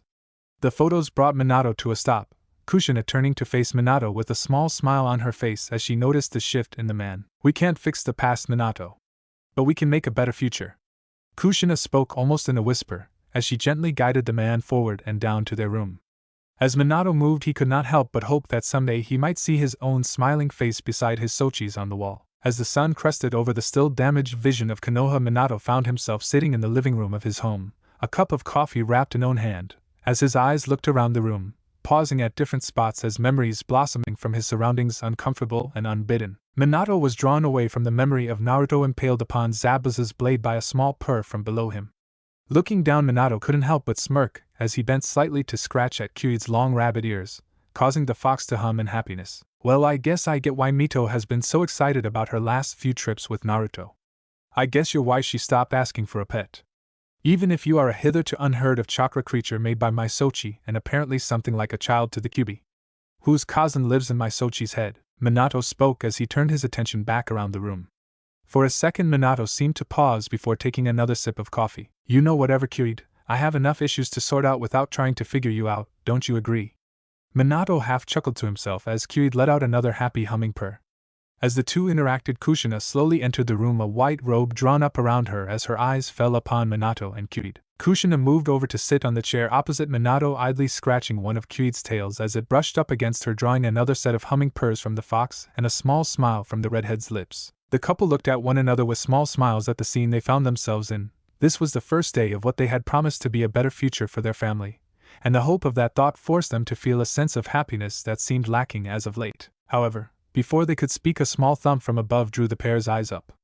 As they watched, Shikaku walked out onto the small open balcony that overlooked the living area, its two mismatched eyes focusing on them as it let out an almost thankful huff at seeing them. As the pair watched, the tanuki-like boy march downstairs before moving over to look directly at Kushina before turning around and unrolling his massive plushy tail to show the still sleeping form of Mito that seemed to have a death grip on the creature's tail. Apparently the girl had decided to not let go of the appendage, so Shikaku had become the unwilling plushie for the redhead all the previous night. Kushina couldn't help but let out a small giggle at the vision of the tanuki boy sitting on one end of the bed with the girl practically attached to him the whole night. Kushina looked between Shikaku and Mito with a small thankful smile before reaching over and pulling the still sleeping Mito from the creature's tail, extracting a small happy hum from the creature as it collapsed back into its seed form, carry a single large sand-colored stripe-like tail upon it. The two watched as the seed shot upstairs, a small excited yelp followed by a small bang following it moments later. What the? Do you have to do that while I'm sleeping? The floor is cold in the morning, echoed the voice of Naruto, followed soon after by a small commotion as several figures moved around upstairs. A few moments later, Naruto along with Minami and Naruko all walked out onto the small balcony, all still in various loose sleeping cloths ranging from orange to blue. The triplets blinked sleep out of their eyes as they looked down at the scene in the living room, spying the rest of their family below. Soon the family was all gathered in the kitchen as Minato along with Naruko worked on cooking, as Kushina sat with Minami watching amused as Naruto and Mito instructed Kirid in helping to set the table. The process was more trial and error, with more on the error side as Kirid once again overshot the table with a plate in one tail, causing Kushina to catch it with a golden chain, handing it to Minami, who let out a small chuckle as she set it in place. You remember the good old days when they didn't help? Chuckled Minami as she looked over at Kushina as another plate went whizzing by. Kushina gave her museum a happy little smile as she focused catching another plate that went by. Soon enough the family was more or less seated around the table. Kirid was allowed to stay thanks to Mito's insistence, and was lying on the floor beside Mito's seat, as the little girl tried to pass him some of the food from her plate with her chains. It was when the group was about halfway through eating that a noise came from the front of the house, drawing the family's eyes around as Minato pushed himself up from the table to answer it. The rest of the family watched him go, Kirid once more at his side, his tails once again acting as a crutch for the man as he made his way to the door. After a few moments, Minato returned marching along slowly until he reached the door to the kitchen, looking around at the group as he did. After a moment he let out a sigh and moved over to plop back down in his seat. The family exchanged confused looks before Naruko spoke up. "Tusan, what's up?" stated the blonde girl before twirling her fork into a small golden chain that was inching towards her sausage, causing Mito to frown at her. Minato looked up at his museum's words, then around at the rest of the family's faces, all looking at him confused. For a moment Minato considered remaining silent, but the next he realized the slippery slope that could be once again. So with a small sigh he spoke up. "That was a message from the elders. The council will be meeting today, and it has been requested that I explain the events that occurred during the invasion, particularly the black creatures seen among our forces," spoke the man as he looked around the group just as Kirid popped his head up, looking over at Minato along with the rest. "So what are you going to say?" asked Kushina as she watched her husband, her expression guarded, inwardly fearing the choice that Minato might soon be making. However, it seemed that Minato had indeed entered into the right path. "I will explain what happened to me, and that everything else is a matter of clan business, and in that case I must defer to the Uzumaki clan," finished Minato as he looked over to where Naruto sat, his two-toned eyes looking over at Minato with a small approving look over at Minato. "So Minatabaka seems to be getting with the program. I still say you should have let me pound on him while he was in here," commented Jubi as Naruto pushed back a small grin that threatened to break out across his face. In the meantime the rest of the family turned to look over at Naruto, who seemed to be considering his options. After a moment he seemed to come to a conclusion before giving Minato a small smile. "It would be my pleasure to assist my Hokage. He can be a baka at times, but he is getting better," smiled Naruto, causing Minato to smile slightly despite himself. The females at the table looked between the two blonde men as they gave each other small smiles, before all looking at one another and coming to some kind of silent agreement. Well, I guess that the members of the Uzumaki and Namikes will be attending a council meeting, Kushina said, getting nods from both Naruto and Minami. In the meantime, Mito just smiled over at Kyuid, who let out a small humming yip of approval. Minato looked around for a moment, considering arguing the point, but a small dangerous smirk from the women at the table decided better of it.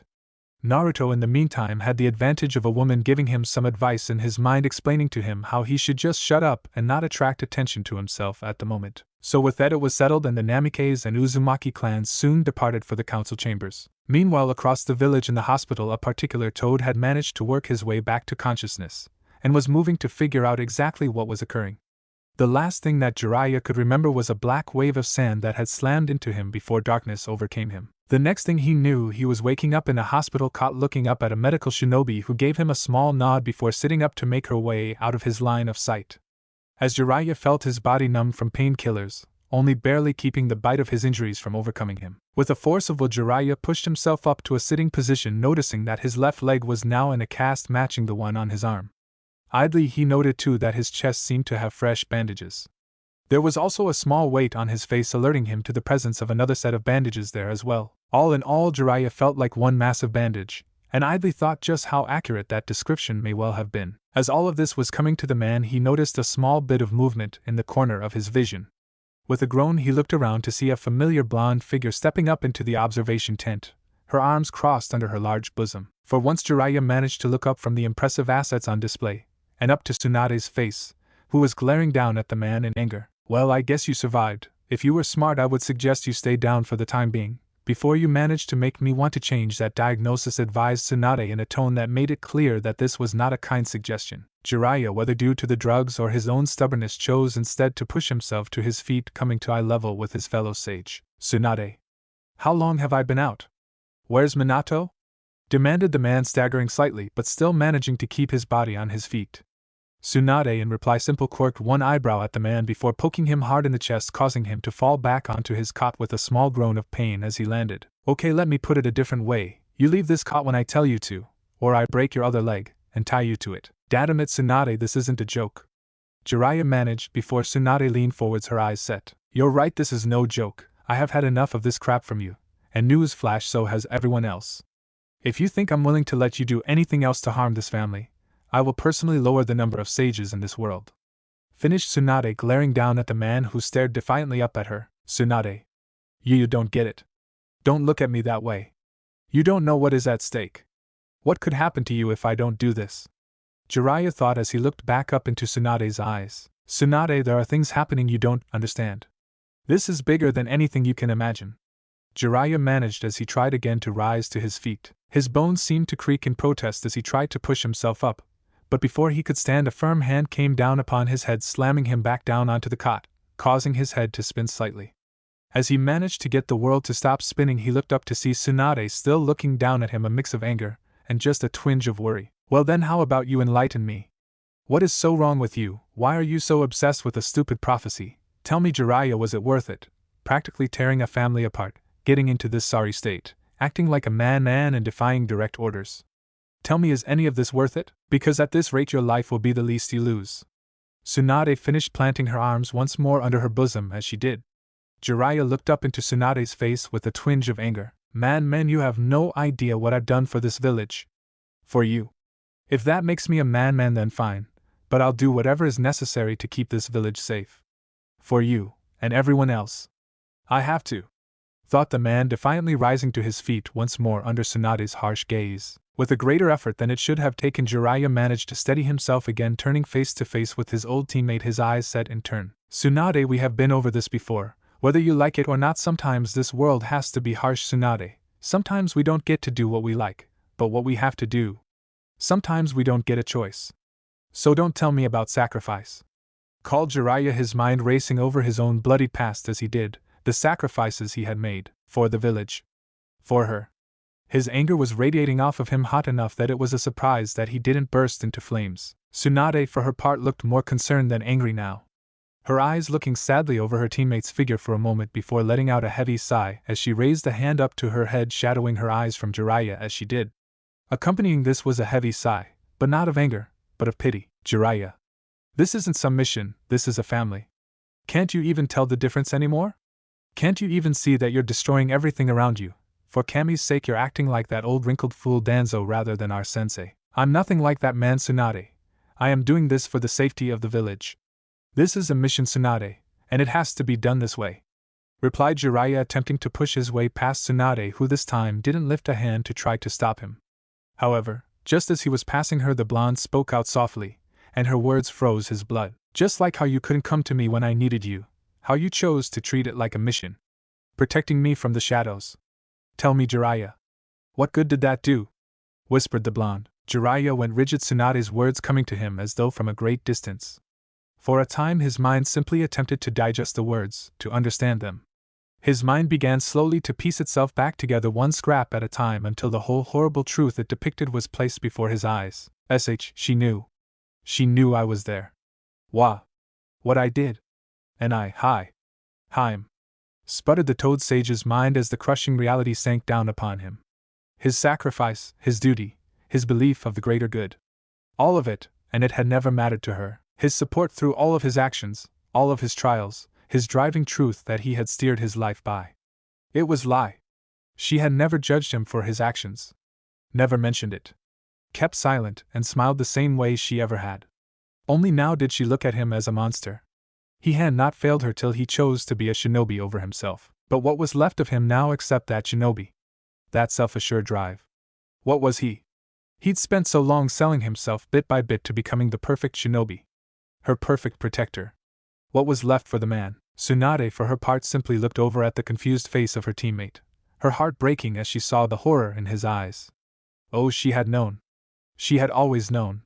The first week she had left to grieve, she had assumed that she would be attacked, waited for it in fact, wanting to fight, wanting to let the pain escape from her that way, but they had never come. So she waited, wrapped in her own sorrow, waiting, hoping that someone would come to help her, longing for the smiling face she had always known to burst through the door and make a wise crack, anything to cheer her up. But he never came. It was on the fourth week she had recognized the taste of blood in the air as she had left the hot spring. She had turned expecting a fight, only to find nothing, so she had raced out towards the smell expecting something, anything. She had raced into a clearing only to catch a small flash of fire and smoke that had illuminated the area for one moment. And in that moment she had seen him. Jiraiya standing covered in blood with a body slung over his shoulder, a Kumo headband hanging limply from the body's head. Before she could do more than take this in, the pair were gone, leaving nothing but the stale taste of blood in the air. Then she had known where her friend had been. Where the assassins had been. And she cursed herself for not seeing it. She had waited then. Waited for each night, each attack, rushing out to try and catch him, to find him when the attacks came, but always she was too late to find him. Their little dance continued for months until Tsunade found she could no longer live like this, alone, waiting, hoping, and failing to find her friend. To find help. She turned to drinking again, gambling, anything to remind her of the pain she was feeling. Her journey finally came to an end when a letter had come about Kushina's pregnancy, so she had returned to the village. And only then had she seen her traveling companion. His smile somehow darker than before. Scarred. And because she cared for him, she had kept her silence, giving him the smile she knew he had fought for, keeping her silence for his sake. For the man she had found she cared for more than she ever thought possible. But seeing what he was becoming, Tsunade had finally ended it. Because if she didn't, she feared the man she had waited for would never truly return. And that thought was too terrible to even admit to, because it would mean the death of another of her loved ones. Another she couldn't save. Jiraiya was still frozen, standing, his mind collapsing in upon itself as one of the absolute truths of his world fell apart around him. As if on instinct his body jerked forwards as he started to march. Move. To run from the reality that had just confronted him. Tsunade turned, casting a disappointed look over at the man who was moving away from her. For half a moment she was tempted to speak to him, but instead just watched as Jiraiya slowly began to walk away. Towards the entrance to the hospital. She could fight him, she could yell, threaten him. But it wouldn't bring him back. It couldn't, he had to fall first. So she watched as he marched himself off towards the council to find Minato. To hold on to anything left of his life. A single thing that wouldn't be a mistake. His only hope for his path to have been justified. However, even as he marched forwards, he could not help but fear for the horror of the truth on his horizon. That everything he had done had been for nothing. That he had become this hollow shell of a man for nothing. As Jiraiya hobbled his way out of the hospital, Across the village, the Uzumaki and Namikaze family arrived only a few moments before at the Hokage building, which doubled as the council chambers. At the moment, the group had filing into the Hokage office to wait for the time of the meeting. At the moment, Minato was seated behind his desk with Kushina sat on the couch, her hand gently stroking Kyuid, who was purring happily at the attention, his eyes dimmed to almost complete blackness, the creature's equivalent of closed eyes. Across from the couch was the open wall of the office, a few pictures having been taken down and stacked on the side, clearing the wall. At the base of the wall, Naruto and Minami were standing with their arms interlocked and small smiles on their faces, looking up at their Yamato. Mito was attempting with instruction from the pair to learn to walk up the wall. It seemed that Hanabi had mastered the ability already thanks to the Hyuga training, and Mito had announced her desire to accomplish the same. So Naruto and Minami stood with their arms forming a net, catching the giggling form of Mito as she tumbled from the wall after a few steps. The final member, Naruto, sat across from Minato, the diminished seed from the summoning being rolled between his hands. Naruto had attempted to create a seedling from the orb, but it seemed that in its state it was incapable of most of his techniques. Something to mind for the future if he wanted to continue to have Jubi in the fight. Minato watched the small black ball about the size of a baseball roll back and forth, still feeling more than a little awkward addressing the boy before him. After a moment, Minato decided to at least communicate with his Sochi on some level. He had to start somewhere. Naruto, even if we don't like it, you will need to give some explanation. Trying to hide everything will only hurt our position more. Besides, obviously we can have Jubi show up. Best case scenario, she puts a few of them in the hospital. And I can't see her responding well to the whole view of her children. Also, I'm guessing that she may still want to take a swing at me. Spoke the blonde. He makes a fair point, I would. Came Jubi's voice from the small orb in Naruto's hands. For whatever reason, the seedling in question had a direct link to Jubi now, and functioned like a pollen megaphone. Minato gave the ball a small look of concern before he let out a small chuckle. Naruto gave the orb a small smirk before turning to face Minato. Hi, I suppose that wouldn't end well. I guess we go with Kazan's idea. Some ancient Uzumaki super secret move. Passed down from our great uncle or something, right, Kazan? Finished Naruto, leaning back slightly to look over at Kushina, who gave him a half-annoyed smile. Well, it's better than what you two came up with. What was that last one? You found them in wave as ancient artifacts from the Sage of the Six Paths? Kushina fired back, getting a huff from Jubi. As if all that guy left were family issues a mile long. Half snorted Jubi just as Mito dropped from the wall again with a little eep of excitement, as she was caught by Minami and Naruto.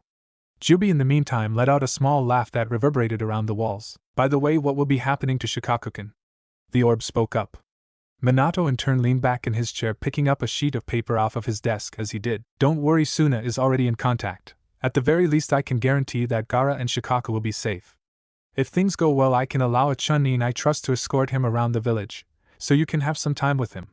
Kami knows the boy looks like he could do with some social interaction. Finished the blonde, getting a nod from Kushina and the girls.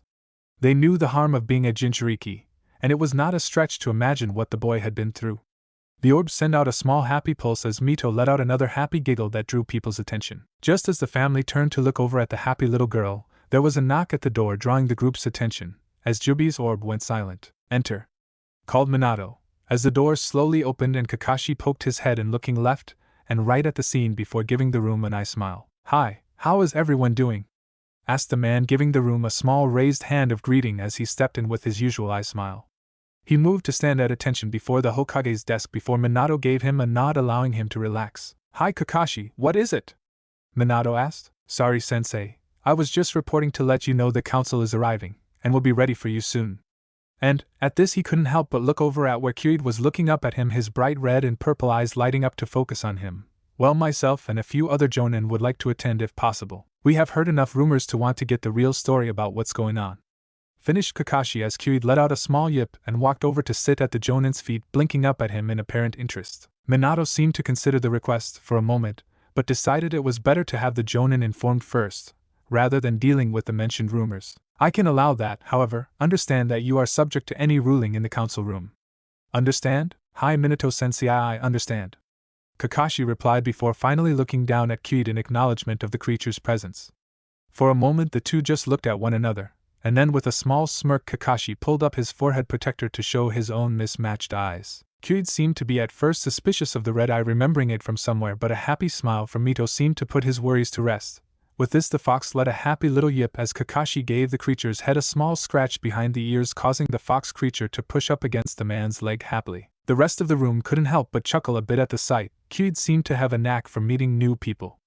Kakashi soon left to inform the rest of the Jonins wishing to be present during the meeting after giving Kyuid a parting scratch. The family spent the rest of the time with Mito, and the girls continuing their exercise as Kyuid moved around to lie down beside Minato.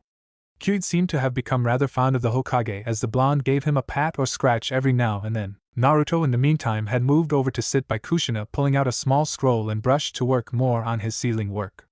The two had been working on his ceiling for a few months now, but progress had been slow at best. It seemed that Naruto's chakra didn't like sticking to ceiling works as naturally as normal chakra. At the same time, Kushina had found that by definition Naruto's defensive barriers and seals had an advantage over any other. Naruto despite this was determined to at least get an understanding of the art given his Uzumaki heritage, though his personal work was still more dangerous to him at the moment. Things seemed to be going along smoothly for the healing family while they waited, and a kind of rhythm took over, allowing them to relax. At least until there was a commotion at the door that drew all of their attention. There was a small series of thumps outside the door that drew everyone's attention. Even Kyuid's head poked up from behind the desk. The noise continued to build at the door. In Mito's case, her attention caused her to lose grip from the wall, causing her to tumble into the arms of her Nizans. The door to the office was suddenly flung open, showing the patchwork of a man. The figure seemed to be made more out of bandages than body, and with a small shock they noticed that the figure was someone they knew. Jiraiya standing in the open doorway, his body sagging, but moving with an almost fanatical strength. For a moment everyone just watched as Jiraiya staggered in, apparently incapable of noticing anyone outside of Minato, and even then he seemed somehow distant. His eyes almost looked glazed as he marched forwards into the center of the room, his entire focus on the man seated before him. The man's lips cracked open as he reached the edge of the Hokage's desk, his voice coming out in a broken call. Minato. Yuri okay? The girls, the village. Minato, something is happening. Naruto, the prophecy.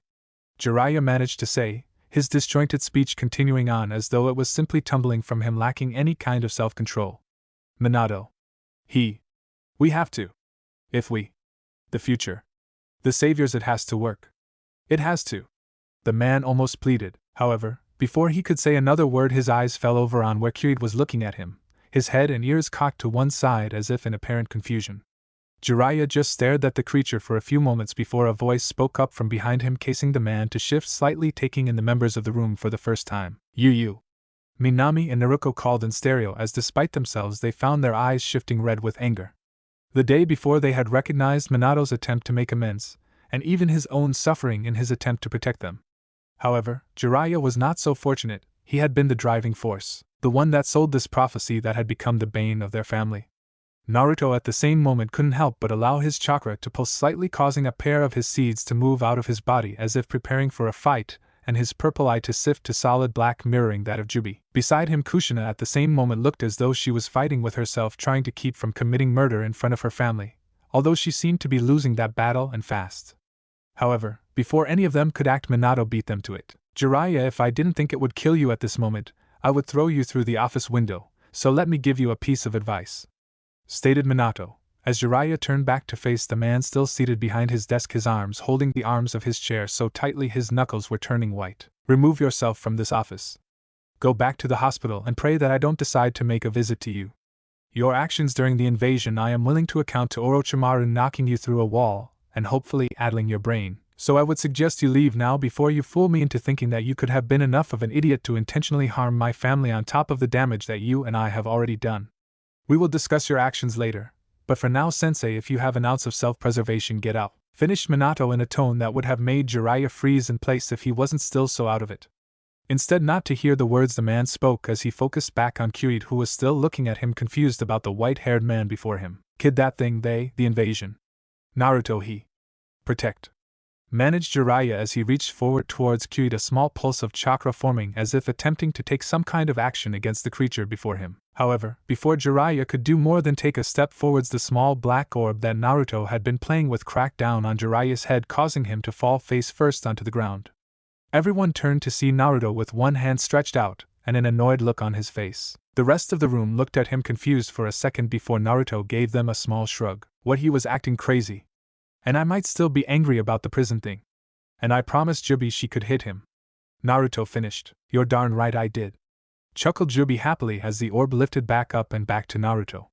The rest of the group couldn't help but nod in apparent approval with the pair's actions before Minato let out an audible sigh, signaling for a pair of Anbu to enter the room. A moment later the pair left with orders to take Jiraiya back to the hospital and keep him under guard while he was there. As Jiraiya was escorted out, another Umbu appeared bowing in the center of the room, drawing everyone's attention once again. With emotion the Umbu rose quickly, saluting Minato. "Hokaja-sama, the council is prepared and awaiting you," spoke a female voice from behind a cat mask bordered by long purple hair. Her Umbu uniform clung to her form, accenting her build while also drawing attention to the blade that was draped across her back, marked her as one of Konoha's few blade masters. Minato gave a nod, standing as Kushina moved over to take Mito from her Nizin's arms and setting her down beside her.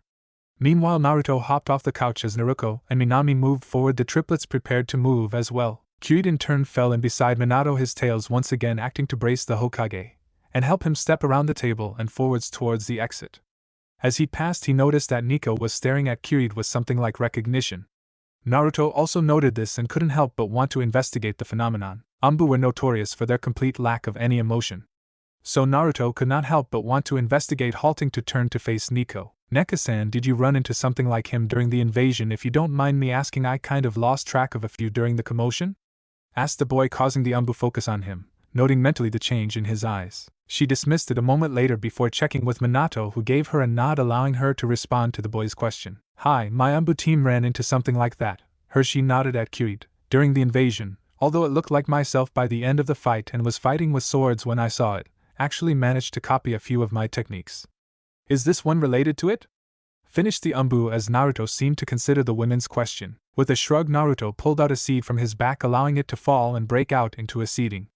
The seedling in question looked around for a moment before spying Nico and letting out a hum, as a sword molded itself from the creature's back, and its cloths changed to reflect those that Nico wore. Soon there was what looked like a mini Nico standing beside the group as the Umbu just looked down in apparent surprise. The Uzumaki and Namake's family gave the image a small look, shrugging it off, and moving towards the council chambers, leaving the mixed pair of Nikos slightly behind. There was only so many times that a seedling could pull its mimic trick before one simply became used to it. Nico finally seemed to snap out of it, as she gave herself a small shake before turning to follow after the group, noting the seedling falling in beside her, matching her steps with its own. After a few steps she glanced down to see the seedling looking up at her, his face now obscured by a similar Nico mask of his own, only colored a mix of black and purple. The seedling seemed to notice the attention, letting out a happy little hum of excitement that caused Nico to look back up, trying to keep from giggling at the creature's actions. It wasn't every day, after all, that one was given their own mini-me. At the same time, Nico just turned the corner to see a few of her fellow Umbus standing guard before the council chambers, their masks all facing forwards in silence. Nico just spotted Minato and his family entering into the chambers as the door swung shut behind them. Falling back on protocol, Nico took up her post beside her fellows, with the seedling marking up to stand at attention beside her. From beside her, Boar and Hawk leaned slightly forwards to get a look at Nico's companion. In turn, the mini Nico leaned forwards to look at them. For a moment the three just looked at one another before Nico gave a short nod before leaning back into formation. Boar and Hawk looked at one another before giving a shrug and leaning back. After all, after the past few days, this was hardly the oddest situation they had been involved in. Besides, it was practicing proper protocol, and they had wanted a mascot for a while. After that, the group remained stoic at attention. Soon a group of Jonin and Special Jonin rounded the corner with Anko and Ibiki in the lead, followed by the team leaders, all of those that Kakashi had been referring to when he met with Minato earlier. As the group arrived, Anko looked over, stopping in mid-sentence as she spotted the seedling, a wicked smile spreading across her face as she focused on it. "Oh, so you guys got one already? Where do I sign up? Those little buggers are great," chucked Anko as she marched over to look down at the seedling that gave a small hum of greeting. Anko in turn looked over at Nico, who she knew outside of her Umbu work, with a small smile. "Neko-kun, can I have him please?"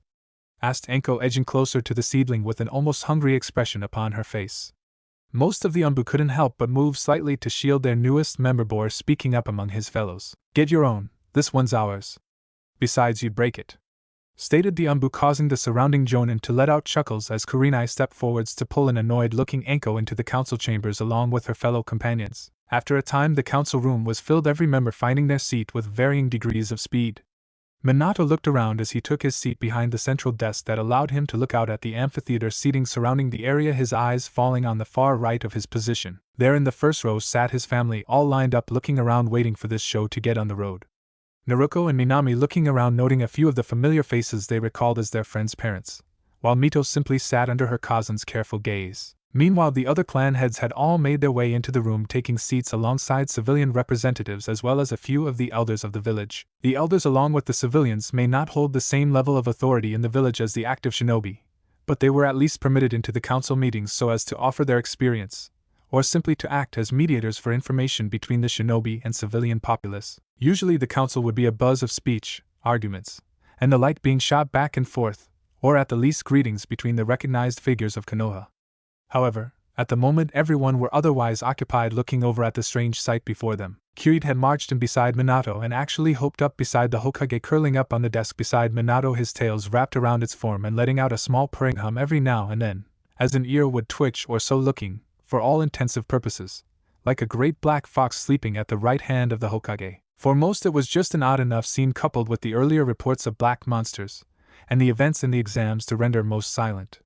It hadn't helped when Hayashi had made his way into the chambers, his movements slow but firm, accompanied by Hinata on his right, and Hitomi on his left, both acting as support for the man. Hinata had been allowed to attend, with the understanding that she would be monitoring Hayashi's condition, as he was still recovering from the recent conflict. As the trio moved into the chambers, both Hitomi and Hinata had paused as they passed Minato to give Kyuid a pat, from which the creature gave a happy yip. After a time, Minato decided to begin the meeting, giving a small signal to the umbu surrounding the room to seal it to all outside forms of communication. As he did, he couldn't help but not a slightly smaller umbu running after the rest, but simply shrugged it off. As the seals fell into place, a small pulse of chakra was enough to draw everyone's eyes forwards towards the Hokage's position. This meeting will now begin. We have been called here today to discuss the events of the recent invasion. It will please the council to know that thanks to Lady Tsunade's efforts, the hospital was able to hold the number of casualties to a minimum, and those injured are well on the way to recovery. At present, our forces have lost about 25% capacities for at least the next few months. At this time, our forces have also taken position on the borders of Konoha, and have reported no further incursions from Suna or Sound. On that note, Umbu Team 1 has reported that Suna is requesting a meeting for terms of surrender. It seems that Orochimaru was responsible for killing the Kazekage. As a means to enter into the village, the delegation should arrive within the week. For the time, all Suna prisoners are being held separately from any Sound forces until the elements of this assault can come to light. I will add that at the moment it would seem as though Suna was manipulated into attacking, but that still remains to be proven. Started Minato, addressing the new information he had received. Minato continued to announce everything pertaining to troop placement, to captured intelligence, including his own battle with Orochimaru and subsequent retrieval. As Minato finished, those present could not keep from looking from the unassuming figure of Kyuid as it lay there apparently asleep, and back to Minato, as if expecting the Hokage to insist that the figure they saw was not in fact the same creature he had described battling alongside him against Orochimaru. There was a small pause then, as the council seemed to gather itself before figures who had remained silent at last took up their voices. Hokage-sama, I believe I speak for the majority of this council when I ask what that creature is, and what exactly is the connection to the events of the invasion, particularly how it managed to aid you during your conflict with Orochimaru. Stated a wizened, elderly-looking woman, her hair pulled back into a tight bun. I must agree with Koharu-san on this matter. Reports have been circulating concerning several of those creatures, and their connection to not only your Sochi, but also several incidences in the invasion. In fact, some have even reported that they are somehow connected to the tree that has appeared in the stadium, and the woman reported to have subdued the one-tailed beast. With this, there are also earlier reports stating similar creatures were involved in the second exam. I am sure that we would all like to know just what these creatures are. Finished Hamura, the elder's spectacles covering his firm gaze as his old teammate nodded in agreement beside him. The pair sat watching Kyuid with a concerned look on their faces. The two had become more suspicious of any danger to Konoha after their old age had robbed them of the strength to protect it as they once had. Now they viewed it as their duty to cut off problems before strength of arms were required, and at this moment the threat was the creature before them. Add in that this particular creature, and his kind, had basically appeared out of nowhere, only added to their concern on the matter. From behind the pair, the third elder, Danzo, sat watching, his one visible eye focused on the creature, even as his mind continued to show him images of what was left of Fu when his body had been brought back to root.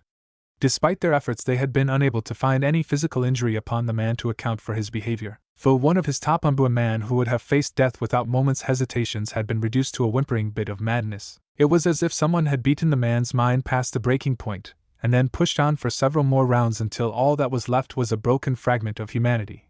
Whatever Fu had seen or experienced, it was clear that it had all but destroyed the man. Even now, the remainder of Root's mental walkers were doing everything they could to salvage anything of the man Fu had once been.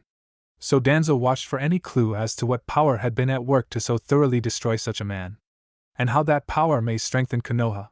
Under his guidance if necessary, Minato looked up towards the elders and then around to see the faces of the clan heads also looking for some kind of information on this unknown element in their midst. Most only knew that Naruto was somehow involved, but even then this did little to answer the larger questions in play, so Minato let out a sigh turning to see Naruto looking back at him. After a moment Naruto gave Minato a small nod, moving to stand and approach the center of the room. The creature you are referring to is the product of a clan technique, and as such any questions must be handled by the clan in question. As such I must ask Naruto Uzumaki to stand and address the council's questions. Finished Minato as Naruto finished marching over to stand in front of the Hokage's position, facing the rest of the council. Naruto looked out at the assembled council, his posture relaxed, carrying a kind of calm indifference to the entire setting. A few of the shinobi took note of the boy's disposition, but before they could do more than take note, a voice rang out around the room. The elders wasted no time in beginning their questions. Genin Naruto Uzumaki, you are called to answer what relation you have with the creature present, as well as the events during the exam. Called Koharu in a harsh tone of a seasoned warrior. Naruto in turn faced over towards the woman, his mismatched eyes resting above a small smirk, an otherwise lazy expression that almost begged for a challenge. Respectfully, Elder-san, which event are you referring to? After all, I think you would agree that there was hardly only one event yesterday, replied the blonde, a small smirk on his face. True, he was required to answer to an extent, but that didn't mean they were getting it for free. From over with Kushina and the girls there was a small giggle as Naruto and Minami exchanged looks, remembering back to Naruto's pranking nature in Irika's classes. Oh, he would answer the elders, but the answers would not come cheap. Kohara looked as though she had just been smacked upside the face at the boy's disrespect. From beside her, Hamura had to give a small smirk at the sheer attitude that it took to mouth off to the council like he was. Heck, it reminded him a bit of his old sensei. The second had been many things, but a patient man had not been among him. Something about the boy's clear annoyance with the situation brought back memories of his sensei to him, as though the man was standing before him once again. However, this was not the time to admire the boy, rather it was time to figure out the situation in play. For Konoha Uzumaki, we request to know what is your connection to the tree that appeared in the stadium, and is it connected to any bloodlines that may aid Konoha? Asked the man, focusing the conversation away from any personal issues that may have occurred between his teammate and the boy. Playing a game of personal pride did nothing but slow the process, and unlike his teammate Hamura was not so easily offended. Naruto slowly turned to face the man with a slightly impressed look in his eyes before he replied. Hi Elder-san, I was connected to the tree that appeared in the stadium. I was responsible for the summon that the tree accompanied. Unfortunately, the scroll in question only allowed for one holder and was taken back to the summon realm, so I cannot produce it to show you. It has no connection to any bloodline, and for the record I have no idea how to get rid of the tree if that is your intention. I don't have to fix that, do I? A few of the council let out a small chuckle at the boy's words, some actually letting out a bark of a laugh at the boy's attitude towards the older man's questions. The elders, however, were less than pleased with the boy's flippant answers. True, he had given a clear answer, but he was also playing the fool, allowing it to keep much of the information they wanted hidden. A combination that made one at the best of times difficult to predict and worse, harder to control, either desirable elements for a shinobi in their view. Uzumaki, explained what the summoned creature is connected with your contract, continued Hamura, forcing himself to remain calm. Anger would only destroy his attempts to learn what he wanted, and he had passed too many winters to let his own pride slow him now. My summon wishes to remain unknown, as is its right as a private summon of any clan, so with respect, Elder, I will not reveal the name of the summon, replied the boy, his eyes focusing on the elder. For a moment the two stared at one another until Hamura let out a sigh. Whether he liked it or not, the boy was correct, and summons were outside of village command. Orochimaru was proof enough of that. However, I have been allowed to permit her a moment to speak, but understand she will only address you this once, before returning to the summon realm. Naruto continued before the elders could organize their next remark. With a pull, Naruto held up the black baseball-sized orb before him, allowing it to drift slightly in front of him as it did. The crowd's focus was drawn to the small orb as a small swirl of leaves surrounded it for a moment before a soft voice rang out. Greetings, Council of Konoha. I have been asked by my summoner to prove my existence to you. I find this a foolish request. After all, it was by my hand that the one-tailed tanuki was held at bay. The only duty that is owed is to my summoner for his actions. With that I bid you farewell. Finished Jubi as the seed shot back into Naruto's hand, as the blonde and those who knew Jubi forced them to keep from smirking at the image of the grin that had to be playing across Jubi's face at seeing the council's slack-jawed reactions. For a time no one spoke, many trying to piece together what summon could have possibly spoken through the small orb before them. However, the pause had allowed for Koharu to catch her second wind, which she brought to bear on Naruto. Uzumaki, we demand that your summon answer for its actions against Konoha forces during the invasion. According to reports, it acted to protect both enemy forces, and such an act is paramount to treason, and explanation is warranted. The woman's words caused Naruto to actually let out a small chuckle of mockery at the woman's position. Really? Come on, I just told you she was just going to give her little speech. Besides, I can answer your question simply enough. My summon and I were battling the one-tailed tanuki at the time. Any attack it mounted we countered to the best of our abilities. During the firefight some attacks were intercepted, but no action was taken against our forces. Unless you want to tell me not getting blown apart by friendly fire is some kind of a crime now? Fired back Naruto, giving the woman a slightly smug look that caused her to grind her teeth in annoyance. Very well, Uzumaki, we request an explanation for the creature behind you, as well as their actions throughout the invasion and exams. Naruto in reply shrugged before sending out a small pulse that caused Kyuubi to look up, the lights in his eyes flicking brighter as though it was waking up, before it hopped down beside Naruto looking around at the group. Well, this is Kyuubi. Kyuubi, this is the Council of Konoha, be nice, stated the blonde, causing Kyuubi to give the boy a small nod before sitting back on its feet looking around at the group. Idly it spotted a few familiar faces, letting out small yips of acknowledgement, as it did, wagging its tails happily in turn. At this from above, civilian councilwoman with dark blonde hair actually let out small sound that sounded suspiciously like kawaii, before taking control of herself once again. Anyway, Kyuubi here is one of my seedlings. It is a special Uzumaki type of clone that mimics the abilities of those it sees, kind of like a more solid shadow clone but limited in number. This one watched Minami and Naruto training with the Kyuubi's chakra enough to mimic them. During the second exam I used them as scouts, giving the free feral status of the exam. With the invasion, I simply instructed them to aid any Konoha forces they saw. Does that answer your questions, elders? Finished Naruto with a look of apparent contentment on his brow. The elders seemed to consider this for a moment, trying and failing to poke holes in the boy's answer. Then the final member of the trio rose. Danzo spoke up for the first time from behind the other elders, his voice drawing Naruto's gaze immediately. If that is the case, then could you explain why we have not seen these clones used by any other Uzumaki before? It would seem that your family should have utilized such an ability before now, yet I do not recall ever seeing anything like these creatures from any Uzumaki. Even your own family, stated the man, focusing on the apparent clone before him, thinking of the damages reported during the invasion, and the devastating possibilities of these clones in practice. He knew that the boy was not giving them the truth, but the trick was to catch him in it, and as much as Danzo hated to admit the boy was playing his game well, Naruto privately remembered Minato having made a point to warn the boy about Danzo ahead of time. From what Naruto understood, Danzo was just about the slyest shinobi alive in Konoha, possible the elemental nations, and old enough to show that he was a master at his craft. So as with most things, the way to counter a master was not to play his game, but to change the field. This was apparently a forbidden form of an Uzumaki art that unfortunately causes a shift in the person's chakra as a result of its use.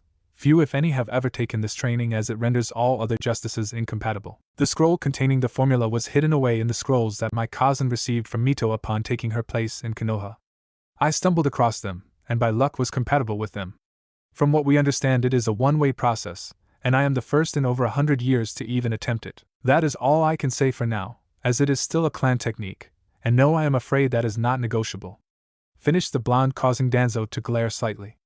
By making this a clan matter, the boy had moved the discussion away from the council's powers to control. A well-executed move. From behind Naruto a voice rose, drawing the council's attention from the debate below. I would remind the council that any question pertaining to the creation of clan justice is not up for discussion. It would be wise for our elders to remember the practice that Konoha has long held in such high value.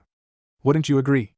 Spoke the man in a tone that made it very clear that his word would not be questioned. Danzo let out a silent curse at this, but soon another voice rang out, causing his attention to shift. Hey pup, answer a question. Those little guys were seen looking different during the exams. Why is that?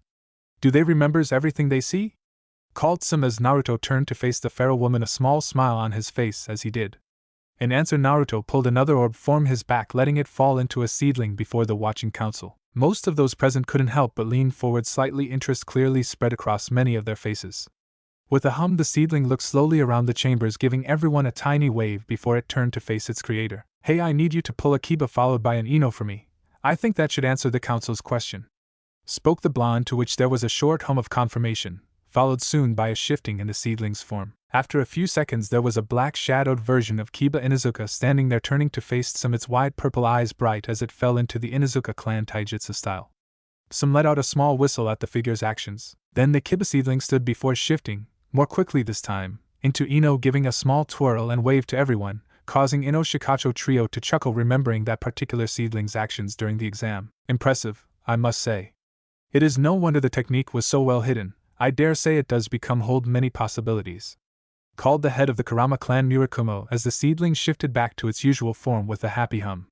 Around him there was a small sound of agreement from the rest of the council before the elders spoke up once more. Impressive indeed, however, we noted that there were multiple of these creatures during the invasion. How many of these creatures do you possess? Both Kyuid and the seedling at this time turned in the direction of Danzo even as Naruto did the same. The number varies depending on how much chakra I pump into one elder, just as with any ninjutsu, replied the boy, causing Danzo to grimace slightly in annoyance. Meanwhile, from above them where the Jonin Satabiki was fighting to keep down a laugh at the way this genin was manipulating the elders, employing the age-old tactic of continuing to go at a quick enough pace for them never to find solid footing. Genin Uzumaki, it would seem that your abilities are quite impressive to say the least. As such, I must request the council to request you turn over at least one of these creatures for study so that we can incorporate them into our own forces.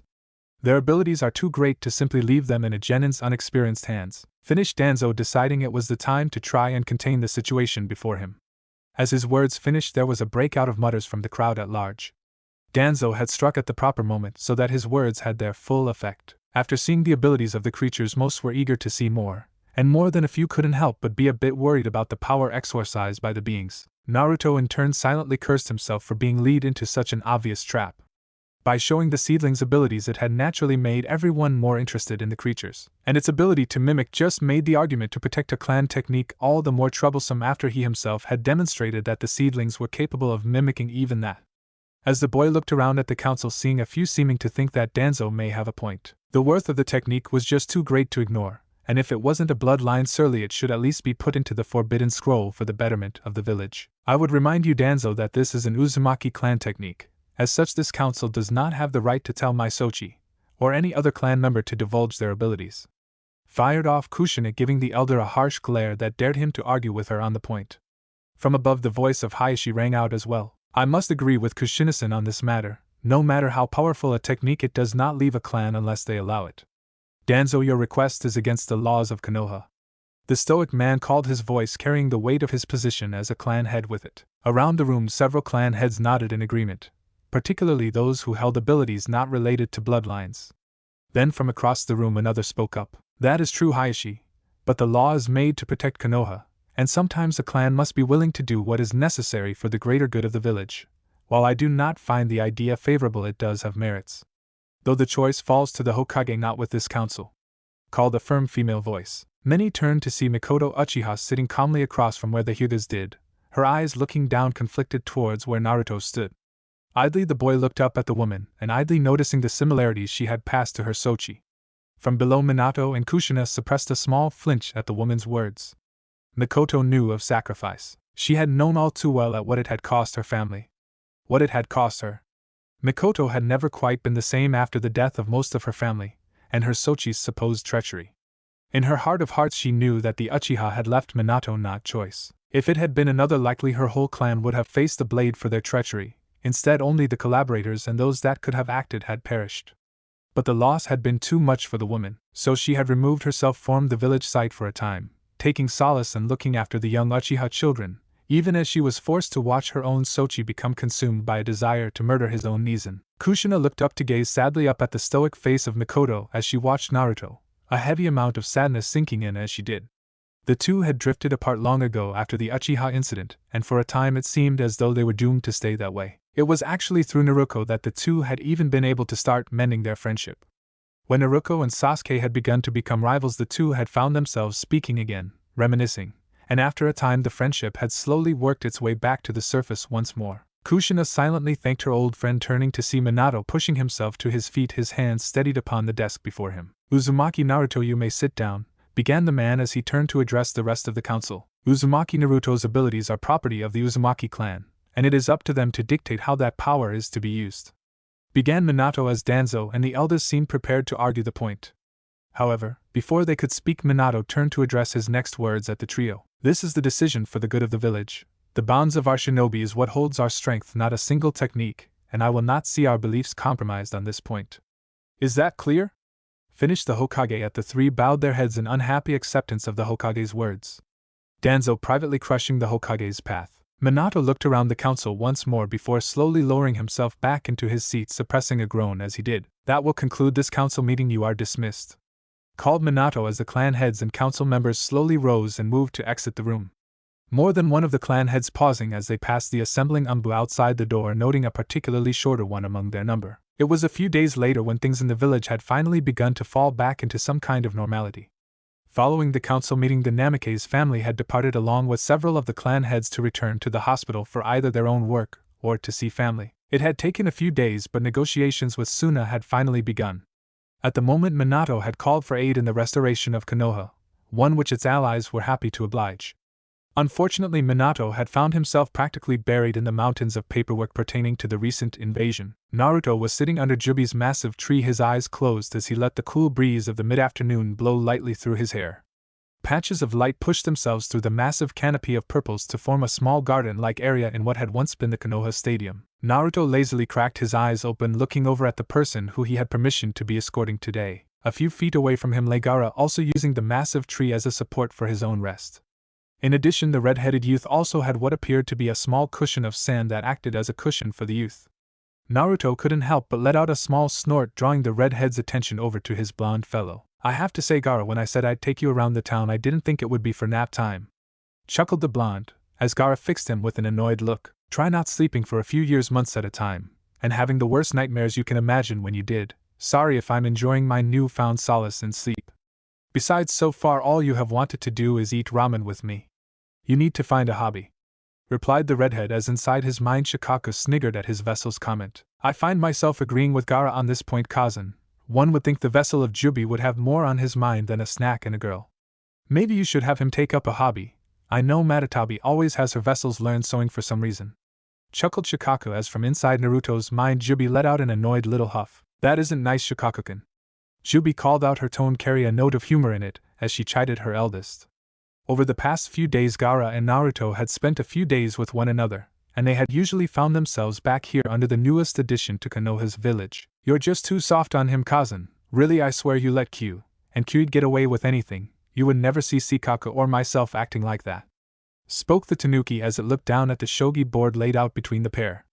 Jubi gave her Sochi a small smirk before moving one piece, causing Shikaku's confidence to suddenly falter. The tanuki's golden eyes grew for a moment, looking between the board and Jubi in apparent disbelief. True, but sometimes you need to remember that everyone needs a little work. Q and Q'd are young, while you, my little Shikaku-kun, are still a bit overconfident, chuckled Jubi as she motioned for the tanuki to pay up. Shikaku looked up with a slightly exasperated look before letting out a sigh as the sandboard disappeared, and he allowed his massive tail to swing lazily round for Jubi to grab hold of as she ran her hand over the soft fur with a happy smile on her face. Meanwhile, outside the pair's minds, Naruto let a small smirk cross his lips before letting out a sigh and relaxing into the soft grass that had formed around the tree. Hey, I have hobbies.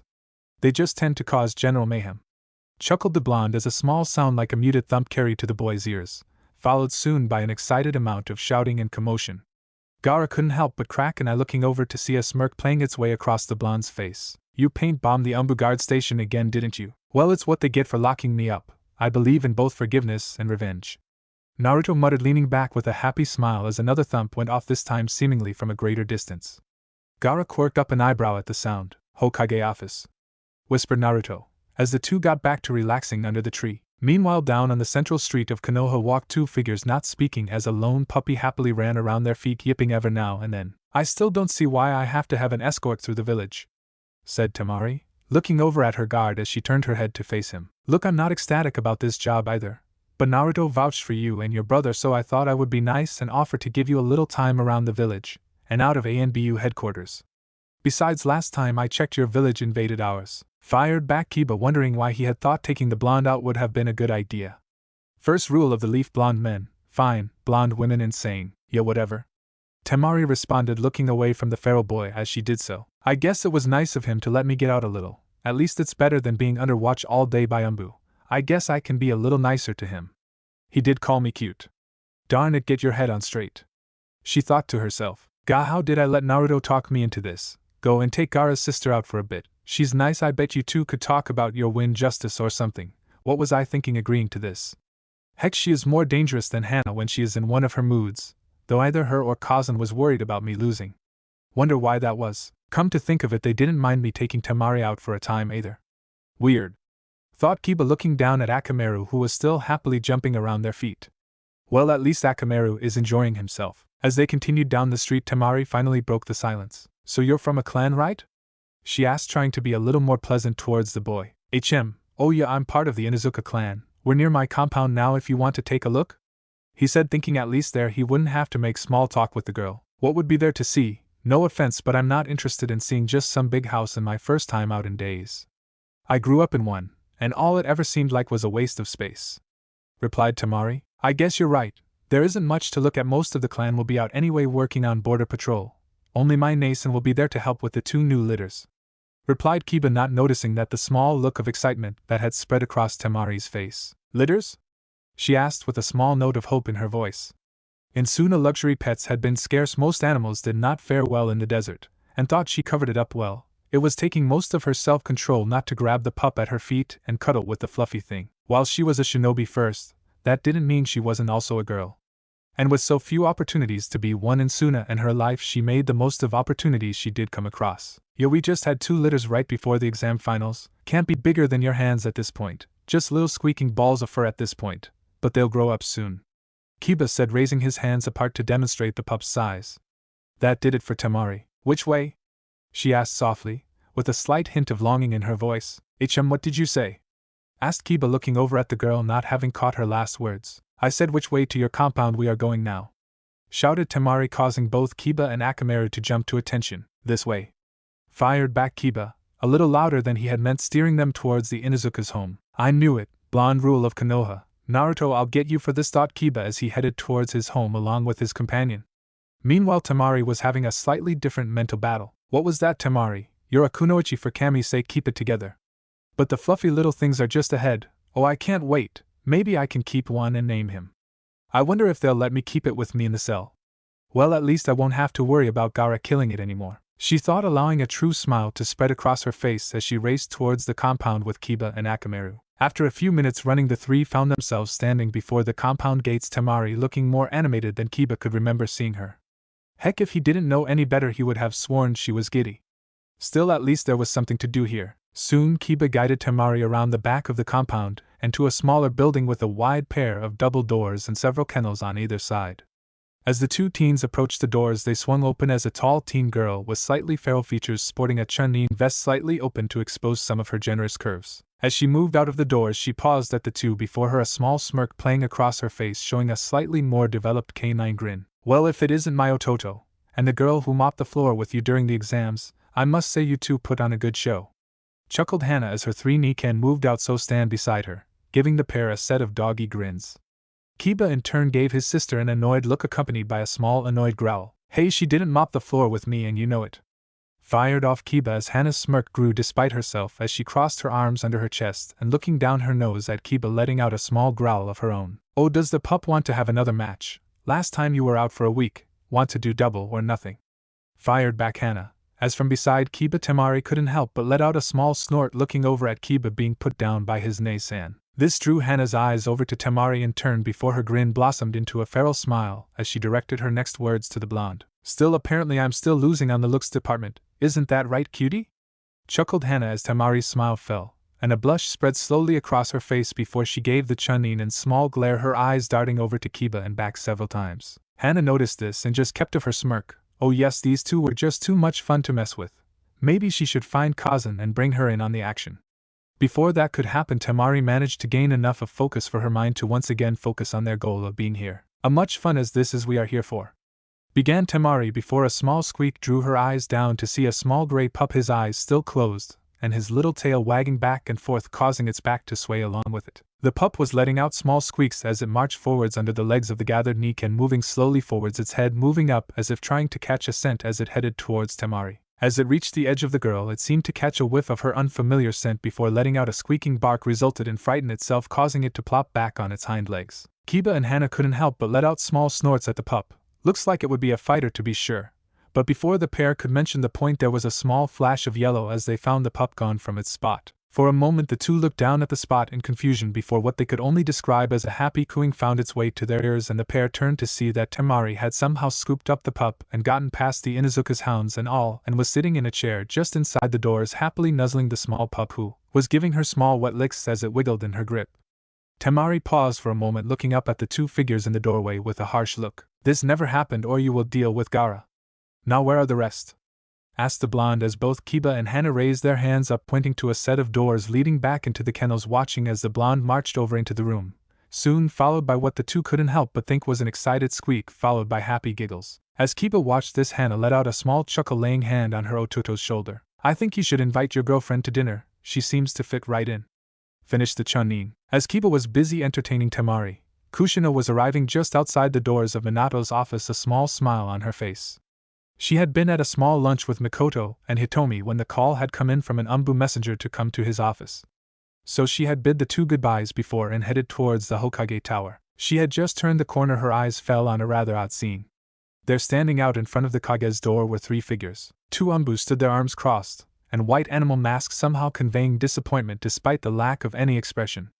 Before the pair was what looked like a seedling in miniature, only colored black, and sporting a similarly featureless mask with two slightly dimmed purple glowing eyes. This scene was odd enough to bring Kushina to a momentary halt just as the Nico Umbu spoke up. "This is not what we expect from you. You are an attempt for the Umbu forces of Konoha to gain experience with a new technique, and a chance for you to improve yourself. Now the next time the Hokage is in danger, you do not dive behind him, you dive in front of him. Do you understand?" finished Nico as the seedling gave a small hum and bowed its head. From beside Nico, her fellow Umbu, the one wearing an eagle mask. "Cough cough, easy Yugao. We were lucky to get our new mascot, let's cough off, try not to scare him off, okay?" spoke the other Umbu through his bird's mask.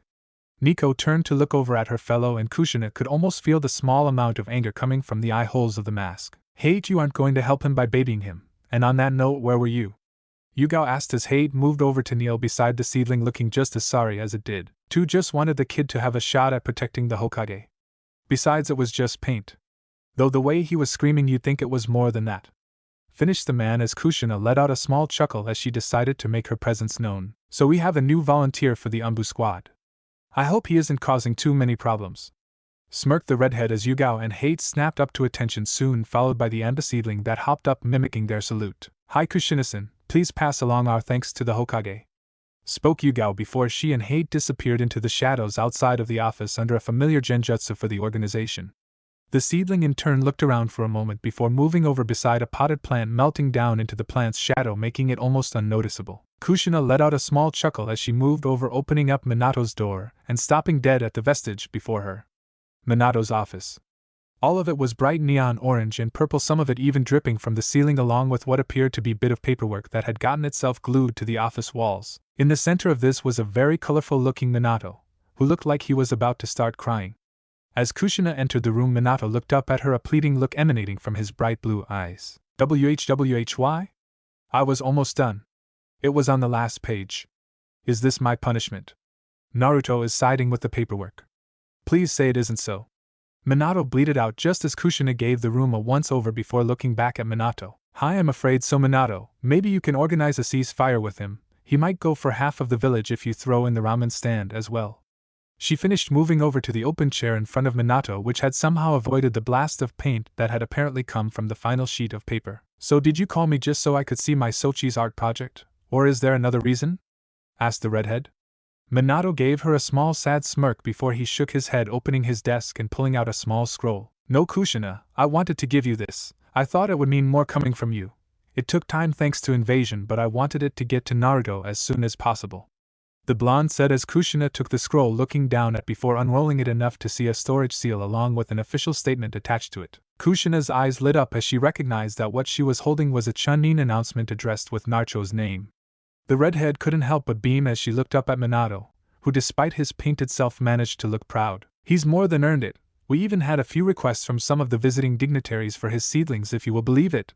The Queen of Snow even managed to snag one for a few days after Naruto got a signed picture for Mito. Between the pair they managed to get Naruto to give them a seedling for a few days. Thing came back mimicking the princess almost completely. Little Mito was so happy to have a life-size Princess Gale, I don't think she'll ever calm down," finished Minato as he reached down to pull out a second scroll. Kushina looked up as Minato handed the second over. And this will be his first Chunin mission.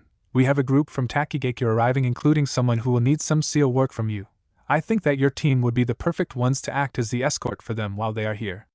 Kushina gave a nod as she scanned the scroll before looking back up at Minato with a small smirk. I have to say, Minatabaka, when you try to fix things you don't go halfway, do you? I have enough to make up for. I don't intend to waste time getting to it, replied Minato as Kushina moved around and gave the man a quick hug, planting a small kiss on his brow, unknowingly turning her lips bright orange. Something Minato noticed with a small chuckle. Thanks, I have to clean this up, but I'll be home later. Oh, and tell the girls the council is deliberating on their rank as well. We should know soon. Finished the blonde as Kushina smiled and walked out of the office, the shade from the plant beside the door giving a small hum of greeting as she passed by it. As Kushina was leaving the Hokage Tower, Sakura and Hinata found themselves standing in Tsunade's office along with Shizen standing a few feet beside the seated blonde. Tsunade sat her desk covered in small piles of paperwork along with a small jug of sake, but at the moment her entire attention was focused ahead of her. The pair of genin looked curiously between the two adults, a little confused as to why they had been called into the office with them.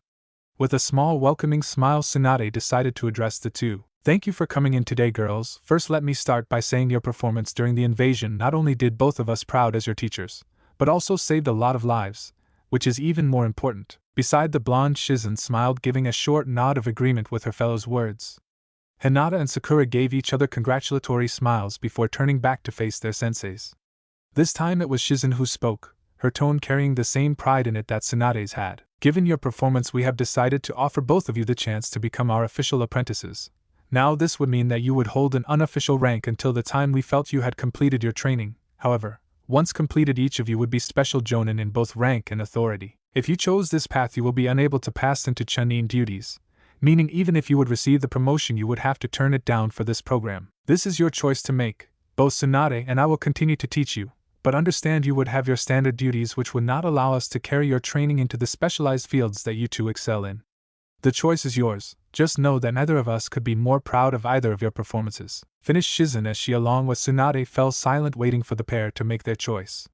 It didn't take long. Sakura and Hinata both turned to smile at their senseis. Tsunade sensei, Shizen sensei, I think I speak for both of us when I say we would be honored to enter into the program. We hope we do you proud.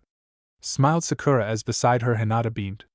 Shizen and Tsunade exchanged a quick smile of their own, before the blonde pushed herself to her feet. Very well then, from now on you both are formal apprentices to the two finest medical shinobi in the world. Get ready for more work than you thought possible.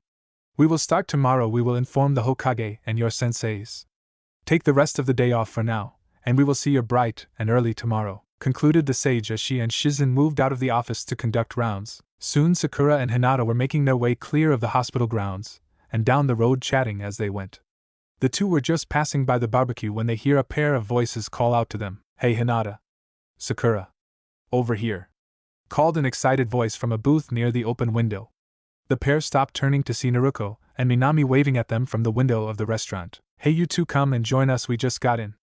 Called Naruto, waving them over. The pair returned the blonde smile before moving into the building, finding the booth in short order and falling into seats beside the pair. Hey, you two, what are you up to? Asked Minami as Sakura and Hinata finished placing their orders. We just got the great news. We're being accepted as official apprentices.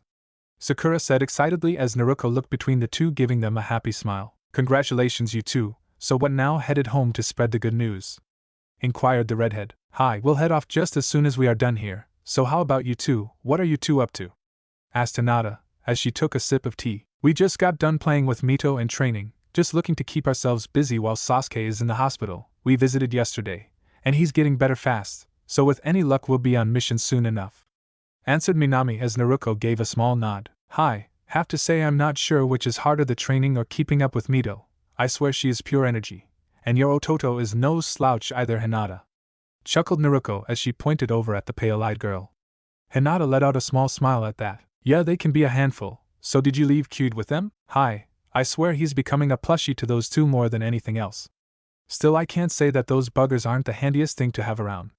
Chuckled Naruto as Sakura and Hinata gave the girls a small look before shifting over to Minami, who had a slightly guilty look on her face. Sakura slowly let a grin spread across her face. Okay, Minami, spill. How many do you have? As the pink-haired girl pointed at the redhead who was attempting to look anywhere but at the girl across from her. After a few moments of silence, Minami let out a sigh, reaching down and pulling up a black orb with a single golden strip along it. So we kept Sikaku to help us with training, stated Minami, getting a grin out of Sakura. I swear after the invasion those things are becoming party favors, so why is it collapsed? Questioned the pink-haired girl. From across from her, Naruto spoke up. Because when he was up people kept wanting to talk to him, or pet his tail and ears. We had our own little trail of kids at one point. Heck, when we got here the waitress even wanted to talk to it. Took us forever just to get seated. Chuckled the blonde. The girls continued to talk back and forth through their meal until they finally headed out back towards their respective homes. As the girls were marching towards home, another group of individuals were at that moment marching towards the massive gates of Konoha. There were around several dozen of them in total, all sporting headbands with Taki's waterfall sigil upon them. Most were dressed in a similar fare to the familiar Konoha green. However, there was one figure that stood slightly apart from her fellows both in dress and distance. Trailing slightly behind was a girl that could not have been more than 14 at the most. Her tan skin draped in a small white cut-off kimono and accessorized with a huge red scroll that draped down her back. The wind blowing slightly through the trees along the trail caused her mint green hair to sway gently, overshadowing her orange eyes every now and then. However, this seemed to go unnoticed by the teen, as she seemed to be showing signs of some kind of a headache at the time. The cause of this was the excited voice in her head that kept chirping away at her as it had been for the past 4 days straight. Poor Fu was starting to wonder if she would end up going nuts before she ever even reached Konoha. Hey Fu, hurry up will you? You're going so slow. Seriously, just fly, come on, why do you go so slow? Hey look, another bird, that's what number 30 right. Bet that number wouldn't be so big if you. Oh I don't know, flew to where Kazan was, come on. I'm so bored. Called a slightly metallic sounding voice inside the youth's head. Fu in response just let out a heavy sigh, continuing to pace forwards at the same pace. Komi, I please, for the love of Kami, Shinigami and every other being of power, shut up please. You have been going at it like this for days now and I'm starting to lose it. Replied Fu, as she personally hoped that the Hokage's wife might have some kind of aid to offer with her seal. The seal had been agitated for the past few days ever since that. Well, whatever it was had caused that pulse in her seal. Ever since Chome had been yelling about her cousin, almost non-stop. Heck, Fu didn't even know she had a cousin until then. But now it was cousin this, cousin that. These thoughts brought them up to the gates of Konoha.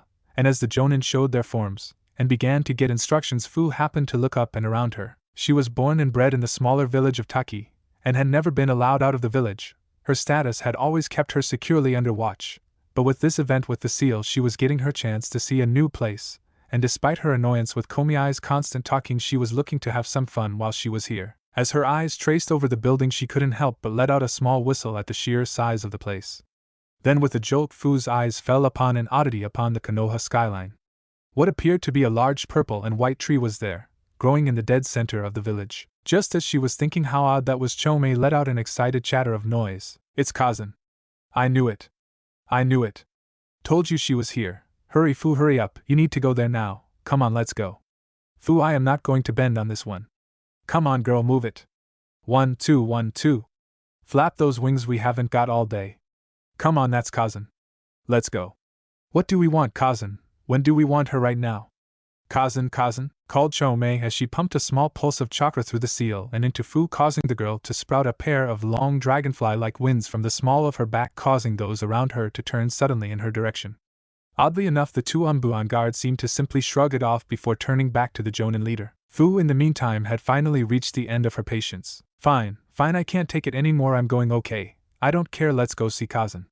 Called Fu in a half-crazed voice as she took off into the air and shot towards the tree in the center of the village.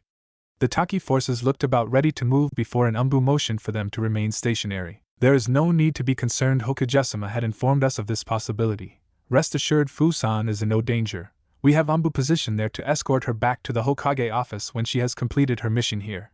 Spoke the Anbu before getting back to the paperwork. Meanwhile, Fu was shooting forwards, her wings blurring as Chome called out excitedly as she raced forwards, becoming a mint-green blur that rocketed towards the stadium. It was only a few moments later that Fu all but crashed into the stadium, halting suddenly just before she impacted the grassy ground, her eyes wide with a half-manic glint shining in them. There you are, Kazan tree, now shut her up please.